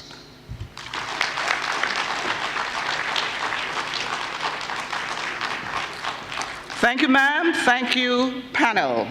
We're coming to the end of this journey for Active 2022, and I've been informed that I should advise you that the session will end by 4:30 no matter what. So the train has to get to the station by 4:30, so all of the speakers coming up need to be mindful of that and considerate of the program. Our next session, the final session, will be Building Africa-Caribbean Value Chains for Exports, Imagining Caribbean-Africa Free Trade Agreement. We have an opening statement by His Excellency Mr. Albert Muchanga, who is African Union Commissioner, Economic Development, Trade, Tourism, Industry and Minerals, and he'll be speaking on behalf of His Excellency Musa Faki Mahamat, Chairperson of the African Union Commission. Sir?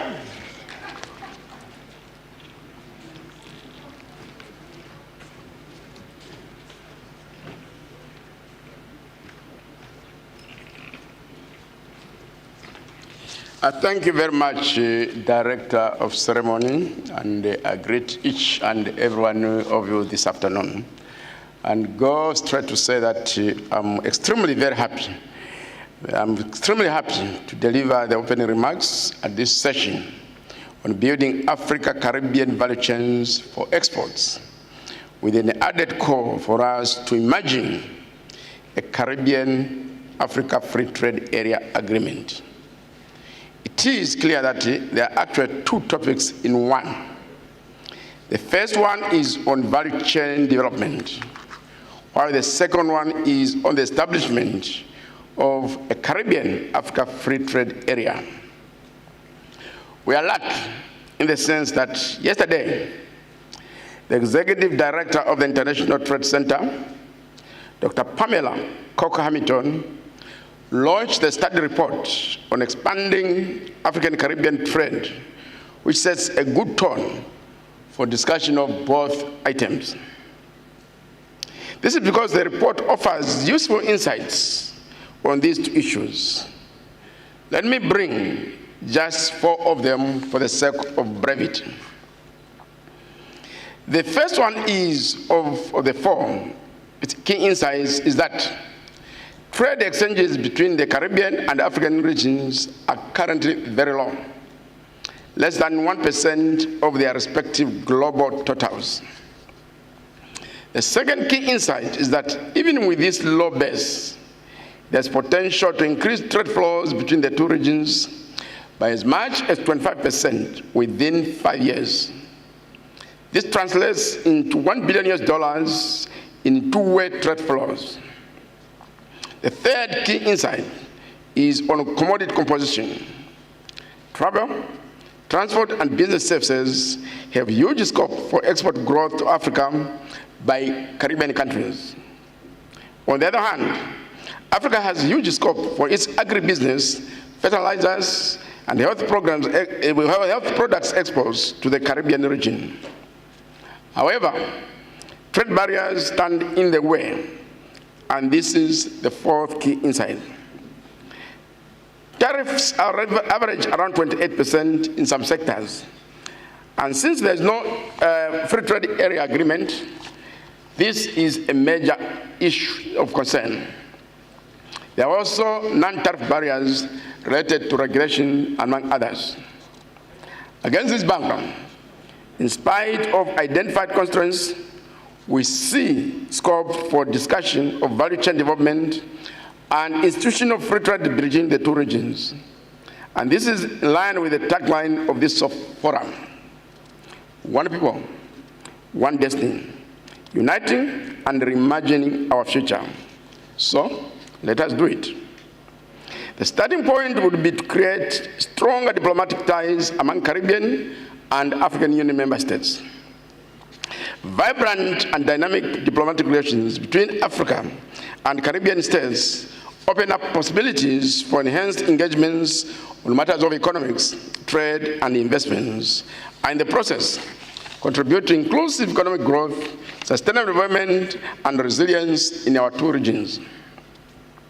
As I end this issue of diplomatic engagements, let me say that I had a meeting yesterday with the Excellency, the Secretary General of CARICOM, through which we agreed to conclude a memorandum of understanding between the African Union Commission and CARICOM as a matter of urgency. Let us now imagine the idea of creating a Caribbean-Africa free trade area. The first point that we have to recognize here is that there are prerequisites to this level of commercial engagement between the two regions, and CARICOM has them. CARICOM is an economic union with a common external tariff. Working at a higher level of economic integration, CARICOM is now developing a single market and economy. However, the African Union is not yet an economic union. We've just laid the foundation towards this by establishing the African Continental Free Trade Area. Over time, we will move to the customs union or common market anchored on a common external tariff.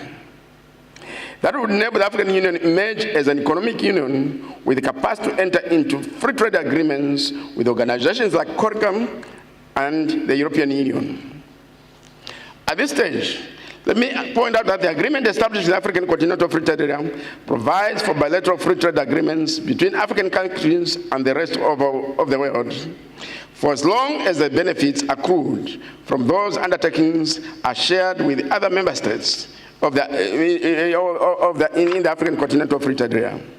So far, the information we have at the African Union Commission is that no state part to the African Continental Free Trade Area Agreement has notified other state parties of its intention to go into a bilateral free trade agreement with some external trading partner. Though provided for, bilateral free trade agreements pose a strategic risk to for the effective operation of the African Continental Free Trade Area, as well as the continent's industrialization. The vision of the African Continental Free Trade Area is to create one market. This means defragmenting the currently fragmented markets. Bilateral free trade agreements would sustain this fragmentation and in the process become a stumbling block towards creating one African market. Furthermore, bilateral free trade agreements bring with them the risk of transshipments or trade deflection in the emerging market of the African Continental Free Trade Area, and with that, the added risk of deindustrialization. Without industrialization, the African Continental Free Trade Area cannot generate high levels of intra-African trade. So, a Caribbean-Africa Free Trade Agreement would be ideal if CARICOM and the African Union each had a common external tariff. With this state of affairs, do we give up on imagining a Caribbean-Africa Free Trade Agreement? And the answer is clearly no. While agreeing that Africa must be accorded space to go through the technical process of creating an African Customs Union/Common Market on the basis of the African Continental Free Trade Area, on the basis of which we could establish a comprehensive Caribbean Free Trade Agreement, we can start somewhere. In this respect, I urge this meeting to investigate possibilities of liberalizing trade among the sectors of high two-way trade between Africa and the Caribbean as part of the process of eventually moving towards a free trade agreement. I also call on you to investigate possibilities of coming up with common quality infrastructure standards and other regulatory harmonization measures as a way of removing non-tariff barriers. Let me now address the second part, which is in fact the first part of the discussion, which is on the development of regional value chains. The starting point, as earlier indicated, is to enhance diplomatic engagements between the two regions. Let us, in this respect, develop commercial offices across our region to facilitate enhanced trade and investment exchanges between the Caribbean and Africa. This should also be followed with fora like this one, which could mobilize the private sectors of the two regions to come up with concrete follow-up activities. I'm also looking forward to business deals coming out of this forum, where I'm told we have 1,200 participants from 41 African countries and 16 Caribbean countries, as well as participants from 25 non-African and non-Caribbean countries. And we're encouraged with the signing of a memorandum of understanding yesterday, establishing an Africa-Caribbean Business Council. This should be able to really energize the private sector to go into concrete business-to-business transaction. We came on a Boeing 787-800 charter plane yesterday. I asked and was told that there were 103 passengers on that chartered flight. I'm sure there are other chartered flights from Africa to Barbados, bringing participants to this forum in addition to scheduled connections. The task for each one of us in this forum is to build on this through regular travel between Africa and the Caribbean and vice versa. If we sustain this process, the airlines will see the figures rising and start scheduled flights. With direct air transport links between the two regions, we have removed one major barrier, which is lack of transport connectivities. The good news is that African Export-Import Bank is ready to finance the development of transport and logistics links between our two regions. So, private sector, take advantage of this. Networking and engaging in business-to-business transactions through trade fairs is another platform that will aid us in developing value chains between Africa and the Caribbean. We'll be inviting governments of the Caribbean states and the private sector to participate in the Trans-African Trade Fair editions, the next week of which will be held in Cote d'Ivoire in November next year. We look forward to to the Caribbean governments and the private sector, inviting the African Union to participate in their trade fairs as well. Availability of reliable information on trade and investment opportunities and general statistics are equally important. In this respect, we have, in collaboration with the European Union and the International Trade Center, developed the African Trade Observatory, which has already started offering trade information on Africa as well as the rest of the world. Work is also underway to develop an investment observatory in collaboration with the OECD, Pan-African financial institutions, the Secretariat of the African Continental Free Trade Area, and regional economic communities, in addition to Auda, Nepal.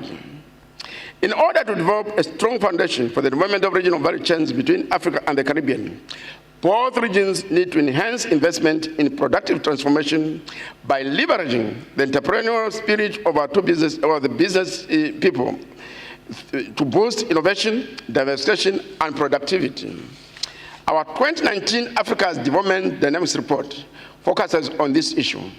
One of its key highlights is that since 2000, domestic demand has accounted for 69% of Africa's gross domestic product, and this is expected to increase with the operation of the African Continental Free Trade Area. Manufacturers and agro-processors across Africa are seizing this opportunity to increase investments across the continent. The report further highlights the need of developing strategic clusters of firms, facilitating regional production networks, as well as enhancing firms' abilities to thrive in new markets.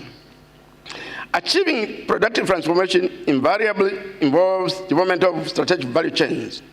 Our 2022 Africa's Development Dynamics Report focuses on regional value chains such as automotive, wood, agri-food, energy, and among others, pharmaceuticals. Beyond this, working with partners like the European Union, International Trade Center, United Nations Industrial Development Organization, and GIZ of Germany, we are also undertaking mapping exercise of regional and continental value chains. We now need to move beyond the African region and start work on developing regional value chains on a continent-to-continent basis. The European Union and CARICOM are two regions that have shown interest in this area. In this case, the Africa-Caribbean regional value chains, in the case of the Africa-Caribbean value chains, I'm now making a public announcement or statement, and unfortunately, I don't see any board from the African Export-Import Bank. And the announcement is that, there you are, and you should say yes. The announcement is that I'm going to make a request to the president of the African Export-Import Bank to finance 2 or 3 studies on the development of regional value chains between Africa and the Caribbean. Tell the meeting that you agree. So there you are.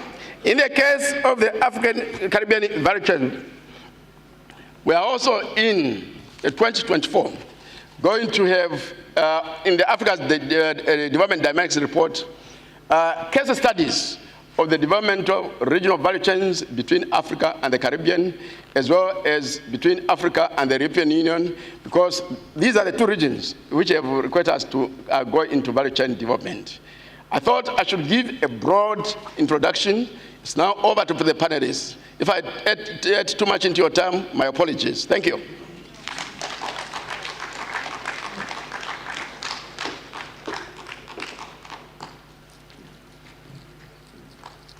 Thank you, sir. I now invite the final panel, it's a very high-level panel, to come to the stage. The moderator is Dr. Demi Sinanan, who is Manager Competitiveness and Export Promotion at the Caribbean Export Development Agency.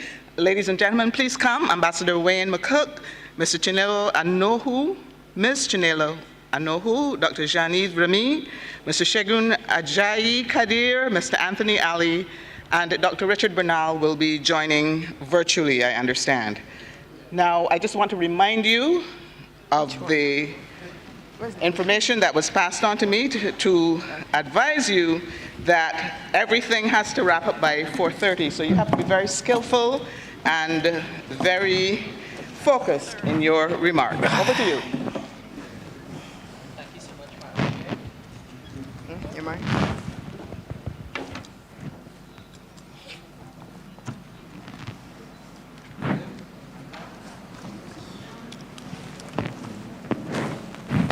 Hello, can you guys hear us? Yes. Yes, we can. Well, good afternoon. All protocols observed. As you hear, we are operating under significant time constraints. We have about 30 minutes for the panel, and I'm conscious it's the last panel of the day, and everybody wants to get to all the fun and the cultural activities.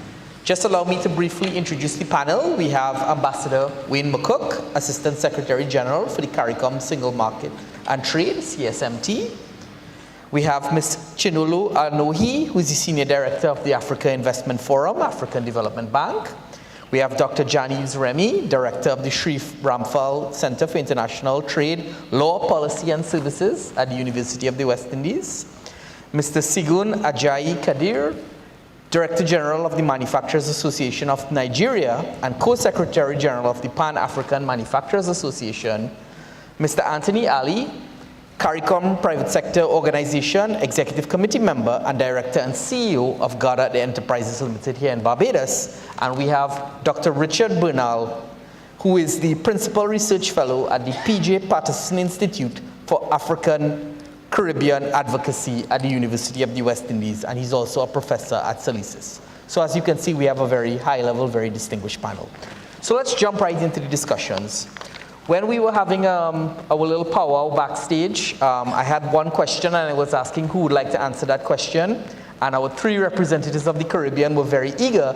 So I thought in the interest of getting a wider discussion about an Africa-Caribbean free trade agreement, we can get the differing opinion from not only CARICOM, but academia as well as the private sector. So I will open with Ambassador McCook. We heard from Excellency Machonga about on the African side in establishing a free trade agreement between Africa and the Caribbean region. Tell us from the Caribbean side, how can we get that done from the Caribbean's point of view? Thank you, Demi. First thing is that the title of the session is Imagining an FTA. So I think we are given quite a bit of latitude in the discussion. I think Commissioner Muchanga laid out certain sort of statutory considerations that would need to inform the establishment of an FTA. But an FTA is not the only vehicle through which you can have structured trade relations. And there is an hierarchy of trade arrangements that one can look at for the future. I think the conversation now is really about the momentum that is being built on the back of the decision of the Africa CARICOM Summit of last year, for which this forum is a beneficiary, from which it's a beneficiary, and the discussions that are taking place here. So what can we envisage? We can envisage looking at different areas of potential for trade and assessing what kind of arrangements would be needed to support it. And I would want to rest there to allow particularly our business colleagues to talk about what they need, because the agreement really would need to serve those who trade. It's firms who trade.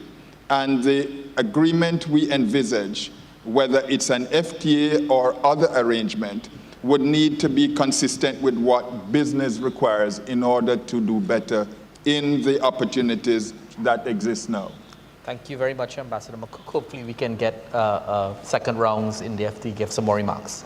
This segues very nicely to Mr. Ali. I know we said Dr. Remy would go first, but I think it segues quite nicely to Mr. Ali, being a private sector person and being on the executive committee of the Private Sector Association. Maybe you can jump in here and give your thoughts on imagining a free trade agreement between Africa and the Caribbean region. Thank you. Well, when we think about a unilateral liberalization of trade between the two organizations or the two countries, two regions, we have to really think about how do we make this something that's concrete and factual, and not talk about the imagination, but the practicalities of what do we need to put in place in order to make trade effective. And part of that has to really understand, do we have the infrastructure, the regulatory environment, and the political agenda within both regions to make this successful? And so the first thing I would say is we really need to focus on our houses here in CARICOM and within the AU. Both of those regions have to basically put in place the necessary infrastructure to allow intra-regional trade to occur, and then focus on the extra-regional trade between the two regions. And so I think there is huge, huge opportunity between the two regions. And we have to make sure that in order to capitalize on that, we put in place through the political agendas, the private sector agenda, and I will use the regulatory environment to make sure that the policies that are there enable us to be successful. And I think that's where we really need to start. Absolutely, completely agree. Dr. Remy, perhaps you can sort of jump in here and give your point of view on the topic. Thank you, Dami. It's very strange for the person wearing the academic hat to be the most concrete. And what I want to do at the end of this last session is lay out a sort of a roadmap that I think I can set out. So pencils out, I hope, that I think will take the ideas and all of the wishes and all of the great ideas of taking forward this process and frame it in something very positive and very concrete. And I have 3 points to make. The first one is I think we need to, like a ballast in a ship, we need to ground this process in an overall structure. And I think the first thing to say here is that models, theories, and ideas actually do matter. I'll hazard a guess that these have been emphasized by the private sector as well as the political arm, that we sign MOUs and that we sign agreements for the business to proceed between these two regions. But what I want to say is the zeitgeist is in favor of advancing a counter-narrative to neoliberal and market-based approaches to development.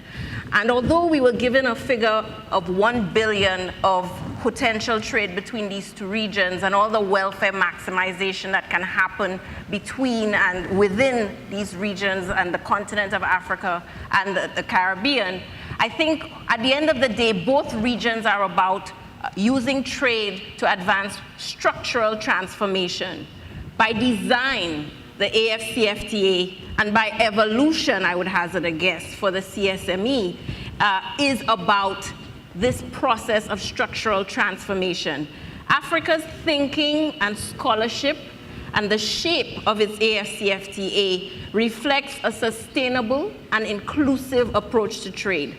And it is embedding that counter-narrative in the very language of the agreement. It's talking about things that usually are just whispered outside of the open liberal approaches, things like variable geometry, flexibility, capacity building, building on the regional economic agreements. And it's also creating protocols on women, youth, the environment, e-commerce. These are things that all of the world is now moving towards, moving away again from neoliberalism and really using a bottom-up approach towards advancing our economies. So the first thing we need to do to concretize this process is learn from each other. How can CARICOM, with its own ideas, contribute to the idea of how we structurally transform our economies? And how do we teach and learn from each other and represent that jointly in the fora where agendas for the SDGs and other types of structural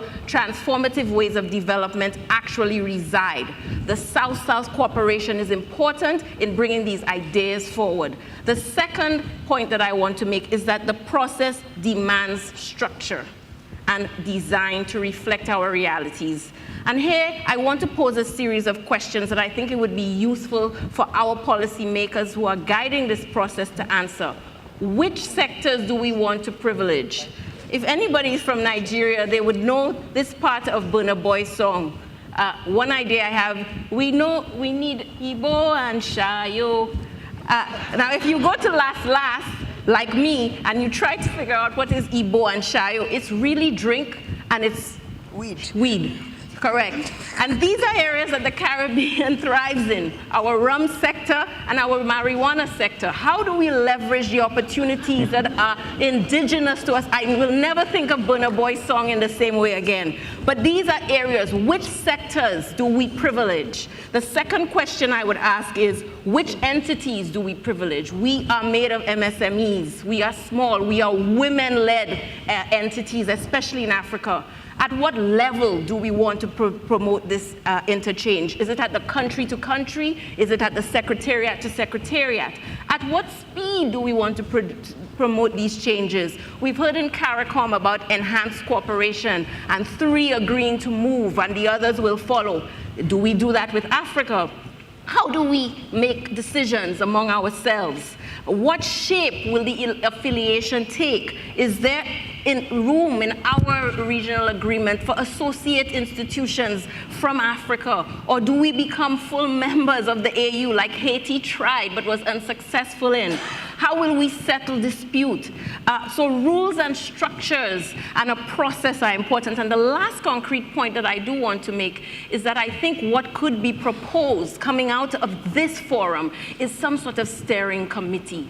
A steering committee that will guide the thinking, frame the process, have young leaders, and for that, Africa should be commended for Wamkele. Ambassador H.E. Wamkele was a friend of mine in Geneva, but is now the head of the AFCFTA. We also need think tanks. We need business. We need the CARICOM, and we need the AFCFTA. We need the AU. We need young people, and we need women. And so I think if we have a steering committee that will frame the thinking and kind of frame the great will generated from here, that is a positive and an actual process that we can proceed with and move forward. Thank you so much. Thank you very much. Thank you very much, Dr. Remy. I think, that's what we need. We need a way forward. And I think that's what we want to get out of this forum today, a way forward. No talk, talked enough. What's the next step? So with that being said, I'd like to turn it over to Mr. Ajayi Kadir, who, you're a manufacturer in Africa. We heard Excellency Muchanga basically say to the Africa Exim Bank, let's do a study on what are the potential for trade, what are the comparative advantages and the competitive advantages that both regions have. I want to get your thoughts on that. From a manufacturer's point of view, where do you see the avenues for trade between Africa and the Caribbean region? Where do you see it happening, in what sectors and what products from the manufacturing side? Okay, thank you very much. I think Commissioner Muchanga hit the nail right on the head. We need to do a study. We need data on what is available and where, in what quantity, and what is the level of awareness concerning how it can be scaled. Because nobody told us not to trade amongst ourselves. Even in Africa, AFCFTA is to promote intra-African trade. But nobody put a gun on our heads, you can't trade. The reason why we can't trade is because there are binding constraints that makes it unprofitable for you to trade. If you want to export to Côte d'Ivoire and you need to take the product out of Africa and bring it back, when it comes back, it's not going to be competitive with the one that is coming straight from France. And my brother in Abidjan will not buy from me because it was produced by his brother in Nigeria. He is going to obey the law of his pocket. And in Africa, our disposable income is low. So in terms of how we can trade amongst ourselves, I think we need to do the first thing first. AFCFTA started in Africa more than a year ago, but we've not been able to trade. And that is because there are binding constraints that need to be overcome for us to translate it into reality. Should we dream? Yes. Should we fail to dream because there are binding constraints? No. But we need to fully understand what the implication of our dream is. And we need to wake up very quickly so that we don't just continue to dream and have conferences one after the other without realizing it. Because we trade in primary products, for instance, agriculture, minerals, and so on. So, but the vertical fragmentation of production and the steady rise in intermediate products has offered huge opportunities for us, even though we trade in similar commodities, for us to be able to create niche areas for ourselves, for us to be able to have the South-South kind of linkage that we want. So I think it's right for us to think to have an FTA between the Caribbeans and Africans, but there's a lot of work that needs to be done. There's need for information. We need to be sure of infrastructure that limits our capacity to scale, because there's no point if you can't produce on a large scale in Africa, you are thinking of bringing it to the Caribbean. You are not going to make profit. There are also the logistics that is required. You need to be able to get local companies that will be able to engage in the provision of such logistics. It will not be wise for us to look forward to shipping lines that come from Europe, Americans, and so on, to help us to take our goods. I mean, if you can use it to transport slaves centuries ago, we should be able to carry goods. So those are the things that I think we need to look at. Thank you. Yeah. No, absolutely. I think very good point. And I just want to say, law of his pockets, I think I'm going to be using that one going forward. So I've officially stolen that, that phrase. So let's go over to Ms. Anuhu. Ms. Anuhu, the Africa Investment Forum has a very, very good platform that I was privy to earlier today to help promote, to help encourage investments between entities. How can we leverage that very good platform that the Africa Investment Forum have to encourage cross-border investments between the Caribbean and Africa and the Caribbean?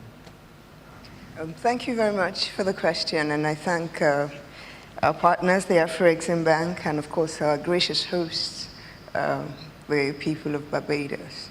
The AIF, which is the Africa Investment Forum, is a multidisciplinary, multi-stakeholder platform primarily set up by the African Development Bank in conjunction with 7 other partners, of which Africaribbean is a very active partner on the platform.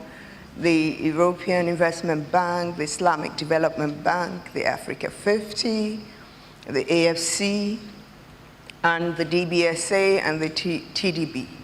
And the reason is simple. How do you facilitate investment? How do you remove the bottlenecks in the investment? How do you prepare projects for bankability? How do you accelerate projects to financial closure?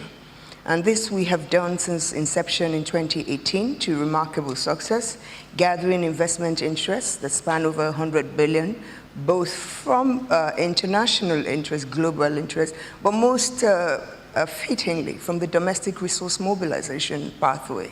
And what we do, and this is in response to many of what I've heard, not just on this platform, but across since yesterday, that what's the next step? Transactions. We have to distill a lot of the talk into viable projects, into things that happened yesterday. The Prime Minister gave an electrifying call to arms. And most of us left this room yesterday. We didn't go to sleep. We started thinking immediately, how do we curate the transactions that will answer to the transportation problem? How do we stop Honorable Minister Amadou Hort from spending 28 hours just to get to the Caribbean? And when you think that way, it becomes solution-oriented. And we step away from talking, which is good. It's good to talk. But what do you do with the talk? And unless you distill it into bankable transactions, with all the attendant problems that we have seen, it would be naive of us to believe that there are no barriers to what we need to do. But then it will be also self-destructive to focus on the barriers and not the solutions to the barriers. So we do not have a direct flight from Nigeria, for instance, Cote d'Ivoire, for instance, to Barbados. What do? Do we sit and talk about it? Do we wait for any airlines to come? Or do we sit down, as we're doing now, to curate a transaction with willing airlines, private airlines, commercial airlines, cargo airlines, the whole gamut? And it's in thinking that way that the things some of my colleagues in the panel have talked about will spring up. What are the enabling laws needed?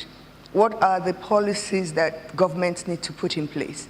And when you present a government with a solution to a problem, it's far easier to implement rather than saying to them, oh, this is not possible, this doesn't exist. If things don't exist, what we do on the platform is to create them, to open up the thinking of how we can solve these problems. The comparative advantages Africa has far exceeds its limitations.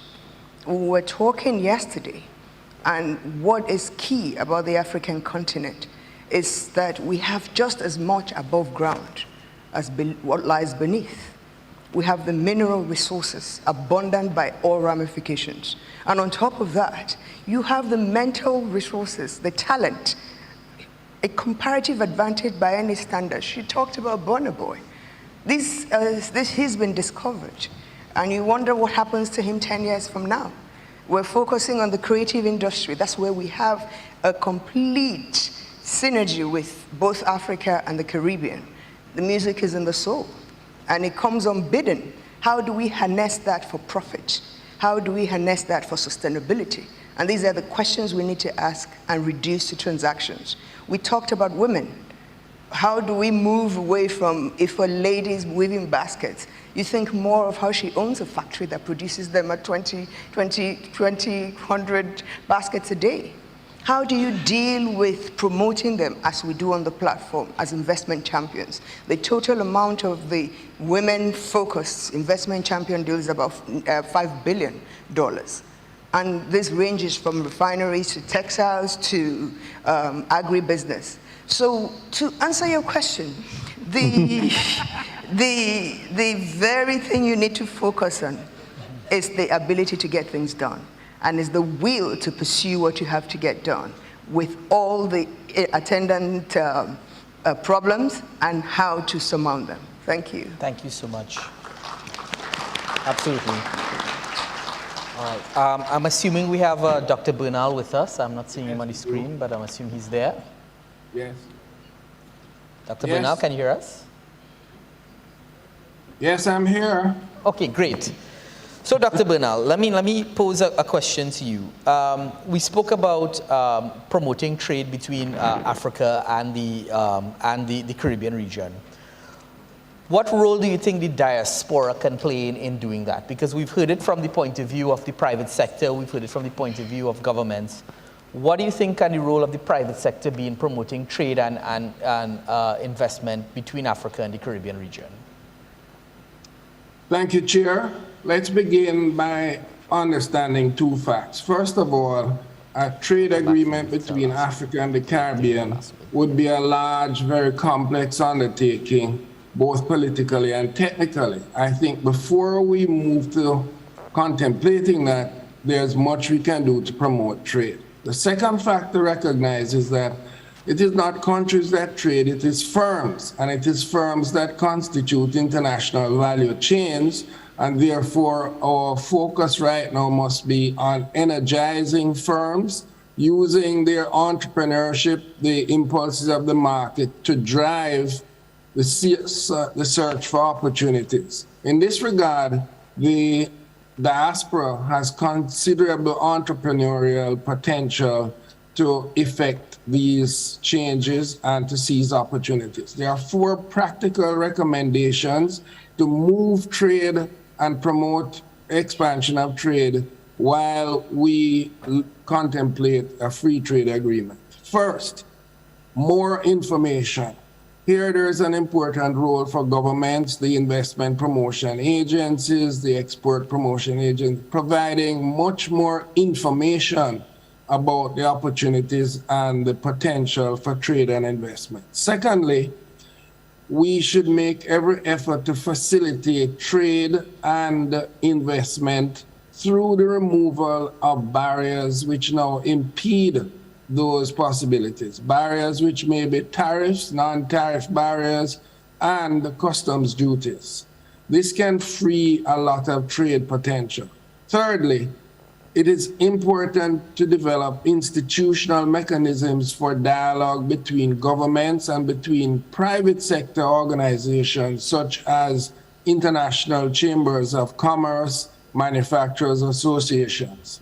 And finally, the next step which can promote trade is for there to be a major intergovernmental private sector summit on transportation to address the difficulties in shipping and air travel between Africa and the Caribbean. I believe these 4 measures are things which are practical and can be followed up relatively inexpensively and can promote trade, relying on the energy of the private sector, the foresight of governments, and the potential of the diaspora.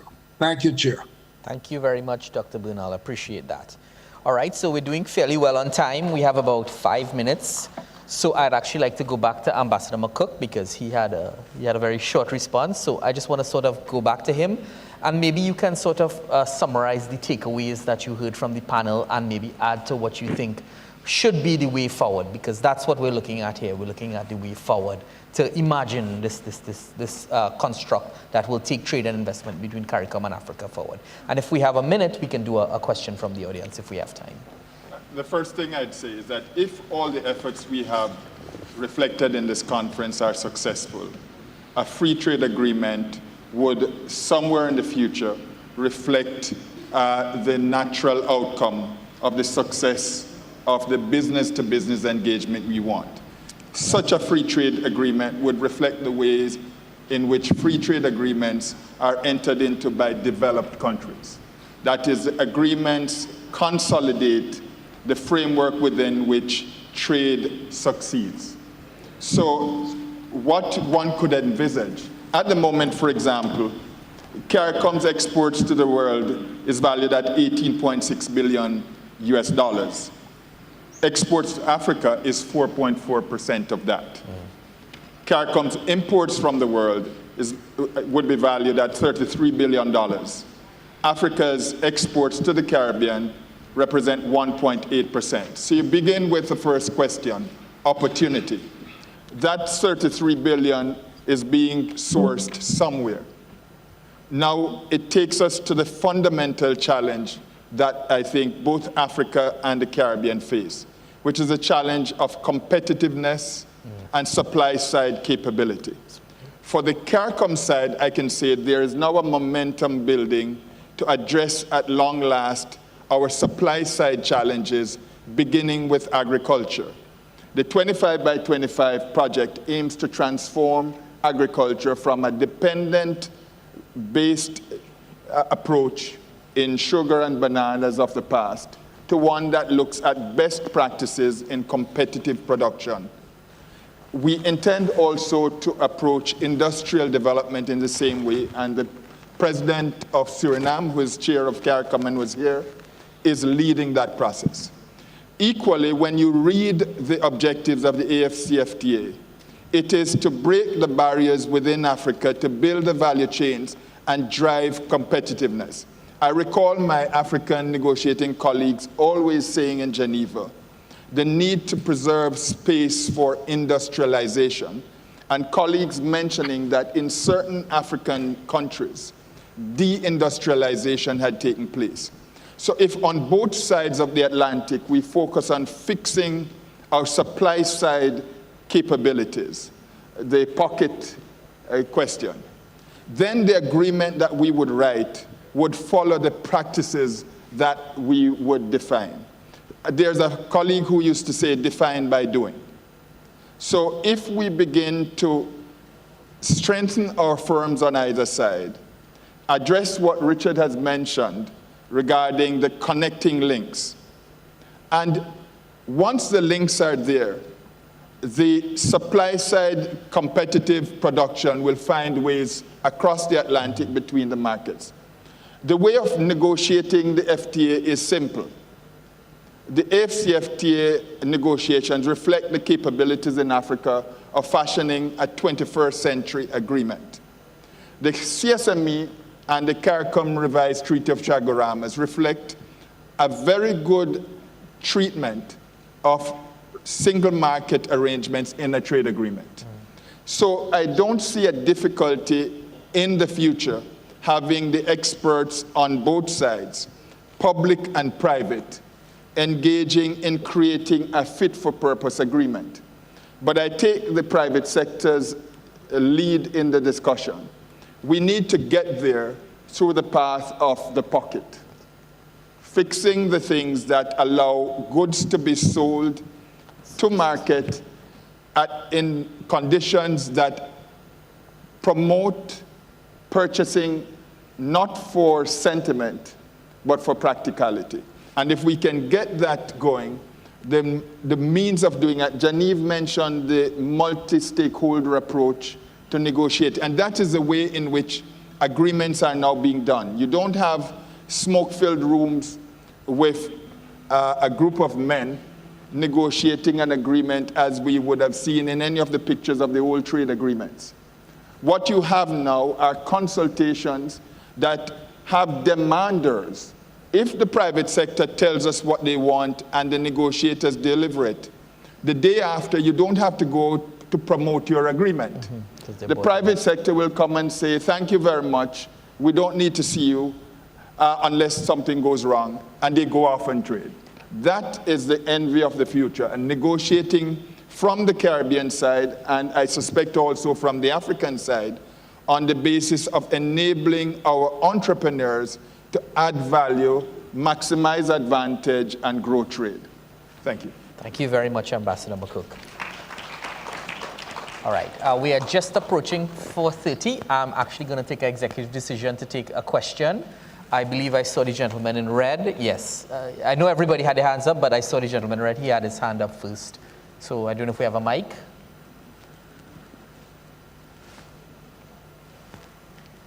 Here we go. Hi, good evening to the panel. My name is Andre Petit, and all the talk you all are talking about in terms of transportation, I have the solution for you all. I am actually the person here present at this conference who has the solution in relation to starting a regional fast ferry service in relation to maritime transportation and linking the Caribbean from North, Central, Southern Caribbean, as well as Latin America region. And I'm looking to start this fast ferry service very soon. I'm here seeking financing to start the regional fast ferry service. Maritime transportation is very key here in relation to this whole program, as well as, yes, it was my birthday, and I actually had a meeting with one of my directors yesterday. We were discussing transportation from Africa to the Caribbean. Can you keep the question short? I mean, we have very limited time. Can we jump straight to the question if you have a question for the I don't panel? have a question. I was going to offer the solution in maritime transportation, sir. And we can offer the solution, we can offer it, but maybe at a different forum. No problem. Thank you so much. I'm here to offer the solution, maritime transportation. No problem. Thank you very much. Speak to everyone afterwards. Thank you so much. One more. Wrap up.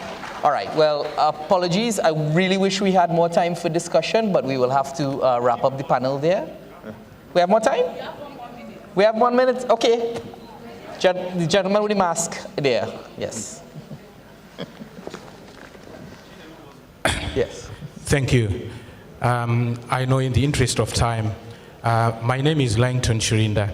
I traveled all the way from Australia because I believe the conversations we are having here is very critical.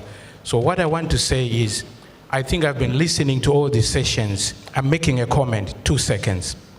I've been listening to all the sessions and everything, and what is coming out clearly is that we have diagnosed our problem. We know we are not manufacturing using our mineral resources as raw material. Number one. We know we have got the young generations to be driving the economic development of the continent. But what we don't have is the answer and solution to that.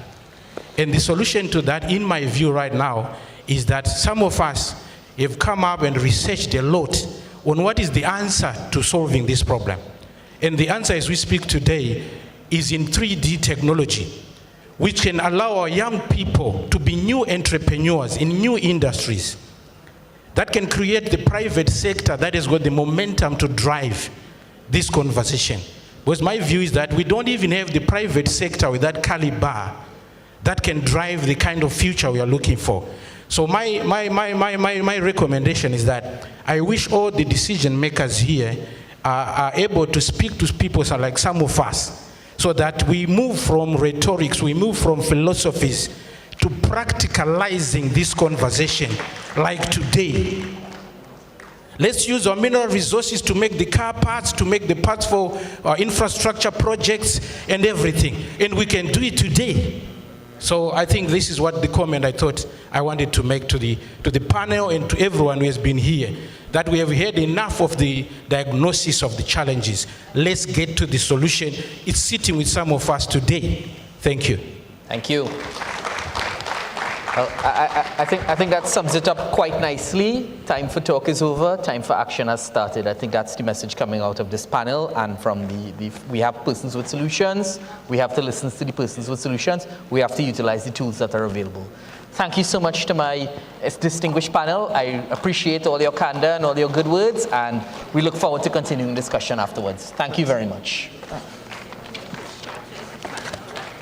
Yeah. Photo time, photo time.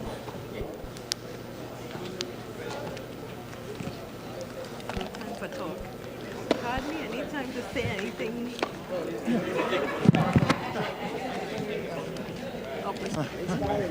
Because you're losing interaction. Right? Yeah. Like, She come to the middle. Yeah.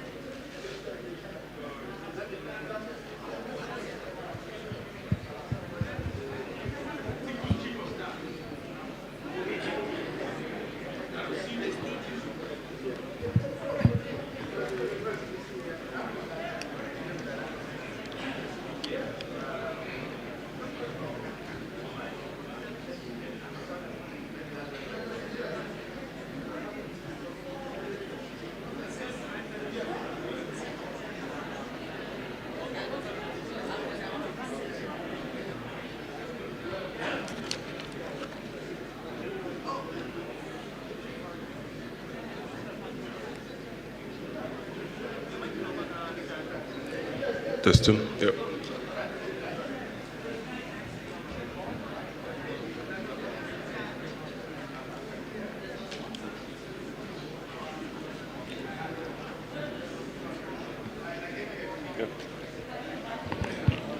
Okay, ladies and gentlemen, we are now to the final segment of this very exciting two-day program that we've had thus far. Let me, first of all, thank the outgoing panel, which spoke about building Africa in the Caribbean value chain exports, imagining Caribbean-Africa Free Trade Area Agreement. We certainly believe that all that was discussed allows for us to really chart a roadmap forward, both in terms of intra-regionally and interregionally, with the benefit of our consumers. Ladies and gentlemen, if you can take your seats, please, so that we can conclude this aspect of the program. If you can take your seats, please, and if you can all encourage those on the outside to come in. We're at the end, but of course, this is a very important aspect of the program.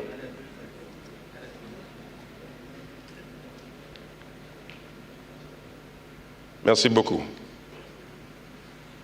Now, as I said, we've had 2 days of rich dialogue in this inaugural Africaribbean event, focusing on trade and investment. Of course, the government of Barbados is the host. And we had Export Barbados, Invest Barbados, and also the African Export-Import Bank. But really, this provided a historic moment for a number of reasons. One, business, trade, development, but bringing our 2 regions closer than ever before. And in order to set that final context in terms of thanks and gratitude, there are a number of persons who are going to come and speak to you with regards to the way forward and the importance of this event. So first on my list, I would like to invite Mr. Dennis Tedenia, the Executive Vice President of Finance, Administration and Banking Services of Africaribbean Bank. Please, sir, you have the floor.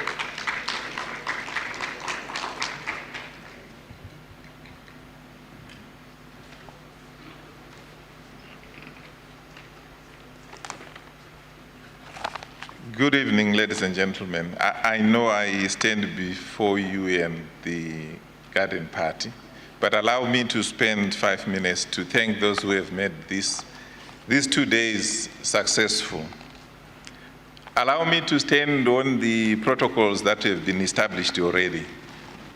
Distinguished ladies and gentlemen, it is my honor and privilege to make this vote of thanks.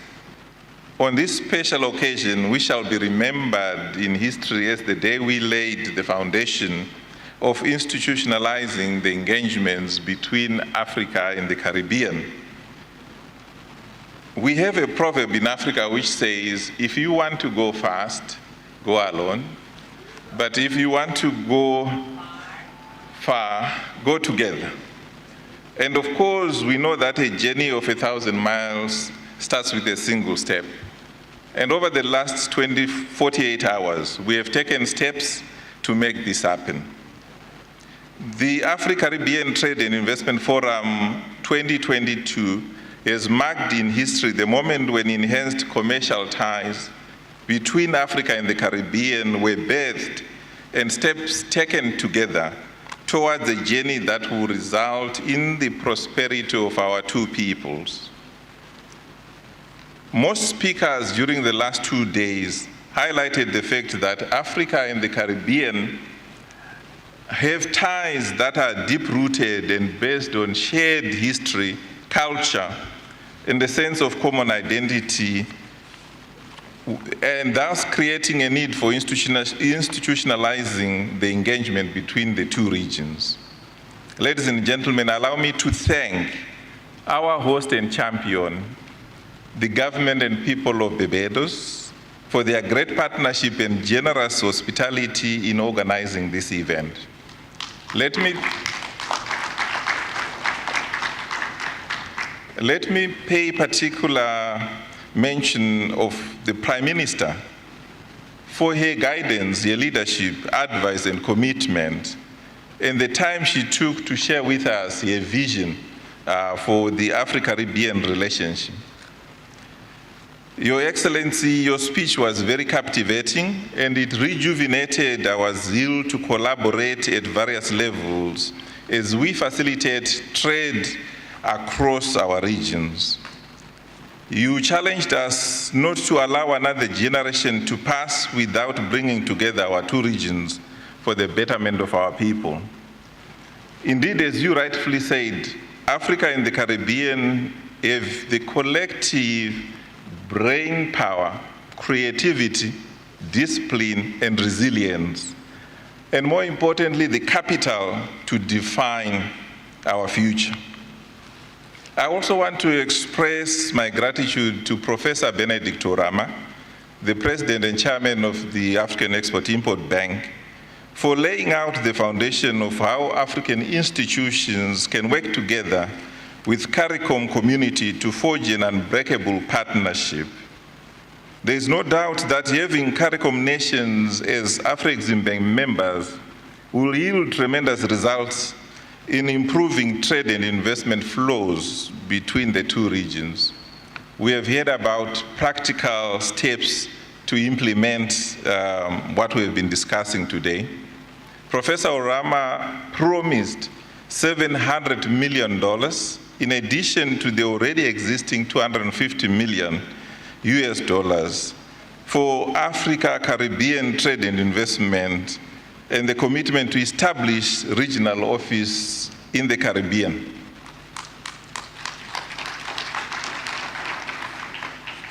Yesterday, we signed an MOU and partnership agreement which will catalyze and build bridges between our two regions. My sincere thanks also go to the various heads of state and government, ministers and senior government officials representing heads of state, heads of delegation of international, African, and Caribbean development institutions who are here present. I would like also to thank the CARICOM Secretariat and the African Union Commission, under whose auspices our countries are pursuing integration for the prosperity of our people, for defining the tremendous opportunities ahead of our two regions, and your guidance on areas to look for in order to boost trade, as highlighted by Ambassador Mchanga recently. I'm also very thankful to our co-organizers, Invest Barbados, Export Barbados, for helping us organize this event. And as you know, an event of this magnitude cannot happen overnight. It did take dedication, hard work, and commitment. Please accept our sincere thanks for the excellent support you provided in organizing and hosting this event. My gratitude also goes to all the speakers, the panelists, directors of ceremonies, moderators. Words are not enough to express our gratitude to you and for the role you have played during the historic event. Ladies and gentlemen, it is not my intention or task to recap the outcomes or the takeaways from the 2 days of deliberation. But I just wanted to mention one, which was highlighted yesterday. This integration that we are seeking should be inclusive. It should include big business, it should include SMEs, and it should also include women and our youth. I think that is important for our future.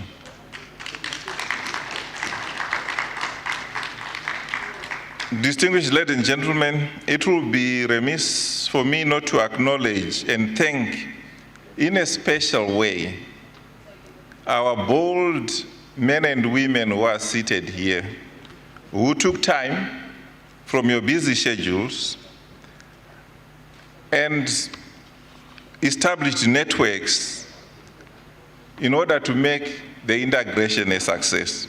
I would like to pay particular attention to you, ladies and gentlemen, for sparing your time to come here. Let me also take the moment to thank our sponsors, without whose support this event would not have been possible. I am not forgetting our exhibitors, who partnered with us and showcased products that are available for trade. To our entertainers, I say thank you. The poets who put up a great show, thank you for your participation. We partnered with a number of institutions to make this happen, and I would like to say thank you to all of them and mention the important ones. Export Barbados, Invest Barbados, Africa Business Council, African Union Commission, AFCTA Secretariat, CARICOM Secretariat, International Trade Center, Barbados Tourism, and National Cultural Foundation Barbados. Thank you for your partnership. Let me conclude by thanking all of you who registered and attended. As you heard from Ambassador Mchanga, over 1,200 participants participated in these two events. I know some of you spend more than a day to travel from your countries to Barbados. Thank you very much for your sacrifice. Thank you for attending.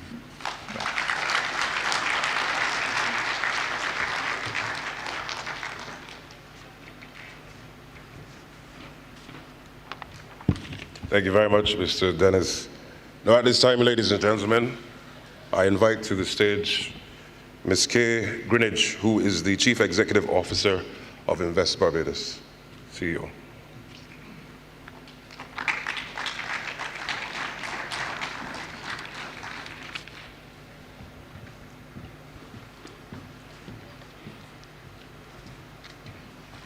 Thank you very much, Ambassador. Ladies and gentlemen, the past 3 days of this Africaribbean Trade and Investment Forum 2022, Active 2022, have been exhilarating, enlightening, productive, and groundbreaking, given its historical context. What it has also been for more than our 1,200 participants, and over those 3 days, and yes, I'm including August 31st, because that was the welcome reception, was a unique opportunity and space to make meaningful business-to-business connections, explore the expertise and resources on both sides of the ocean that separates us, and to see, feel, and touch brand Barbados beyond the beaches. This singular event has also awakened our diasporic connections, who have long desired a more tangible economic, legislative, and diplomatic platform on which to establish and expand our African and Caribbean business relations. This forum has been an invaluable boon to greater understanding of the capabilities, resources, expertise, and markets to be tapped. Maybe before attending Active 2022, you had misconceived that in the Caribbean, our populations and country sizes were too small to become important markets and partners for African goods and services. And maybe some of us in the Caribbean were overwhelmed by the distance, travel, and shipping challenges of doing business with African enterprises and governments that we didn't just bother. However, with global telecommunication advances, electronic payment platforms and apps, new air travel arrangements, trade and investment treaties, as well as compliance rules governing how we engage, and we are equipped to become the champions of a paradigm shift in African and Caribbean relations. Our region's university graduates and young professionals are looking for new opportunities to spread their talents and advance their dreams. So too are Africa's innovators, producers, and investors who are seeking fresh markets and professional service providers. We trust that the space and platform we've created here in Barbados will be used to concretize and action many of the connections established at this forum, and that the forum was the launching pad necessary at this time in our collective histories and global economic realities. We in Barbados were thrilled to have hosted participants from 41 African nations, 16 Caribbean countries, as well as several nations across the Americas as far away as Oceania. Our delegates, who have come with eager anticipation, were afforded opportunity to see our facilities and better appreciate the areas of technical and human capacity, while we in this region gain insight into many prospects on the African continent. Of course, as host country, we have been excited by the buzz created by this forum on the ground in Barbados and across the region.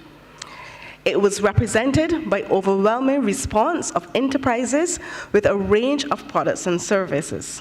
From among our local participants, there was real estate, educational services, information technology, legal and compliance, insurance, cybersecurity, culture and entertainment, tourism, medical and pharmaceutical, marketing and branding, project management, film and advertising, solar and alternative energy were well represented. From our other registrants, they were providers of a range of services and products, including financial services, agricultural products and processing, shipping and logistics, advisory services, construction and design, agriculture, procurement, jewelry, and art. This gathering has simply been phenomenal. We believe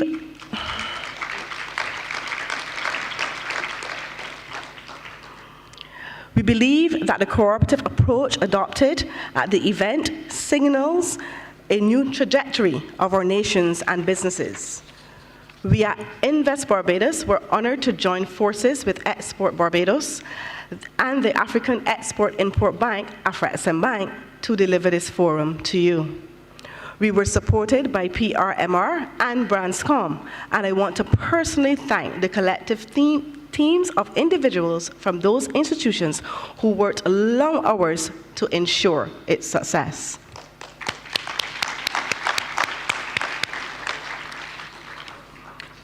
We were also provided with valuable assistance from several national and regional agencies and sponsors who put their financial and human resources behind the staging of this highly successful event, and I also thank them. Additionally, I thank the dedicated teams within several government departments and ministries, including the Prime Minister's Office, the Ministry of Foreign Affairs and Foreign Trade, and the Ministry of Tourism. The contributions from our partner institutions were also invaluable. We thank the Barbados Tourism Marketing Inc., the National Cultural Foundation, the African Union, the African Business Council, the world's largest free trade area, the African Continental Free Trade Area, the CARICOM Secretariat, the CARICOM Export Development Agency, and the International Trade Center. We, of course, could not have this forum without our many sponsors from Africa and the Caribbean and Barbados. And for their unwavering support, I want to actually give them a hand. We thank you.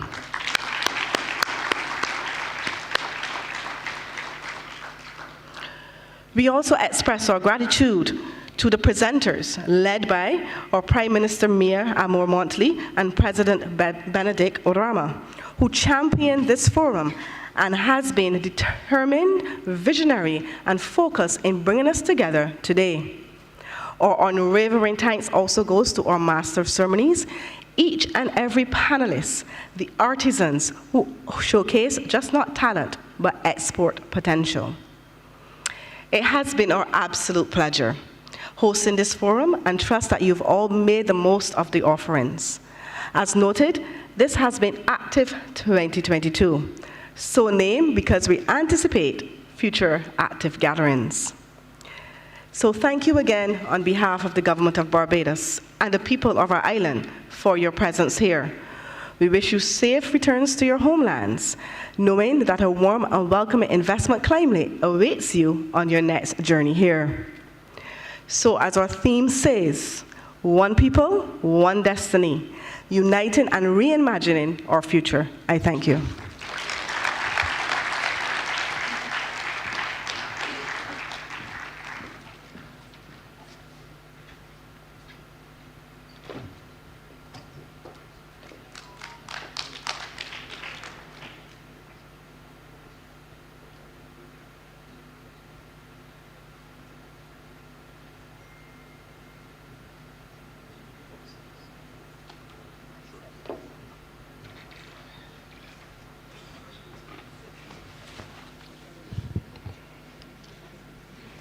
Thank you very much, CEO. Ladies and gentlemen, we've come to that point in the event where we say, merci beaucoup, muchas gracias, vielen Dank, thank you very much. And it certainly has been a rich, shukra, okay. How can I forget Arabic, no? Very good. And simply to say, on behalf of the government of Barbados, as you've heard, the Africa Export-Import Bank, and all of you, I think you need to give yourselves a round of applause as well. Because without you, it wouldn't have been possible. And I simply want to say thank you very much. This evening, just a matter of housekeeping matters, at 6 p.m., there will be a garden party with fashion from both Africa and the Caribbean, and a musical performance. And I understand it on good authority, you really don't want to miss the musical performances that we have in store this afternoon. I repeat, you really don't want to miss the musical performances we have this afternoon. So I strongly, let me take my glasses off. I strongly encourage you to go to Ilara Court. For those of you who don't know where it is, it's literally next door to this compound, but anyone at the information booth can tell you where it is.